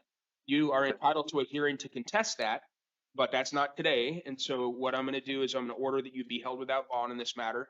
And then we're going to set that hearing for you. It's going to be early next week. And then at that time, you can contest that allegation. And, we can talk with an attorney that can tell you more about that. Mr. Goodman or Mr. Santini, either of you need to be heard more on any of this, given the no bond? Nothing additional from the state, Your Honor. Thank you. It's just a moment. Sure.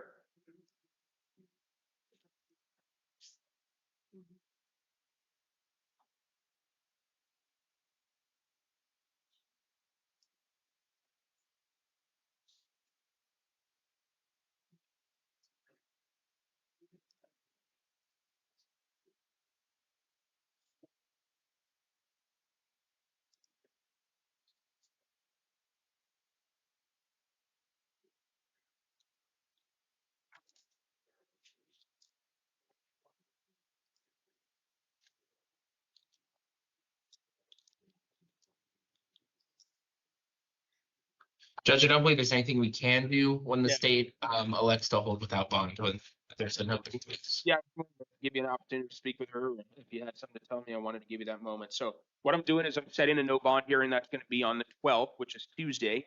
That's going to be at 1:30 in the afternoon in Superior Court. And also I'm setting a preliminary hearing that's going to be on May 18th, 1 p.m. in the afternoon. I'm sorry, Your Honor. My first. I think that's the same day as my trial for the first time. No, your trial is on May 19th. So yeah. So just stay in contact with your attorney at the public defender. They can tell you more about all of these different, hearings that may be coming up in the next week or two. And so I'm ordering that you not possess or consume any alcoholic beverages or illegal drugs if you do get out of custody, no firearms or weapons, no contact with the alleged victim. Do not go to any fry store. It sounds like that may be a good thing. So I'm ordering no fry stores.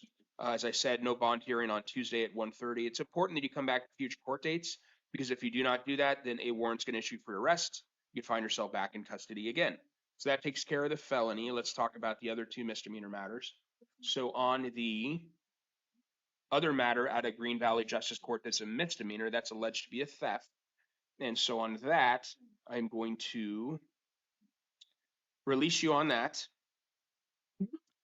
However, assuming that you're still in custody at that time, as of the next hearing date, you'll probably be seen on video from down in the Green Valley Courthouse. They won't actually transport you down there. And so that's going to be a case management conference 1 week from today on May 14th, 8:30 in the morning. And I'm ordering that you do not go back to the alleged incident location for that one. And I'm noting the felony hold. And then last but not least, we have the misdemeanor that alleges that you failed to appear in relation to criminal trespass. On that one, I'm going to release you on that one as well. Your next court date on that's going to be on June 2nd, 9 o'clock in the morning. That's going to be in Pima County Justice Court. So you've got 3 different courthouses where things are happening. If you're still in custody, that, you know, you can just talk with your attorney more about that, but just, you're gonna have paperwork that says where you need to be and when you need to be there. On that one, I'm gonna order that you not go back to the incident location, and then that should take care of that. One last thing, and then we're done. It's important that you come back to future court dates, because if you don't do that, a warrant's gonna issue for your arrest, and you'll find yourself back in custody in the same seat you're in now, all right? Thank you. You're excused.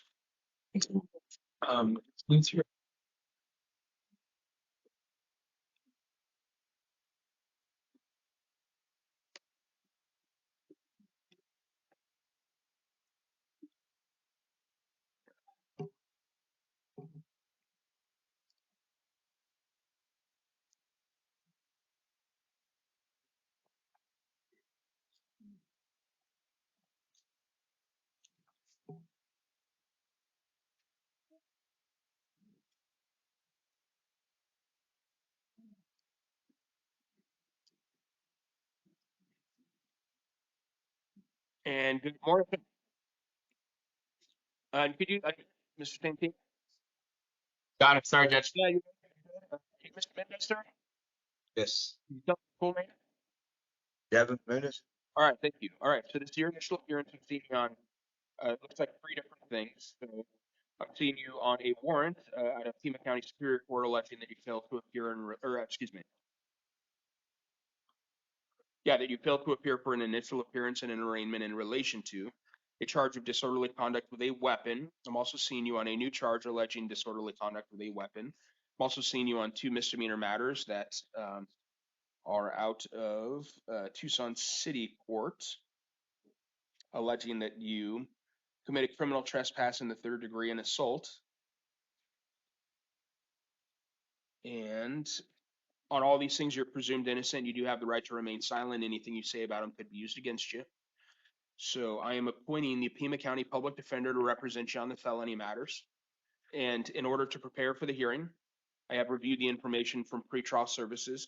The information is in the interim complaint as to the new case, and the state's recommendation, which is that I hold you on a $5,000 bond with pretrial services on the older matter, and then a $10,000 bond with pretrial services on the new interim complaint arrest. Mr. Goodman, anything further? I would just highlight, Your Honor, that both cases or incidences involve a knife in each respective matter. All right, thank you very much, Mr. Santini. So, Judge, we just ask that you consider that it looks like he was unaware of the summons from the warrant case. It looks like that it doesn't seem like he was arrested for it priorly, because it was an initial appearance and arraignment in Superior Court, and that his criminal history, his last case was from 2017, and prior from that was 2005. So he doesn't have, a lengthy history, and it does appear to be nonviolent, and he's a lifelong Tucsonan. If you are inclined to hold him, we'd ask for a more reasonable bond of $1,100, noting his indigency. All right, thank you very much. So on the warrant matter, on the the Superior Court warrant, I'm going to hold you on a $2,500 cash secured bond. Additionally, going to order that you not possess any firearms or weapons, no alcohol or illegal drugs, no contact with the alleged victims, do not go back to the incident location. Your next court date's an arraignment 1 week from today. That's on May 14th at 1:30 in the afternoon.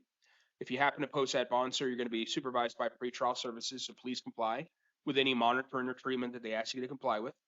So that takes care of the first one. And then the second one. On that, I'm going to hold you on a $7,500 cash secured bond. And again, pretrial services, if you post that bond, your next court date is going to be a preliminary hearing. It's going to be on May 18th, 1:30 in the afternoon. Again, no firearms or weapons, no alcohol or illegal drugs, no contact with the alleged victim. Public defender's the attorney. And it's important that you stay in contact with your attorney about that preliminary hearing date because they can let you know what all's happening with that. And that takes care of that. And then we have the city court matter, and then we're done. All right, on the city court matter,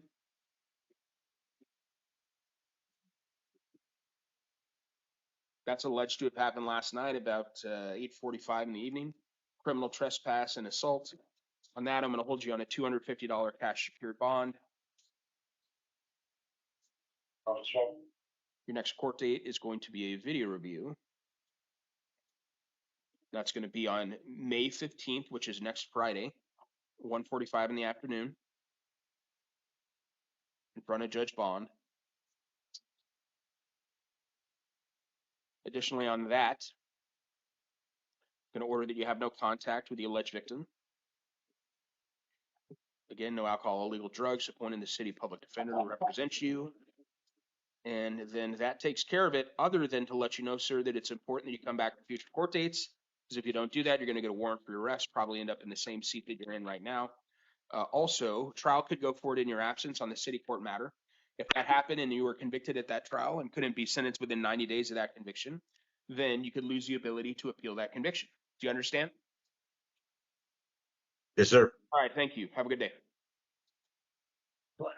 And I'll talk to you. Good morning. Hold on there. He's got it.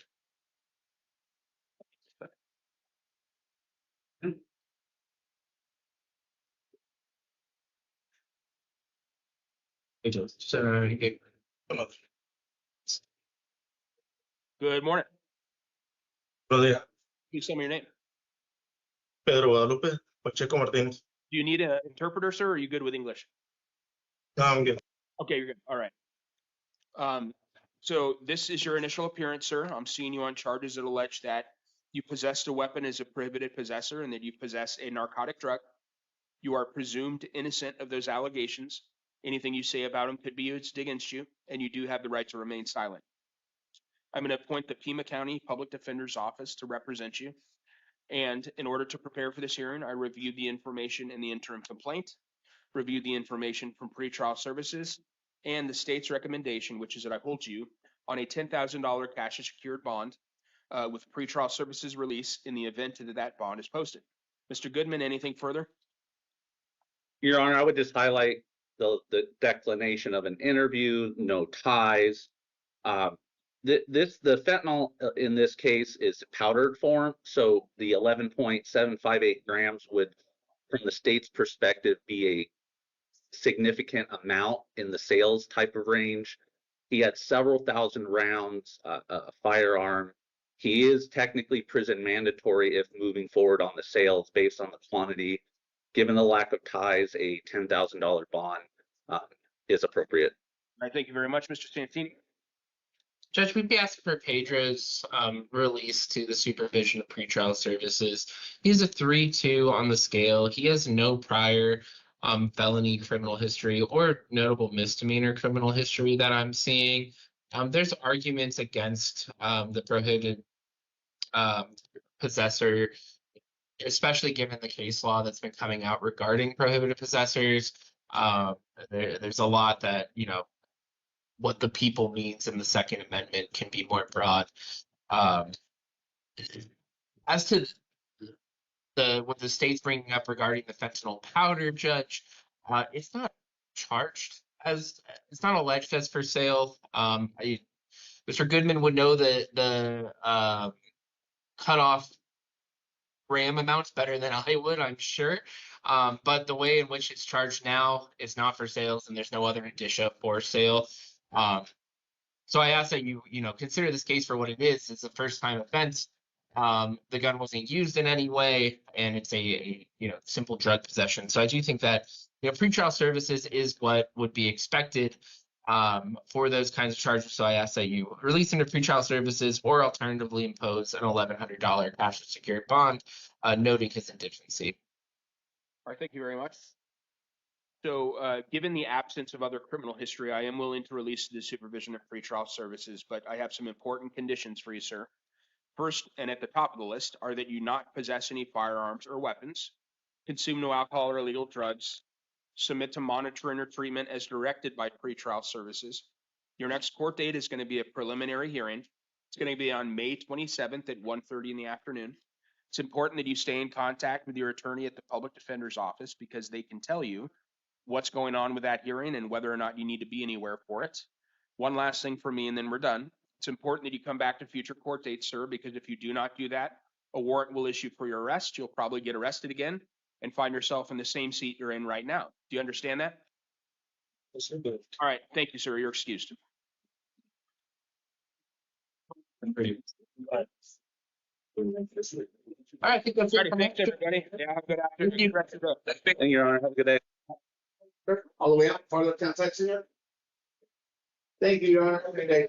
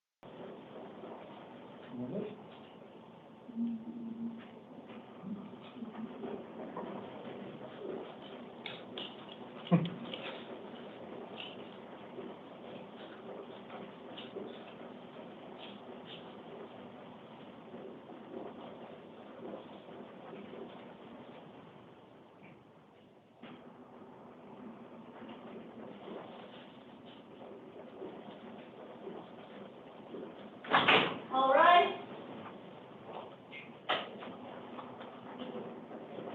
All right, thank you. Please be seated. All right, can the interpreter hear me? Yes, Your Honor. Okay, thank you. And I think, we have two defendants who need the Spanish interpreter, is that right? Just one? Okay, does he have the headphones on? Okay, she's gonna get the headphones on, and that way I can just go straight through on the victim's rights advisement. Give us a second.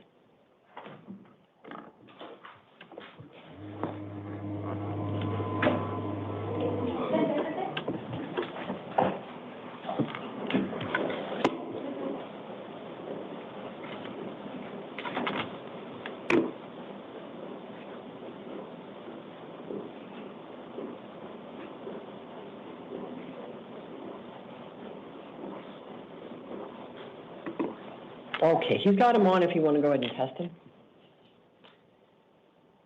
Yes, the interpreter will test it. Señor, ¿puede escucharme fuerte y claro? Yes, he can hear me. Okay, all right. Okay. This is the 11 a.m. initial appearance calendar for May 7th, 2026. The court's orders for the taking of fingerprints and DNA samples made on the 2 a.m. calendar on the 1st of the month will apply to all of these matters. Before I call the first case, I will read the victim's rights advisement in the event there are any victims observing the proceedings either here at the jail or remotely. If you are the victim of a crime with a case pending before this court, you are advised that you have rights under Arizona law that, among others, include the right to a speedy trial, to be treated with fairness, respect, and dignity, to be present at all court proceedings, to choose whether or not to be interviewed by the defendant or the defendant's attorney, to be heard before the court makes a decision on release, negotiation of a plea, scheduling and sentencing, and to receive restitution from a person who is convicted of causing you loss. If you've not already been provided with a written statement of all victims' rights, please contact the Victim Services Division of the Prosecutor's Office. All right, Mr. Cruz or Joaquin Cruz, you can come in.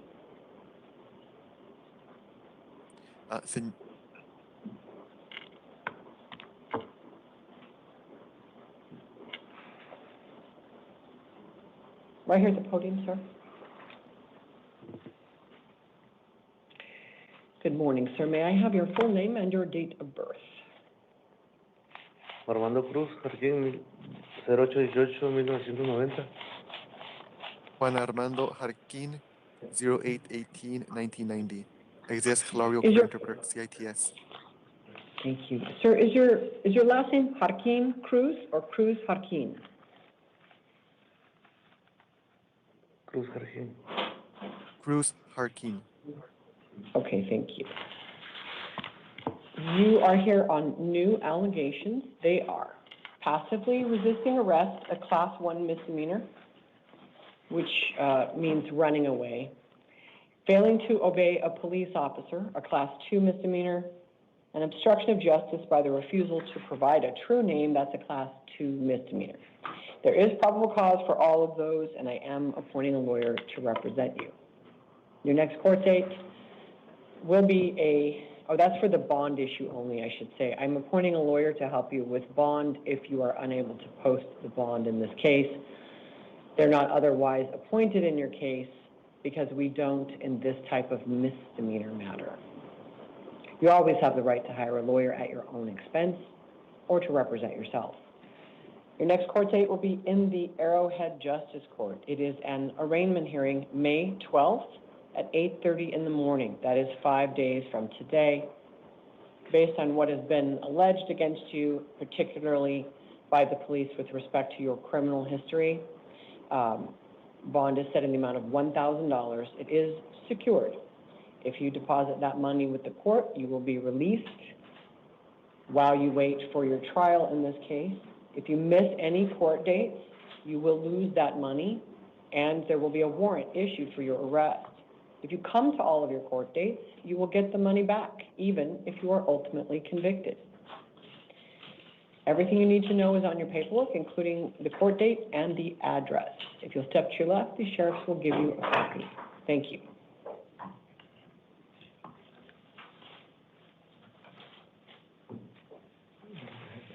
All right, if the interpreter could make a general call, let's just make double sure, please. Yes. ¿Algunos de los presentes necesitan los servicios del intérprete de español? Okay, no hands? Okay.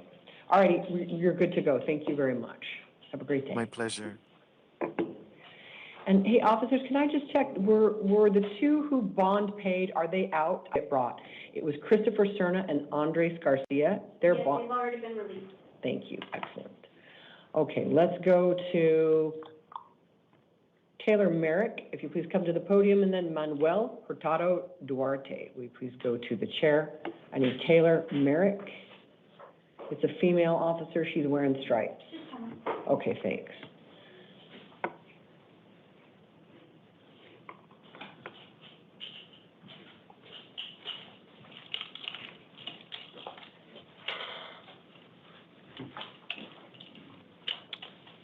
All right, ma'am, may I have your full name and your date of birth? Taylor Merrick, 9194. Okay, thank you. You're here on two matters. One's a new case here in Maricopa County. One is a case in the Mojave County Superior Court. I'm going to start with your new case. You were arrested here for possession of narcotic drugs, a class 4 felony, unlawful flight. Let me double check that one.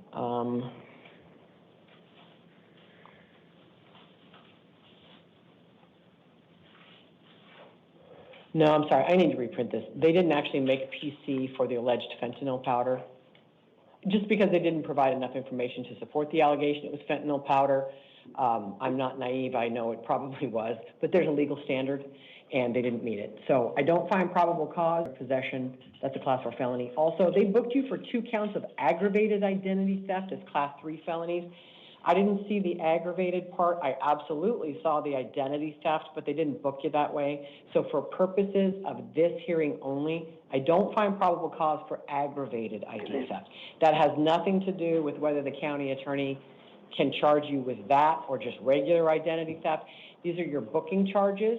The Maricopa County attorney will decide what, if anything, your formal charges will be. So this is just for purposes of this hearing. I absolutely do find probable cause for unlawful flight from a law enforcement vehicle. That is a class 5 felony. And not for drug paraphernalia possession either. I do find probable cause for all of the following misdemeanors. False reporting to law enforcement, DUI while impaired to the slightest degree by any drugs or alcohol, DUI by drugs, 2 allegations of leaving the scene of an accident involving vehicular damage, reckless driving, and criminal speeding. There's PC for all of those misdemeanors and 1 felony, which is important for a reason I'll tell you in a moment, and that is unlawful flight from a law enforcement vehicle, a class 5 felony. All right, I'm going to give you 3 court dates in Maricopa County, and then we're going to talk about your Mojave County case. So your first one here is May 13th. It is this Wednesday at 8:30 in the morning, 6 days from today. That's a status conference in the downtown Phoenix Superior Court. Then your preliminary hearing will be May 15th at 8:30 in the morning in the same court. In between those, 1 week from today, which is May 14th at 1:30 in the afternoon, you will have a bail eligibility hearing because you are being held without bond in this case today. When you come in with probable cause for any new felony, while you have a pending felony case, you're not eligible for bail at this hearing. We have to hold you for a bail hearing. That will be 7 days from today in downtown Phoenix. Your lawyer will go over it with you, but it is the one on your paperwork called evidentiary hearing. That is your bail hearing. So you do not have bail at all in your new case. In your Mojave County case, you've been charged with possession of narcotic drugs for sale and possession of dangerous drugs for sale. Those are both class 2 felonies, and drug paraphernalia possession of class 6 felony. You already have a lawyer in that case. Your arraignment hearing right now is scheduled for May 12th at 8:30 in the morning. That's a Tuesday, and I say right now because Maricopa County isn't going to let them have you until Maricopa County is done with you. And you just got held no bond. Maybe you get a bond next week in that case, in which case if you posted it, you could go to Mojave, but in any event, we have to give you the court date for that county for any cases in Mojave, and it's May 12th. So I have to give you that court date, but Maricopa isn't going to let them have you yet, just so you know. And right now, their warrant teletype, which is the system, it went in without any bond info, but I can see in public access, you have twice FTA'd in this case on $2,500 and then $5,000. So I'm going to set bail in the Mojave case at $25,000 cash only with written release conditions, but you still don't have bond at all in Maricopa. So talk to your lawyer here in Maricopa about all this on Tuesday. Everything I just told you is on your paperwork. If you step to your left, she's going to give you copies of that. So I'll be going down to Third Ave? Estrella, yeah, is that Third Ave? Estrella is our Okay, county okay. jail for females. And I'll be held there until, At least until next week, when you do the bail hearing and everything, so you can meet with your lawyer on Wednesday the 13th. okay, thank you. Okay, all right, thanks.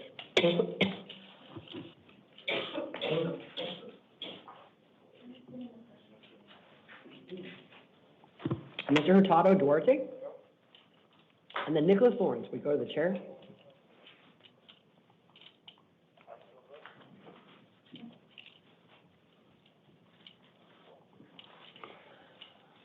Hi, sir, can I have your full name and your date of birth?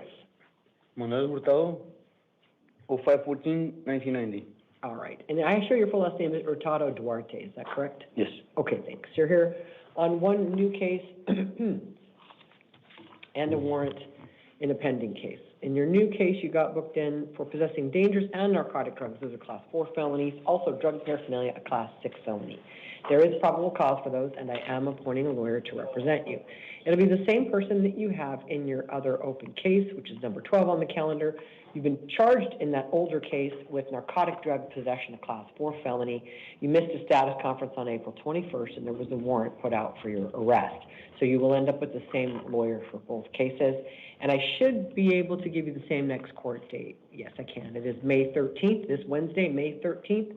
That's a status conference in both cases. Then you have a preliminary hearing scheduled in both cases on Friday, May 15th at 8:30 in the morning. Now, in the new case, because there's probable cause for new felonies, while you have an open and pending felony case, just like the last defendant, I can't give you bail today in the new case. By law, I have to hold you for a bail hearing next week. So you don't have bond in your new case, but you do have a bail eligibility hearing in 1 week, which is May 14th, 1:30 in the afternoon. You may or may not be found eligible for bail in a week. You're just not eligible today. So you will stay in the jail on the new case. And on your paperwork, it'll say evidentiary hearing because it is an evidentiary hearing, but the whole point of it is bail. So when you're thinking, when's my bail hearing? It's the evidentiary hearing on your paperwork, okay? Now, in the older one, I'm just going to affirm the bond set by the judge in the case, which is $1,000 secured. So that's the older case. You do have a bond, $1,000 secured plus release conditions, but you shouldn't try to post that if you're still being held without bond in the new case.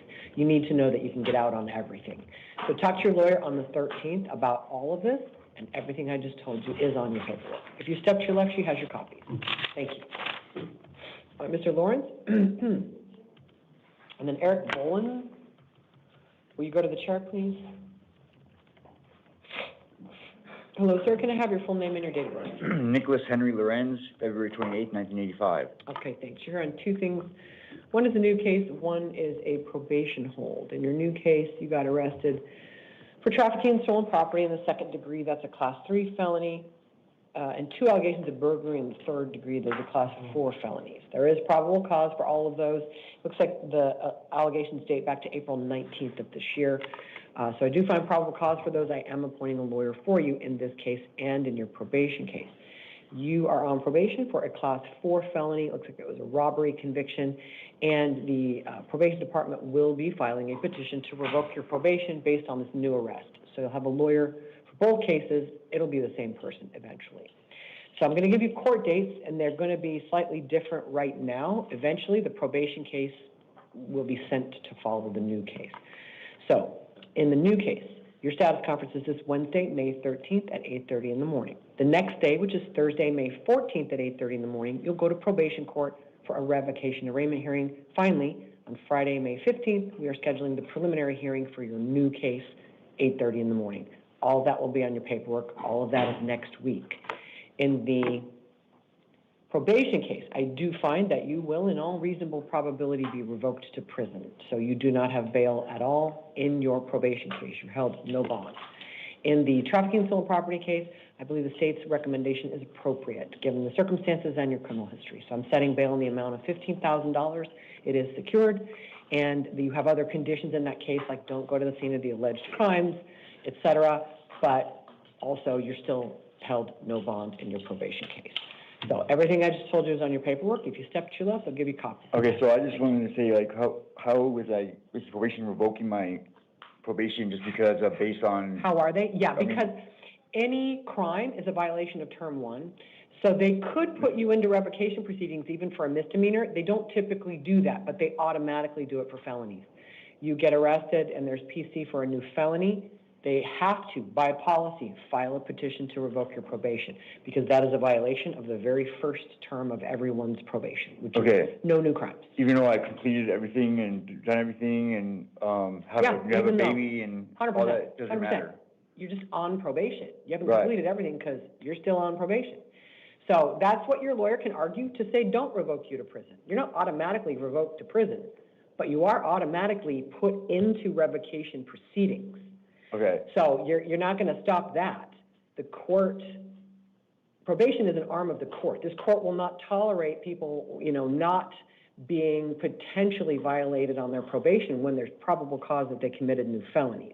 The court has ordered probation, not me personally. Right. Our larger court told our probation department, any defendant on felony probation who comes in on a new felony, we want a petition to revoke. Okay. Your probation case is back in play. Okay. That's what it means. So talk to your lawyer. It doesn't mean you're absolutely going to prison. It just means my assessment is high probability you are going to prison. Doesn't mean you are. So talk to your lawyer about all of this. And then I have a 2-year-old little girl she lives with me, and is there for the That's bond? very unfortunate. I know for her. it is. So there's no, I have kids, break on the bond. I'm sorry, no, there's absolutely not. If there were, nobody would ever be in jail. Okay, so what was it now, 15,000? 15,000 in the new case, you are held without bond in your probation. So your first problem is you got to talk somebody into giving you bond in your probation case. That is not me. Talk to who would that be? Your next judge. The next judge, okay. Yeah. So if you step to your left, Okay. you talk All to right, your thank you. Good luck. Mr. Boland?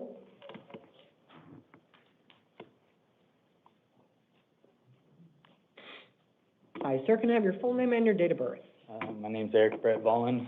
Birth date is 06/09/1987. Okay, thanks. You're here on one new case and 2 probation warrants. In your new case, you got arrested for leaving the scene of an accident involving a death. That is a Class 2 felony, and there is probable cause for it. I am appointing a lawyer for you in this case. I'm also appointing a lawyer in both of your probation cases. That will be, you're already in warrant status, though, so that will be numbers 15 and 16 on the calendar. There were warrants out for your arrest since March 5th of this year. The petitions to revoke that were filed then accuse you of violating terms 4, 7, and 15 of your intensive probation. The new case is going to get added as an allegation in your probation matters, and I am appointing a lawyer for you in probation court. And counsel, did you want to be heard on this case? I do. You do? Okay, all right, we'll get the DO there. All right, so before let me give you court dates, and then I'm going to do bail or release conditions. All right. So your court dates for the brand new case will be a status conference Wednesday, May 13th at 8:30 in the morning, preliminary hearing Friday, May 15th at 8:30 in the morning. That'll be in the downtown Superior Court, and the address is on your paperwork. Your next court date in probation court will be in between those, which is Thursday, May 14th at 8:30 in the morning. It's a revocation, arraignment, and possible disposition hearing in both cases. And officer, do you mind, can you stand with her? We're going to hear from the county attorney on the, you can be heard on any of these cases, ma'am. Please go ahead. Thank you. Dawn Sauer on behalf of the state, Your Honor. Excuse me. The state's requesting a $150,000 cash-only bond. This was a fatal hit-and-run collision. It occurred around 8 p.m. The pedestrian was in a crosswalk on a personal mobility device. The defendant should have seen the victim. After hitting the victim, the defendant made no effort to stop. He fled the scene. He abandoned his vehicle. Subsequently told his mother, who he had borrowed the vehicle from, that it had been taken. There is strong evidence in this case linking the defendant to this crime, and the state is further extremely concerned about the violations of the intensive probation conditions and his other matters, his failure to test, his positive drug test, and the state believes it's highly likely that there was a reason that he fled the scene, that he may indeed have been impaired. For those reasons, the state is seeking the cash bond. Okay, thanks. May I? So I'm going to give you a Fifth Amendment warning, okay, Mr. Vollen. You are allowed to speak at this hearing, and I know it's extremely hard not to respond when somebody else is talking about what you're accused of. But Mr. Volan, the hearing's being audio and video recorded, and what you choose to say trying to get better release conditions could get you convicted. You have the right to remain silent. I don't want you to feel compelled to talk about what you've been accused of. I certainly, as the court advises defendants generally not to speak about what they've been accused of with anyone other than their lawyer. Because if you speak to other people, your statements could be used against you. If you speak in this courtroom about it, your statements could potentially be used against you to send you to prison in this case. So trying to get better release conditions by saying things that could get you convicted is very bad math. Now, it's true to say I am contemplating a very significant bail in your case, and you are allowed to argue against that. But if so, whatever you want to say, I would certainly encourage you to confine your statements to conditions of bail or release that I should set. That being said, I'm going to ask you if you understand. If you understand this warning about the dangers, the extreme danger to you of talking about what you've been accused of, if you understand it and then you still want to do it, I will let you. Do you understand the warning that I just gave you? I do understand. Okay, and I did appoint a lawyer for you. Lawyers can tell your side of the story without it being used against you, but you don't physically have your lawyer with you today in any event. What did you want to say regarding what conditions of bail or release I should set in your 3 cases? Please have mercy. Thank you. All right, so Mr. Boland, I've considered what's been alleged against you, your criminal history, your apparent performance on probation, and your warrant status. There is evidence that you have been very deliberately avoiding the police, and also the recommendation of the county attorney. I have considered that the police did not book you nor attempt to establish in the Form 4 liability in the accident. And punishments differ, charges differ, depending on whether they may ultimately bring this as, at a minimum, an aggravated assault charge. They haven't yet, because part of that would be that you caused the accident. Certainly on these facts, it is conceivable that you are at fault, but they haven't established that, and they haven't alleged it. They didn't book you that way. Even if you weren't at fault, it is the same crime to leave the scene when somebody has been seriously hurt or injured. Same crime. That's the one they booked you on, is leaving the scene of a crime involving serious physical injury or death. In your case, it did happen to be death. And they do have probable cause for that. So I've weighed that. I am required by law to consider what you're accused of, meaning the nature of the charge. And right now, you're not facing an aggravated assault dangerous charge. It would be so. If they do that, because the county attorney could absolutely still charge you with that. This is just your booking charge from the police. So on this charge, in this case, I set bail in the amount of $100,000 secured, because I also believe you're a flight risk. And I believe that you pose a risk to people in the community. That's based on your criminal history. That's based on your allegedly abysmal performance on intensive probation. So in the probation case, that is not Prop 200. That is a Class 3 felony you are on probation for, which is trafficking in stolen property. The court finds that you will, in all reasonable probability, be revoked to prison, so you don't have bail at all in that case. You're held no bond in that probation case. The other one is a Proposition 200 case as of today, so you are legally entitled to bail in the drug case. That's the Class 6 felony probation. So your bond in that case is $2,500 secured with release conditions. But you shouldn't even try to post that bail if you're still being held no bond in the probation case. So, all right, everything's going to be on your paperwork. You'll meet with your lawyer by next Wednesday. You can go over everything with them. All right. If you step to your left, you get copies of the paper. Also, I did order in the new case, no contact with the deceased victim's next of kin or anyone entitled to victim's rights. You have release conditions in that as well, like no drugs, no alcohol, no weapons. If you do bond out, but your total bond right now is $102,500, but you're held no bond in the one probation case. Yeah. All right, she's got your paperwork. Thank you. All right, Thomas, Frederick and Thomas, would you please go to the chair? Your Honor, may you sign my Which one, 14? Oh, yeah, sorry, I forgot I changed May I that. be excused, Your Honor? Yes, let's get you out, all right. All right, Mr. Thomas, after that will be Ivan Rodriguez Torres. Hi, sir, can I have your full name and your date of birth? Ferdinand Thomas, 10/30/2005. Okay, thanks. You're on a new case. You got arrested for new charges and you have a probation hold. In your new case, you got arrested for discharging a firearm at a non-residential structure. That's a Class 3 felony. Possession of a weapon by a prohibited person, a Class 4 felony. Discharging a firearm in the city limits and disorderly conduct with a weapon. Those are both Class 6 felonies. There is probable cause for all of those, and I am appointing a lawyer to represent you. I'm giving you 2 court dates in this case. One will be hang on a second. I need to reprint this one too, okay? Okay, one will be a status conference May 13th, which is this Wednesday at 8:30 in the morning in the Downtown Superior Court. Preliminary hearing will be Friday, May 15th at 8:30.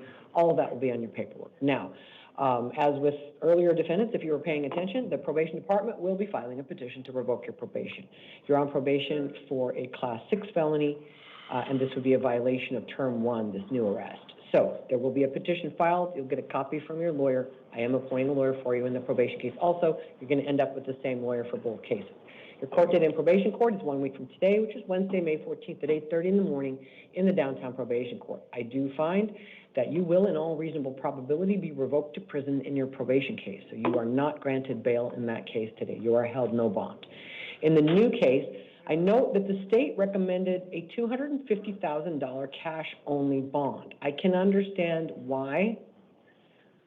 Let me think about it. Did you reprint it yet? I did. You want me to print it out? Yep. And so I have to weigh what's alleged against you, your criminal history, et cetera.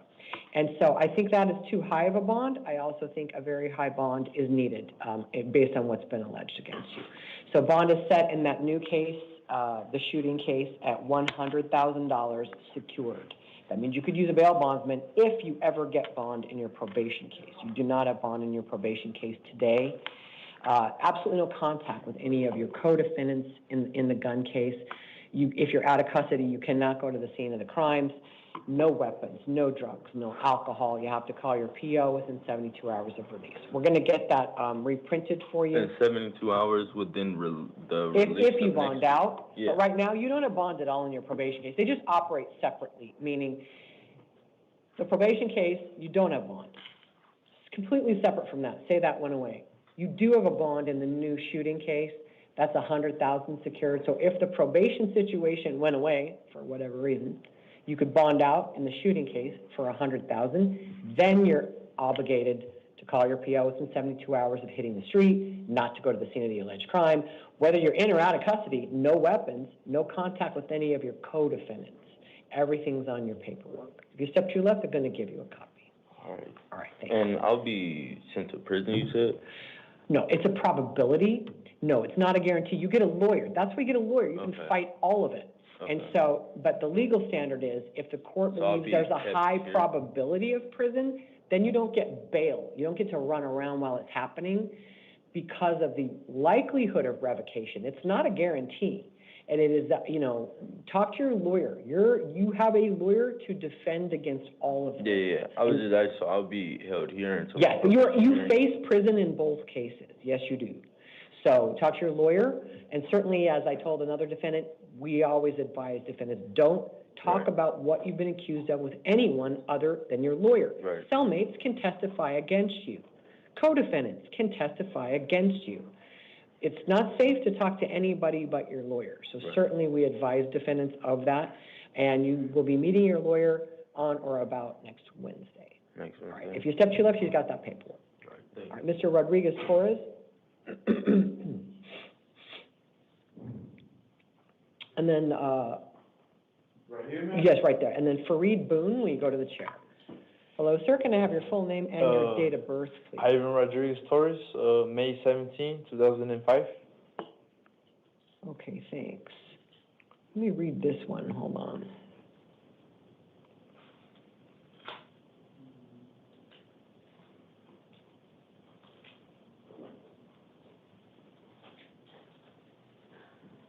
Is that your name, Your Honor? Jane? My name is Commissioner McLaughlin. You're not invited to call me by my first name. That would be disrespectful. It's not my ego. It's that it's important that you Exactly. respect the court. I'm not your teacher. Exactly. We're not friends. I'm your judge. Exactly. Jane. Okay. You can call me Your Honor, Your Honor, Judge, or Commissioner. Your Honor. All right. One of those. Pick Sounds one. good. That Your all Honor. three of those apply. I apologize. It's okay. I'm not mad. No, I'm not mad. I realize that you just don't understand. Yeah, It's fine. I haven't been. Like I said, it's not about my ego. It's about respect for the court. Exactly. And one of my jobs is to promote respect for the court and the legal system. Exactly. So, in any event, I don't, people call me Miss all the time, which I think is funny. I'm like, do you think you're in elementary school? Do you think that I don't have the legal authority? Not at this hearing, but if I were doing a different hearing, I can send people to prison. I have the legal authority if I were assigned to a case to sentence people to death. That's not your case. I'm just saying. People don't understand the legal system. No, yeah, I It's like, understand you. I would not allow anybody to call me by my first name in the courtroom because it's very important that this be respected. Yes, sir. I don't make anybody call me anything outside of it. It's not my ego, so you don't have to apologize. It's okay. All righty. And it doesn't mean I'm not about to give you a bond, because I am absolutely contemplating that. So, 1 second. I just want to, I'm reading this in light of. Yes, Your Honor. All right. All righty. 517 of 05. Yeah, Okay. 51705. You're here on a new case. You are accused of discharging a firearm at a residential structure. It is a Class 2 felony. Discharging a firearm in the city limits and disorderly conduct with a weapon. Those are both Class 6 felonies. There is probable cause for all of those, and I am appointing a lawyer to represent you. Yes, Your Your Honor. next court dates will be a status conference, Wednesday, May 13th at 8:30 in the morning. Preliminary hearing, May 15th at 8:30 in the downtown Superior Court. Now, I was rereading your probable cause in light of the prior case because there are some similarities and some differences. In your case, I'm going to set a $75,000 bond, not $100,000, because in your case, you don't have the prior that he has. There is a strong weight of evidence against you, which means that the state alleges that they have a good case against you. That's very far from being convicted. You have the right to go to trial. It has to be proven beyond a reasonable doubt. I'm not telling you you will be convicted. I'm saying if the state has the evidence that they have, it seems like they might have a good case against you. And I which think both increases the risk that you will flee to avoid a prison sentence, because these are at least one of these is a prison mandatory charge, and or that you are in fact dangerous in the community. What they've alleged is also closer to shockingly reckless, unbelievably stupid behavior, as Yes. opposed to, well, that also applies to what the prior defendant is accused of, but his was more intentional and deliberate. He's accused of being a member of a shootout. That is your exact case. So weighing those facts, I don't believe you need as much bond, but on these facts, bond is warranted. So I'm going to set $75,000. It is secured. Correct. He got 100. You have to post bond to be released. It's If okay. you post bond. I won't be able to post it, Okay, but so listen, okay? Okay. You don't go anywhere near the scene of the crime. Uh-huh. No contact with any alleged victims, witnesses, or arresting officers. And no weapons, no drugs without a valid prescription, no alcohol. Right now, the victim absolutely includes the person who has shrapnel in the leg. Police say right now that person says does not desire prosecution. That is not up to him or her. That person can be forced to participate by the state in a prosecution. So absolutely no contact with them, whether you are in or out of jail. Yes, I can't yes, ma'am. overemphasize, Mr. Rodriguez, you face a potential prison sentence in this case. How long With your can I release ask, Your Honor? condition. Yes. Oh, how long? Yeah, can I ask, Your Honor? Well, on a Class 2, a presumptive is 5 years, but talk to your lawyer, because if it is alleged as a dangerous offense, it goes up.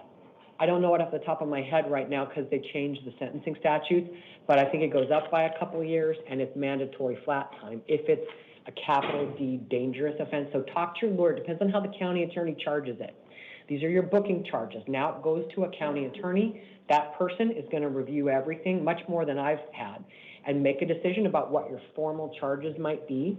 You'll meet with your lawyer next week, and you can go over what the formal charges are. You'll get police reports, you'll get the charges, you'll get the lay of the land with your lawyer. All that happens next week. Okay. So in the meantime, just don't violate release conditions, meaning even from jail, don't try calling people. Okay. Don't, witness tampering or any of that. No contact with any alleged victims, and that 100% includes the person with shrapnel in their leg. Yes, Your Honor. Everything is in your paperwork. If you step to your left, I'll give you a copy of that. Okay. All right, thank you. Thank you so much. Mr. Boone, Fareed Boone. And then Crystal Ornelas, we go to the chair.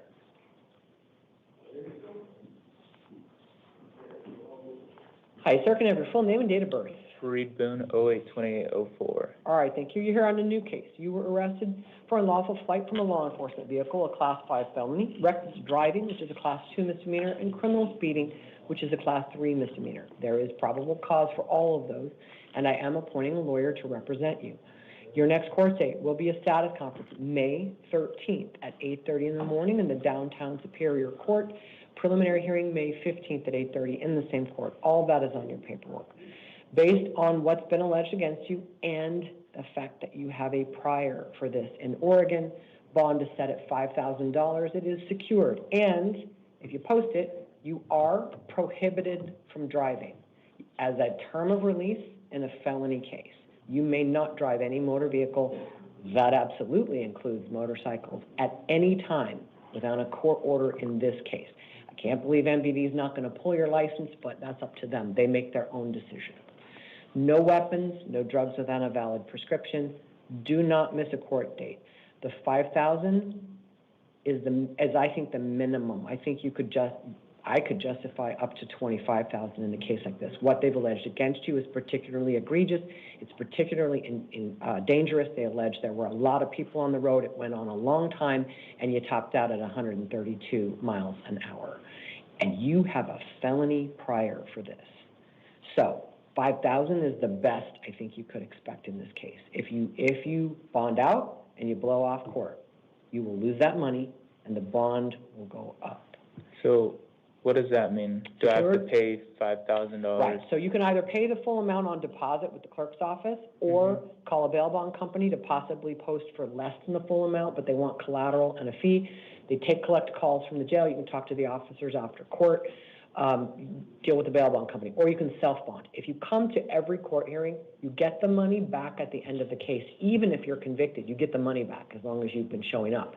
If you miss a court date, we put that into bond forfeiture. We put out a new warrant for you. Most judges typically, at a minimum, double the bond. Some go higher, depends. Okay. So everything's on your paperwork. And if you step to your left, they're going to give you copies. Thank you. Ms. Ornelas, Crystal Ornelas, and then Joshua Olson, we go to the chair.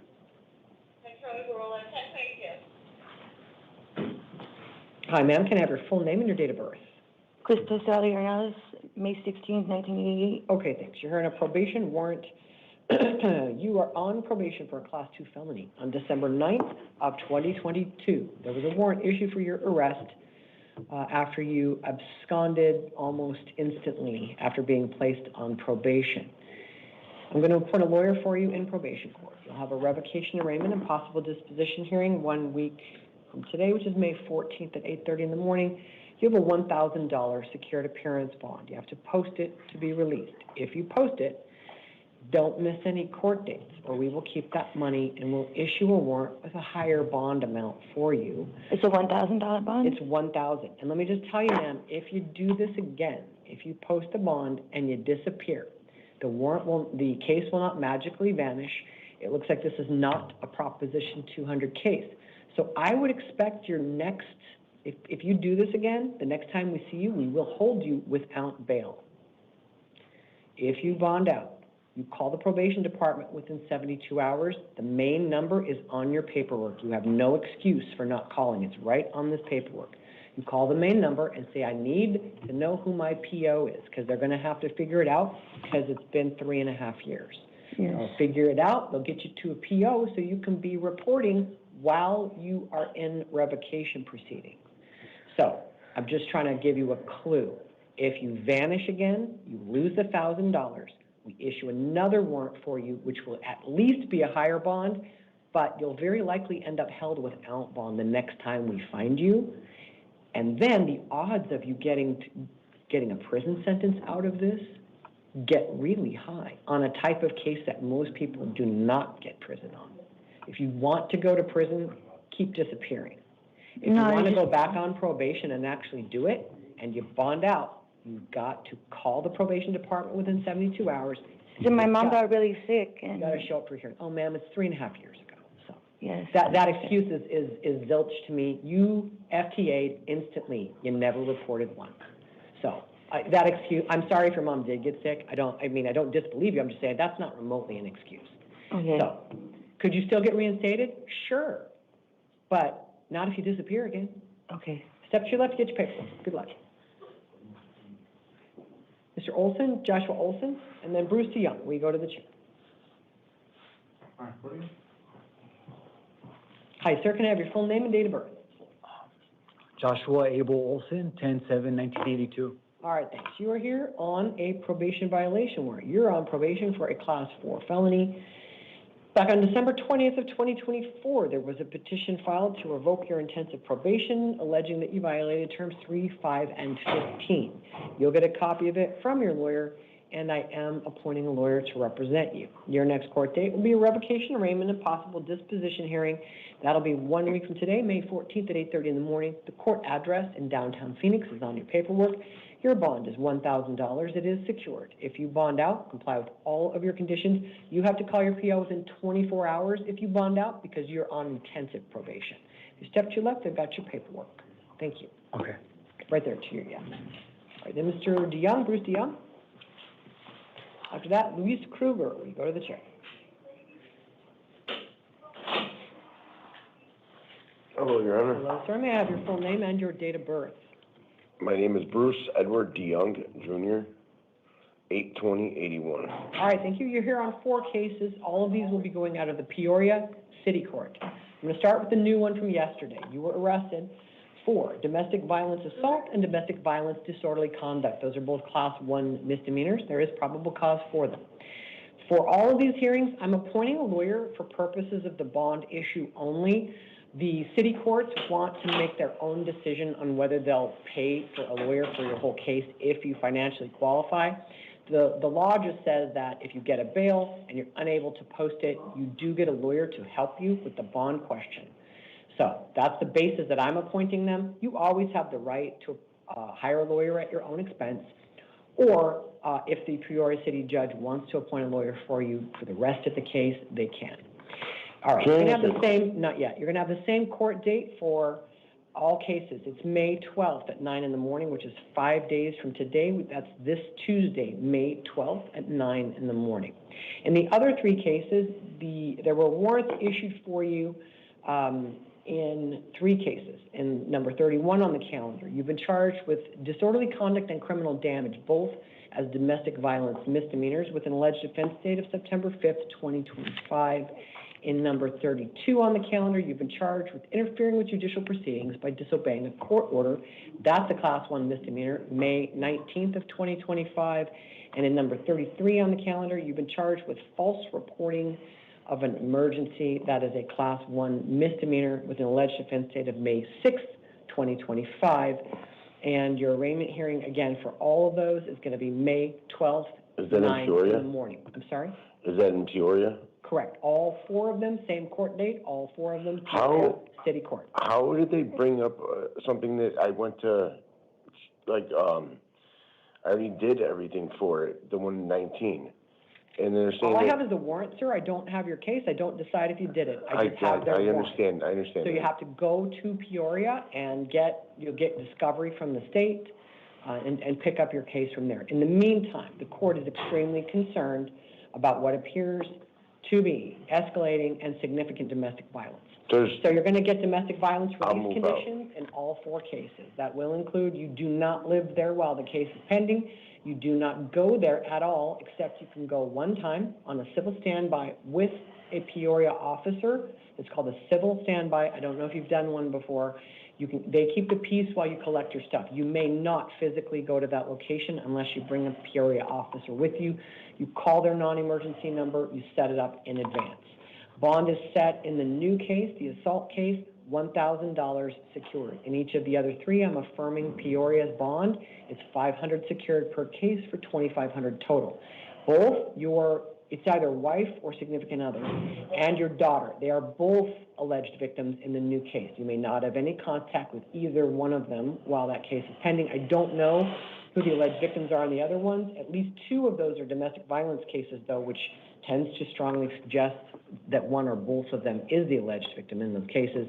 I don't know, because the interfering with the judicial proceedings, that's probably violation of an order of protection. Right now, I don't really have any information on that. So you can't have any contact with the alleged victims in those cases. I'm just making you aware. It's in your paperwork. In the new case, the victims are your wife/significant other and your daughter who called the police. No contact with either one of them. Don't respond to contact from them. No weapons, no drugs, absolutely no alcohol. And you must obey the terms of any and every order of protection that's been served on you. So everything is on your paperwork. If you step to your left, they'll give you a copy of that. Thank you.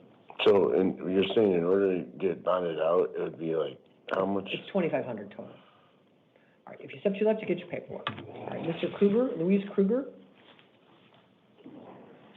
And then Victor Rodriguez Soto, will you go to the chair?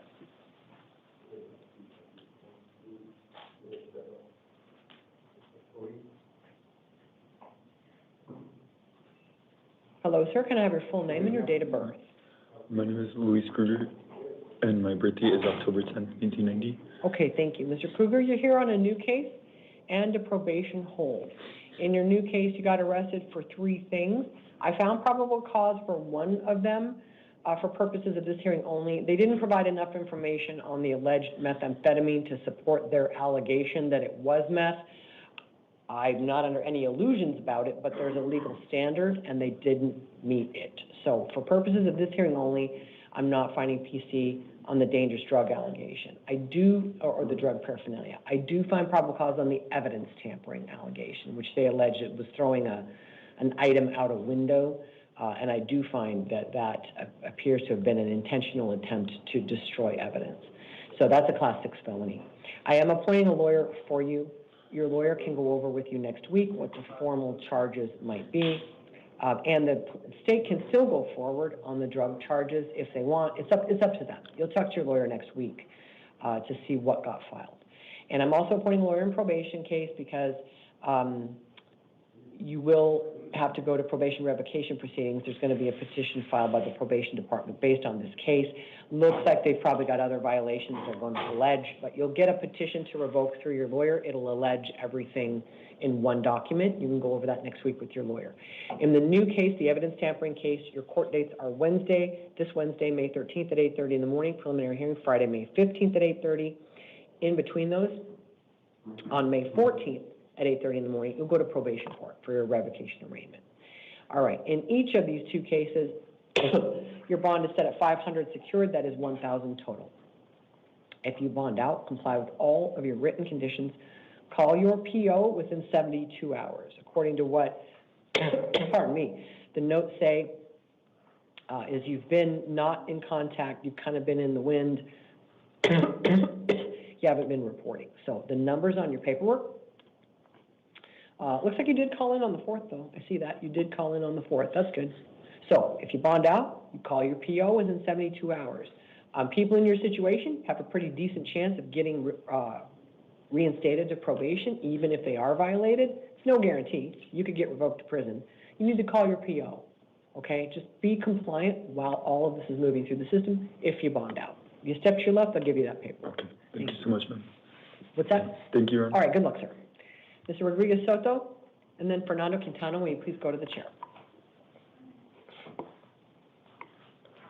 All right. Hi, sir. Can I have your full name and date of birth? Hi, Your Honor. Yes, ma'am. Victor Rodriguez Soto. Okay, thanks. You're here on a new case. You got arrested for aggravated driving under the influence of drugs. It's a Class 4 felony, and there is probable cause for it. But no, I was not drinking. I was not on drugs. I was Okay, nothing. that's just what they allege. They put me over for suspicious DUI. Yeah, okay. Okay. So, Mr. Rodriguez, let me give you a spoiler alert, okay? Yes, ma'am. I'm going to release you with drug and alcohol testing. I'm going to give you a little bit of important information that you need to know. So I want you to stop panicking about whether you're going to get out. I'm actually planning to release you.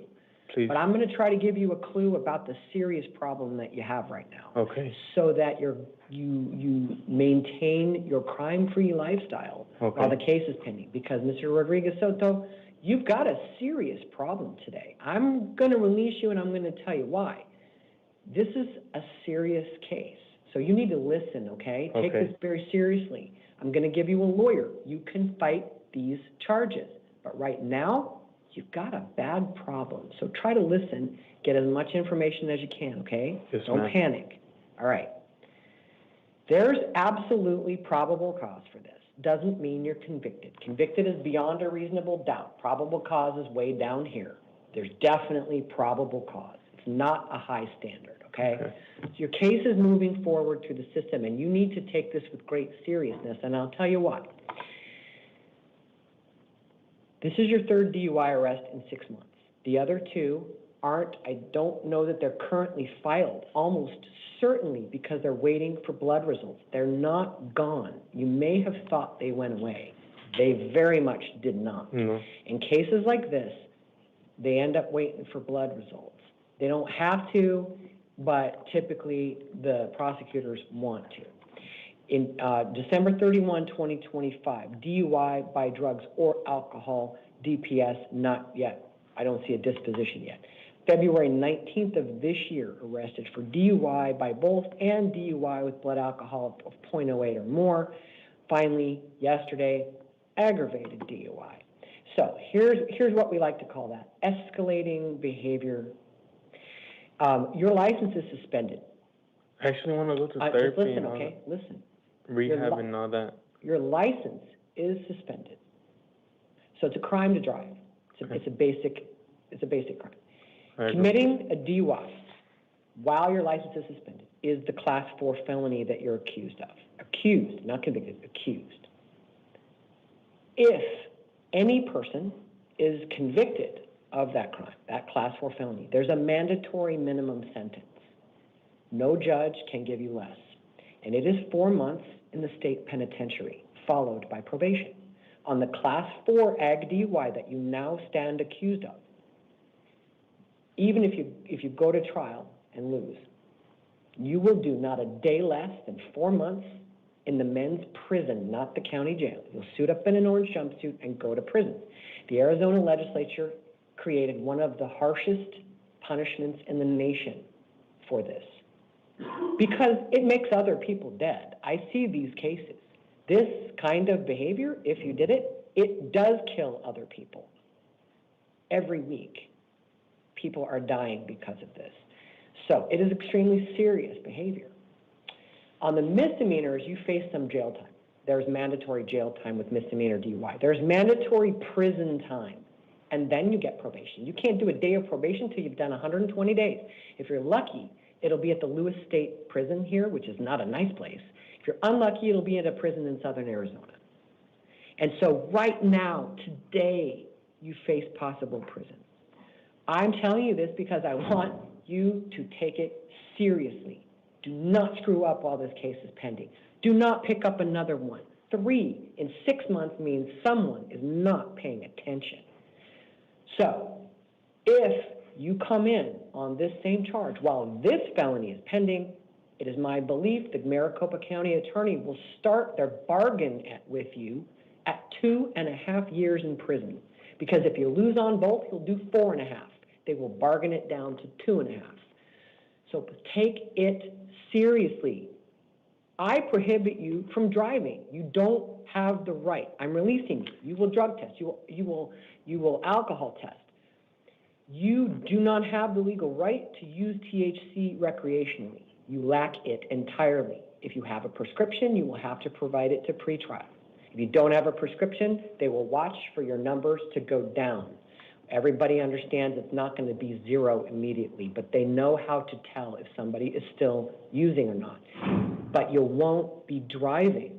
I forbid you, and this is a felony case. Also, you don't have a valid license right now. You lost it because of the administrative suspension from the earlier DUI arrest. So you will not be driving. You will not be using illegal drugs. It's illegal for you to drink. So on that basis, as long as you comply with that, I think it's safe to release you. You can't kill anybody with a car if you're not driving, so don't drive. No. And take this with the greatest of seriousness. Go to court. Talk to your lawyer. The county attorney has negotiating power. Whether they choose to negotiate with you or not depends a lot on how much they perceive you as a risk. Don't get perceived as a risk. Don't miss court dates. Don't fail to go test for pretrial. Do what everybody's telling you to do if you want to be in the best position to negotiate. You can fight the case. You can absolutely fight it. Say, I'm not negotiating, I'm fighting my case. That's your legal right. And But don't think you don't have a problem. You have a problem. And They may well wait for blood. I don't want to hold you when they're probably going to wait for blood too. So even if your case goes away right now because they're waiting for blood, it's not gone.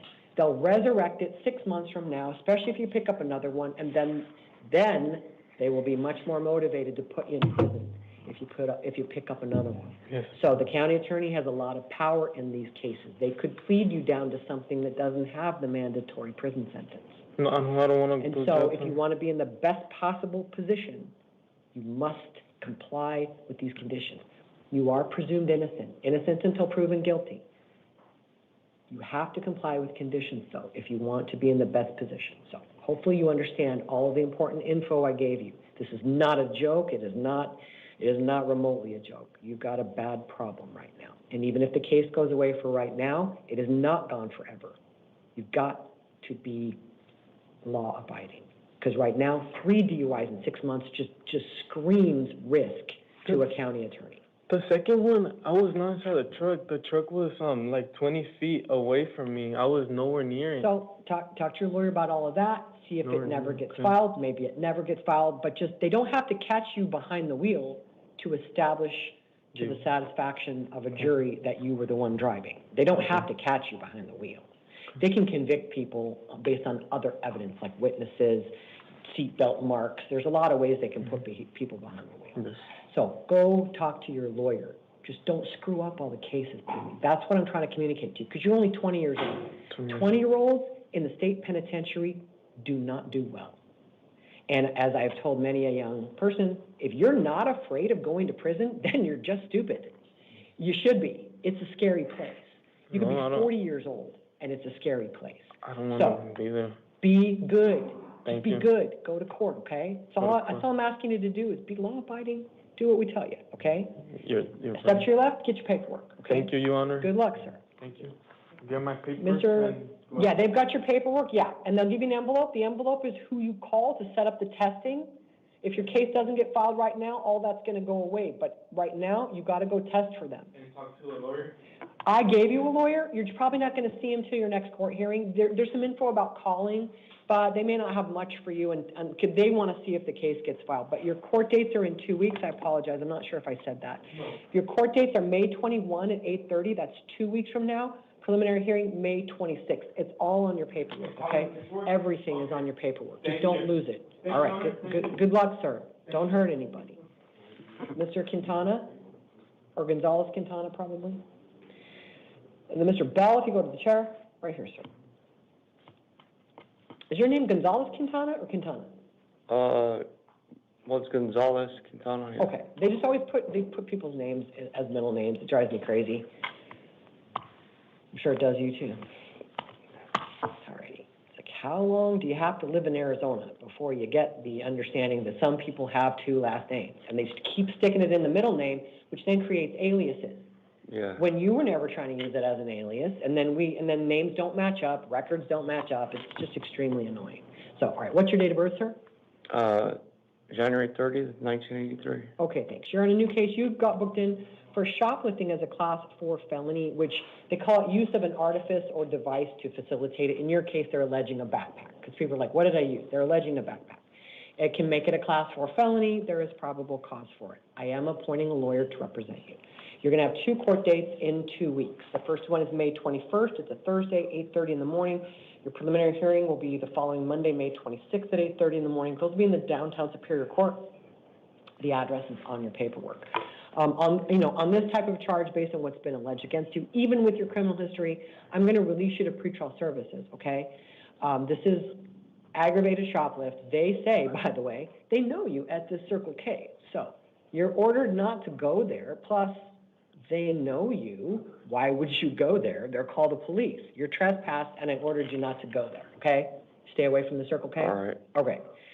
Go to court, talk to your lawyer. Because of your priors, you could face prison for this. Now, whether the county attorney is motivated to put you in prison for $27.52 worth of stuff, I don't know. But I'm saying if you don't show up for court, they might feel very motivated to do that. So go to court, talk to your lawyer. You can defend this case. But if you don't show up, you're getting a warrant and you're getting a bond. You can't have this many priors and FTA and we just go, oh, it's good, you can have a do-over. There won't be any do-overs. You'll just get a bond. So if you want to be out of custody, go to court. Talk to your lawyer. Stay away from that Circle K. Okay? All right. All right. If you step 2 left, get your paperwork. Mr. Bell? And then Antonio Kabamba, sorry.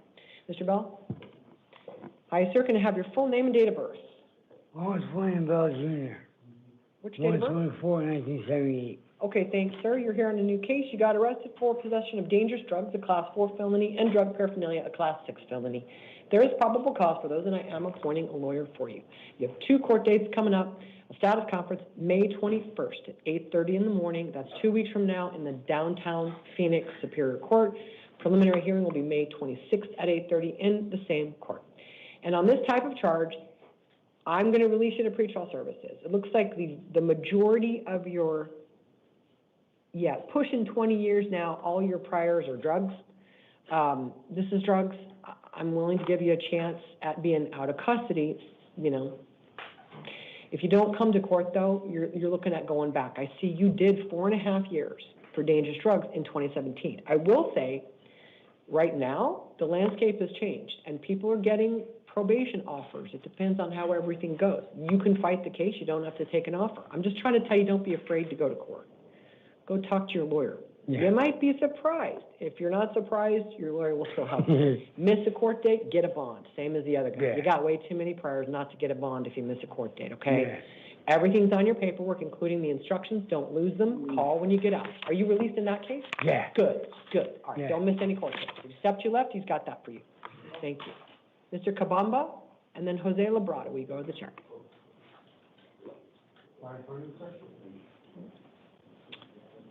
All right, sir, can I please have your full name and your date of birth? Antonio Kabamba, 05/08/1967. Okay, thank you. You're on a new case. You were arrested for disobeying a court order. It's a Class 1 misdemeanor. There is probable cause for it. I'm not appointing a lawyer for you at this time because I'm not going to hold you on any bond. You have the right to hire one or to represent yourself. And your arraignment hearing is going to be May 27th in the Goodyear City Court. The address is going to be on your paperwork. And I'm going to release you. You really don't have any criminal history, and you're not accused of hurting anyone. You're just accused of going where you were ordered not to go.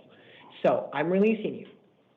You can't go to the scene of the alleged crime. You can't have any contact with the alleged victim. That's whoever has the order of protection against you. No contact with them. They're now a victim in a criminal case. So violating that order of protection is a misdemeanor. Violating my no contact order might be a felony. So be very careful to comply, okay? If you hire a lawyer, bring them with you, or you can go on May 27th. It's May 27th, 1 in the afternoon. That's 3 weeks from now. If you hire a lawyer, bring them with you, or you can go and meet directly with the prosecutor. You'll receive police reports. You'll be able to negotiate it with them if you want. You can represent yourself, or if you do hire a lawyer, bring them with you. In the meantime, don't violate the order of protection. Don't violate my orders. Those include, and I order this in all domestic violence cases, no weapons, no alcohol, no drugs without a valid prescription, okay? Everything you need to know is on your paperwork. Will you comply with that and come to court? Thank you. I'll do that. Okay, all right, then everything you need to know is on your paperwork. You step to your left, this gentleman has that for you. Thank you. Thank you.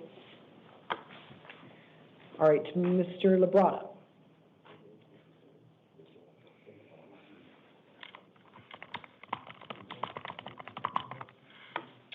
Hi, sir.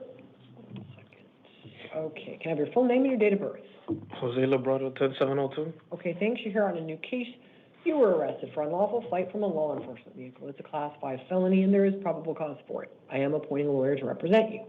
Your status conference will be May 21 at 8:30 in the morning in the downtown Superior Court. Preliminary hearing May 26 at 8:30 in the same court.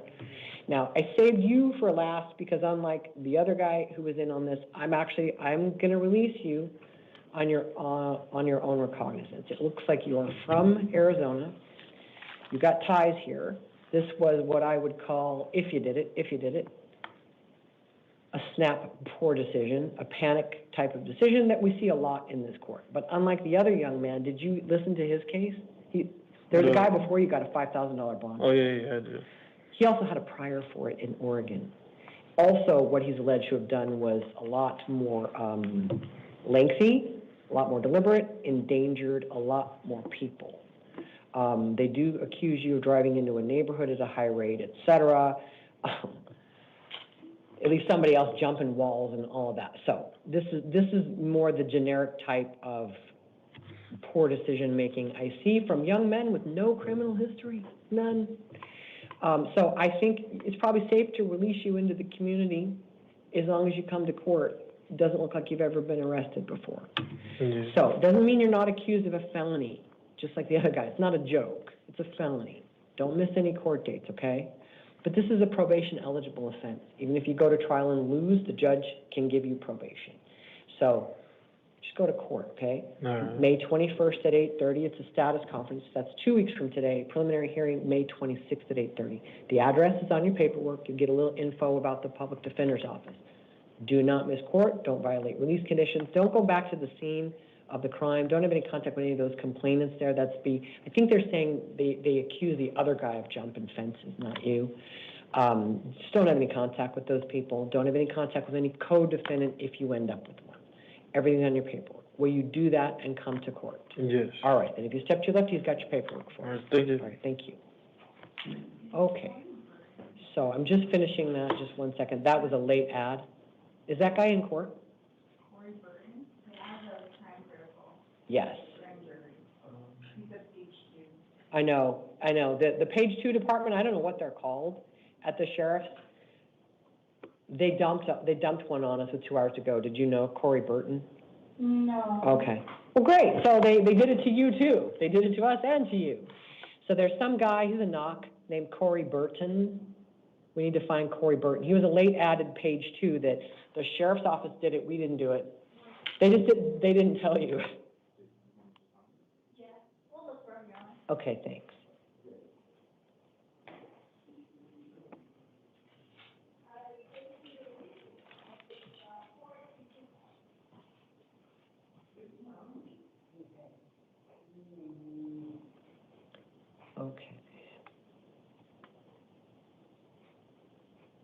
Okay, it's signed. All right. So I did receive information prior to court from the sheriff's office that John Fox and Matthew Valdez were not safely able to be brought into court for these hearings because they've been isolated as potential risks of danger to themselves or others. So I'm going to go conduct their initial appearances in person back in the cell block immediately after this recording. I'll advise John Brian Fox II, born 8/9 of 1960, that he's here on 2 matters. One is a new case, one is a traffic warrant. In the new case, he was arrested for dangerous drug possession of Class 4 felony. There is probable cause for it, and I am appointing a lawyer to represent him. I'm going to give him a status conference May 13th at 8:30 in the morning in the downtown Superior Court, and a preliminary hearing May 15th at 8:30 in the same court.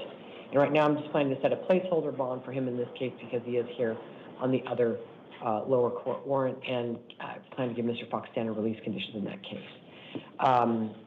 The Santan Justice Court issued a warrant for his arrest in a DUI by drugs case. It is a pretrial failure to appear. It was issued March 9, 2026. It's not the first warrant in this case. So I'm going to give him an arraignment hearing May 12th at 8:30 in the morning in the Santan Justice Court. From court records, it appears he does already have counsel appointed.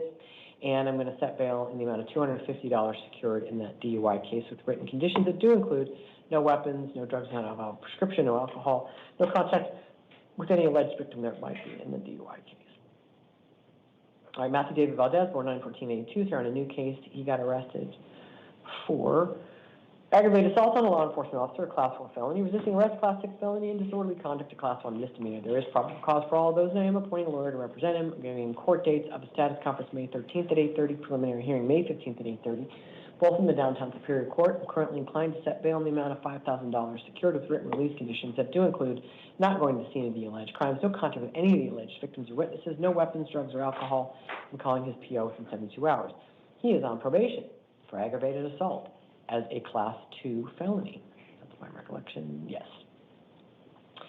And there was a petition to revoke filed back on April 24th. It alleges that he violated terms 6, 7, 11, and 12. I'll let him know he'll get a copy of that from his lawyer. I am appointing a lawyer for him in probation court. His revocation arraignment and possible disposition hearing will be May 14th at 8:30 in the morning in the downtown probation court. And considering the new term 1 case and the pending allegations and the nature of the crime he's on probation for, this court believes he will in all reasonable probability be revoked to prison in his probation case. So he is not granted bail today pursuant to applicable rules stated in my order. If anything changes after I conduct these initial appearances for Mr. Fox and Mr. Valdez back in the cell block, I will update my written order. My final written order will contain the court's ultimate decision. The court is not intending to update this recording unless I have a specific reason to do so. All right, then we're just waiting for Mr. Burton, right? Do you want to go do house calls when we find him? We can make it. Or do you think he's coming quickly? I don't want. Last time I know she was getting people ready. Okay, so probably we could do the house calls? Okay. All right, we're going to do the house calls.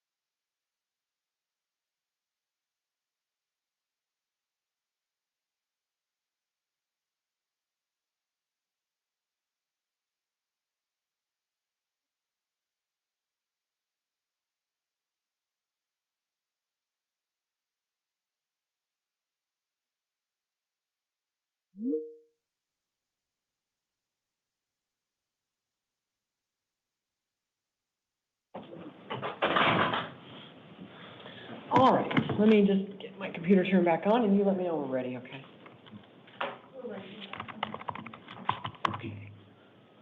All right, sir, can you please give me your full name and date of birth? Corey Burton, 4/20/88. Okay, thank you. And Mr. Burton, since you weren't in court at the start of the hearing, I do need to advise you of 2 important rights that you have. One is the right to remain silent in a criminal case. The other one is the right to the assistance of a lawyer. And I am about to appoint a lawyer for you in this case. You've been indicted by a grand jury on 5 counts of voyeurism as Class 5 felonies. The alleged offense dates are listed as February 6th, February 7th, and 3 allegations on February 8th of this year. All right, you'll get a copy of the indictment and police reports from your lawyer. I am appointing a lawyer for you in this case. I don't know if you have other open felony cases. If you do, it should all end up with the same lawyer. Okay. You need to go be arraigned on this indictment, and that's going to be 1 week from today, which is Thursday, May 14th, 8:30 in the morning in the downtown Superior Court. I am affirming the bond set by the judge who issued the grand jury warrant. That is $75,000 cash only. And if you post a bond, you'll be on an electronic ankle monitor under the supervision of pretrial services. That's actually required by law for any felony violation of Chapter 14. Which these all are. Let me double check that I got it right. Yes, okay. All right, so you do have other written release conditions. Those include whether you're in or out of custody, no contact with any alleged victim in the case, don't go to the scene of the alleged crimes. If you're out of custody, no contact with any witnesses or arresting officers, no weapons, no drugs, no alcohol. Everything you need to know will be on your paperwork, and you'll be back in court next week for your arraignment. If you step to your left, they have that for you. Okay. right, Am I allowed thank to ask one question? Sure. So I already have a lawyer. It's the same issue. They Is just, this a re-indictment of an existing case? yeah, or so you knew about will it it? all just go to my current lawyer then? Yes, if you Okay. already have a lawyer appointed in a same or similar type of case, it'll go to them. If, for example, it was a drug case, then I'd say, no, the drug case will probably go to a more specialized lawyer. But if you already have a lawyer that specializes in this case type, I believe this will go straight to them. Okay. Yes, and then you can meet with them about it, about your total circumstance. Okay, thank you, I appreciate it. Yeah, no problem. If you step to your left, I'll give you that paperwork. All right, then we are going to stand in recess because I'm going to go see Mr. Valdez and Mr. Fox. But just for anybody checking the recording for them, I made the record about their house calls about 5 minutes ago on the prior FCR for this. Okay, all right, now we're in recess till 2 p.m.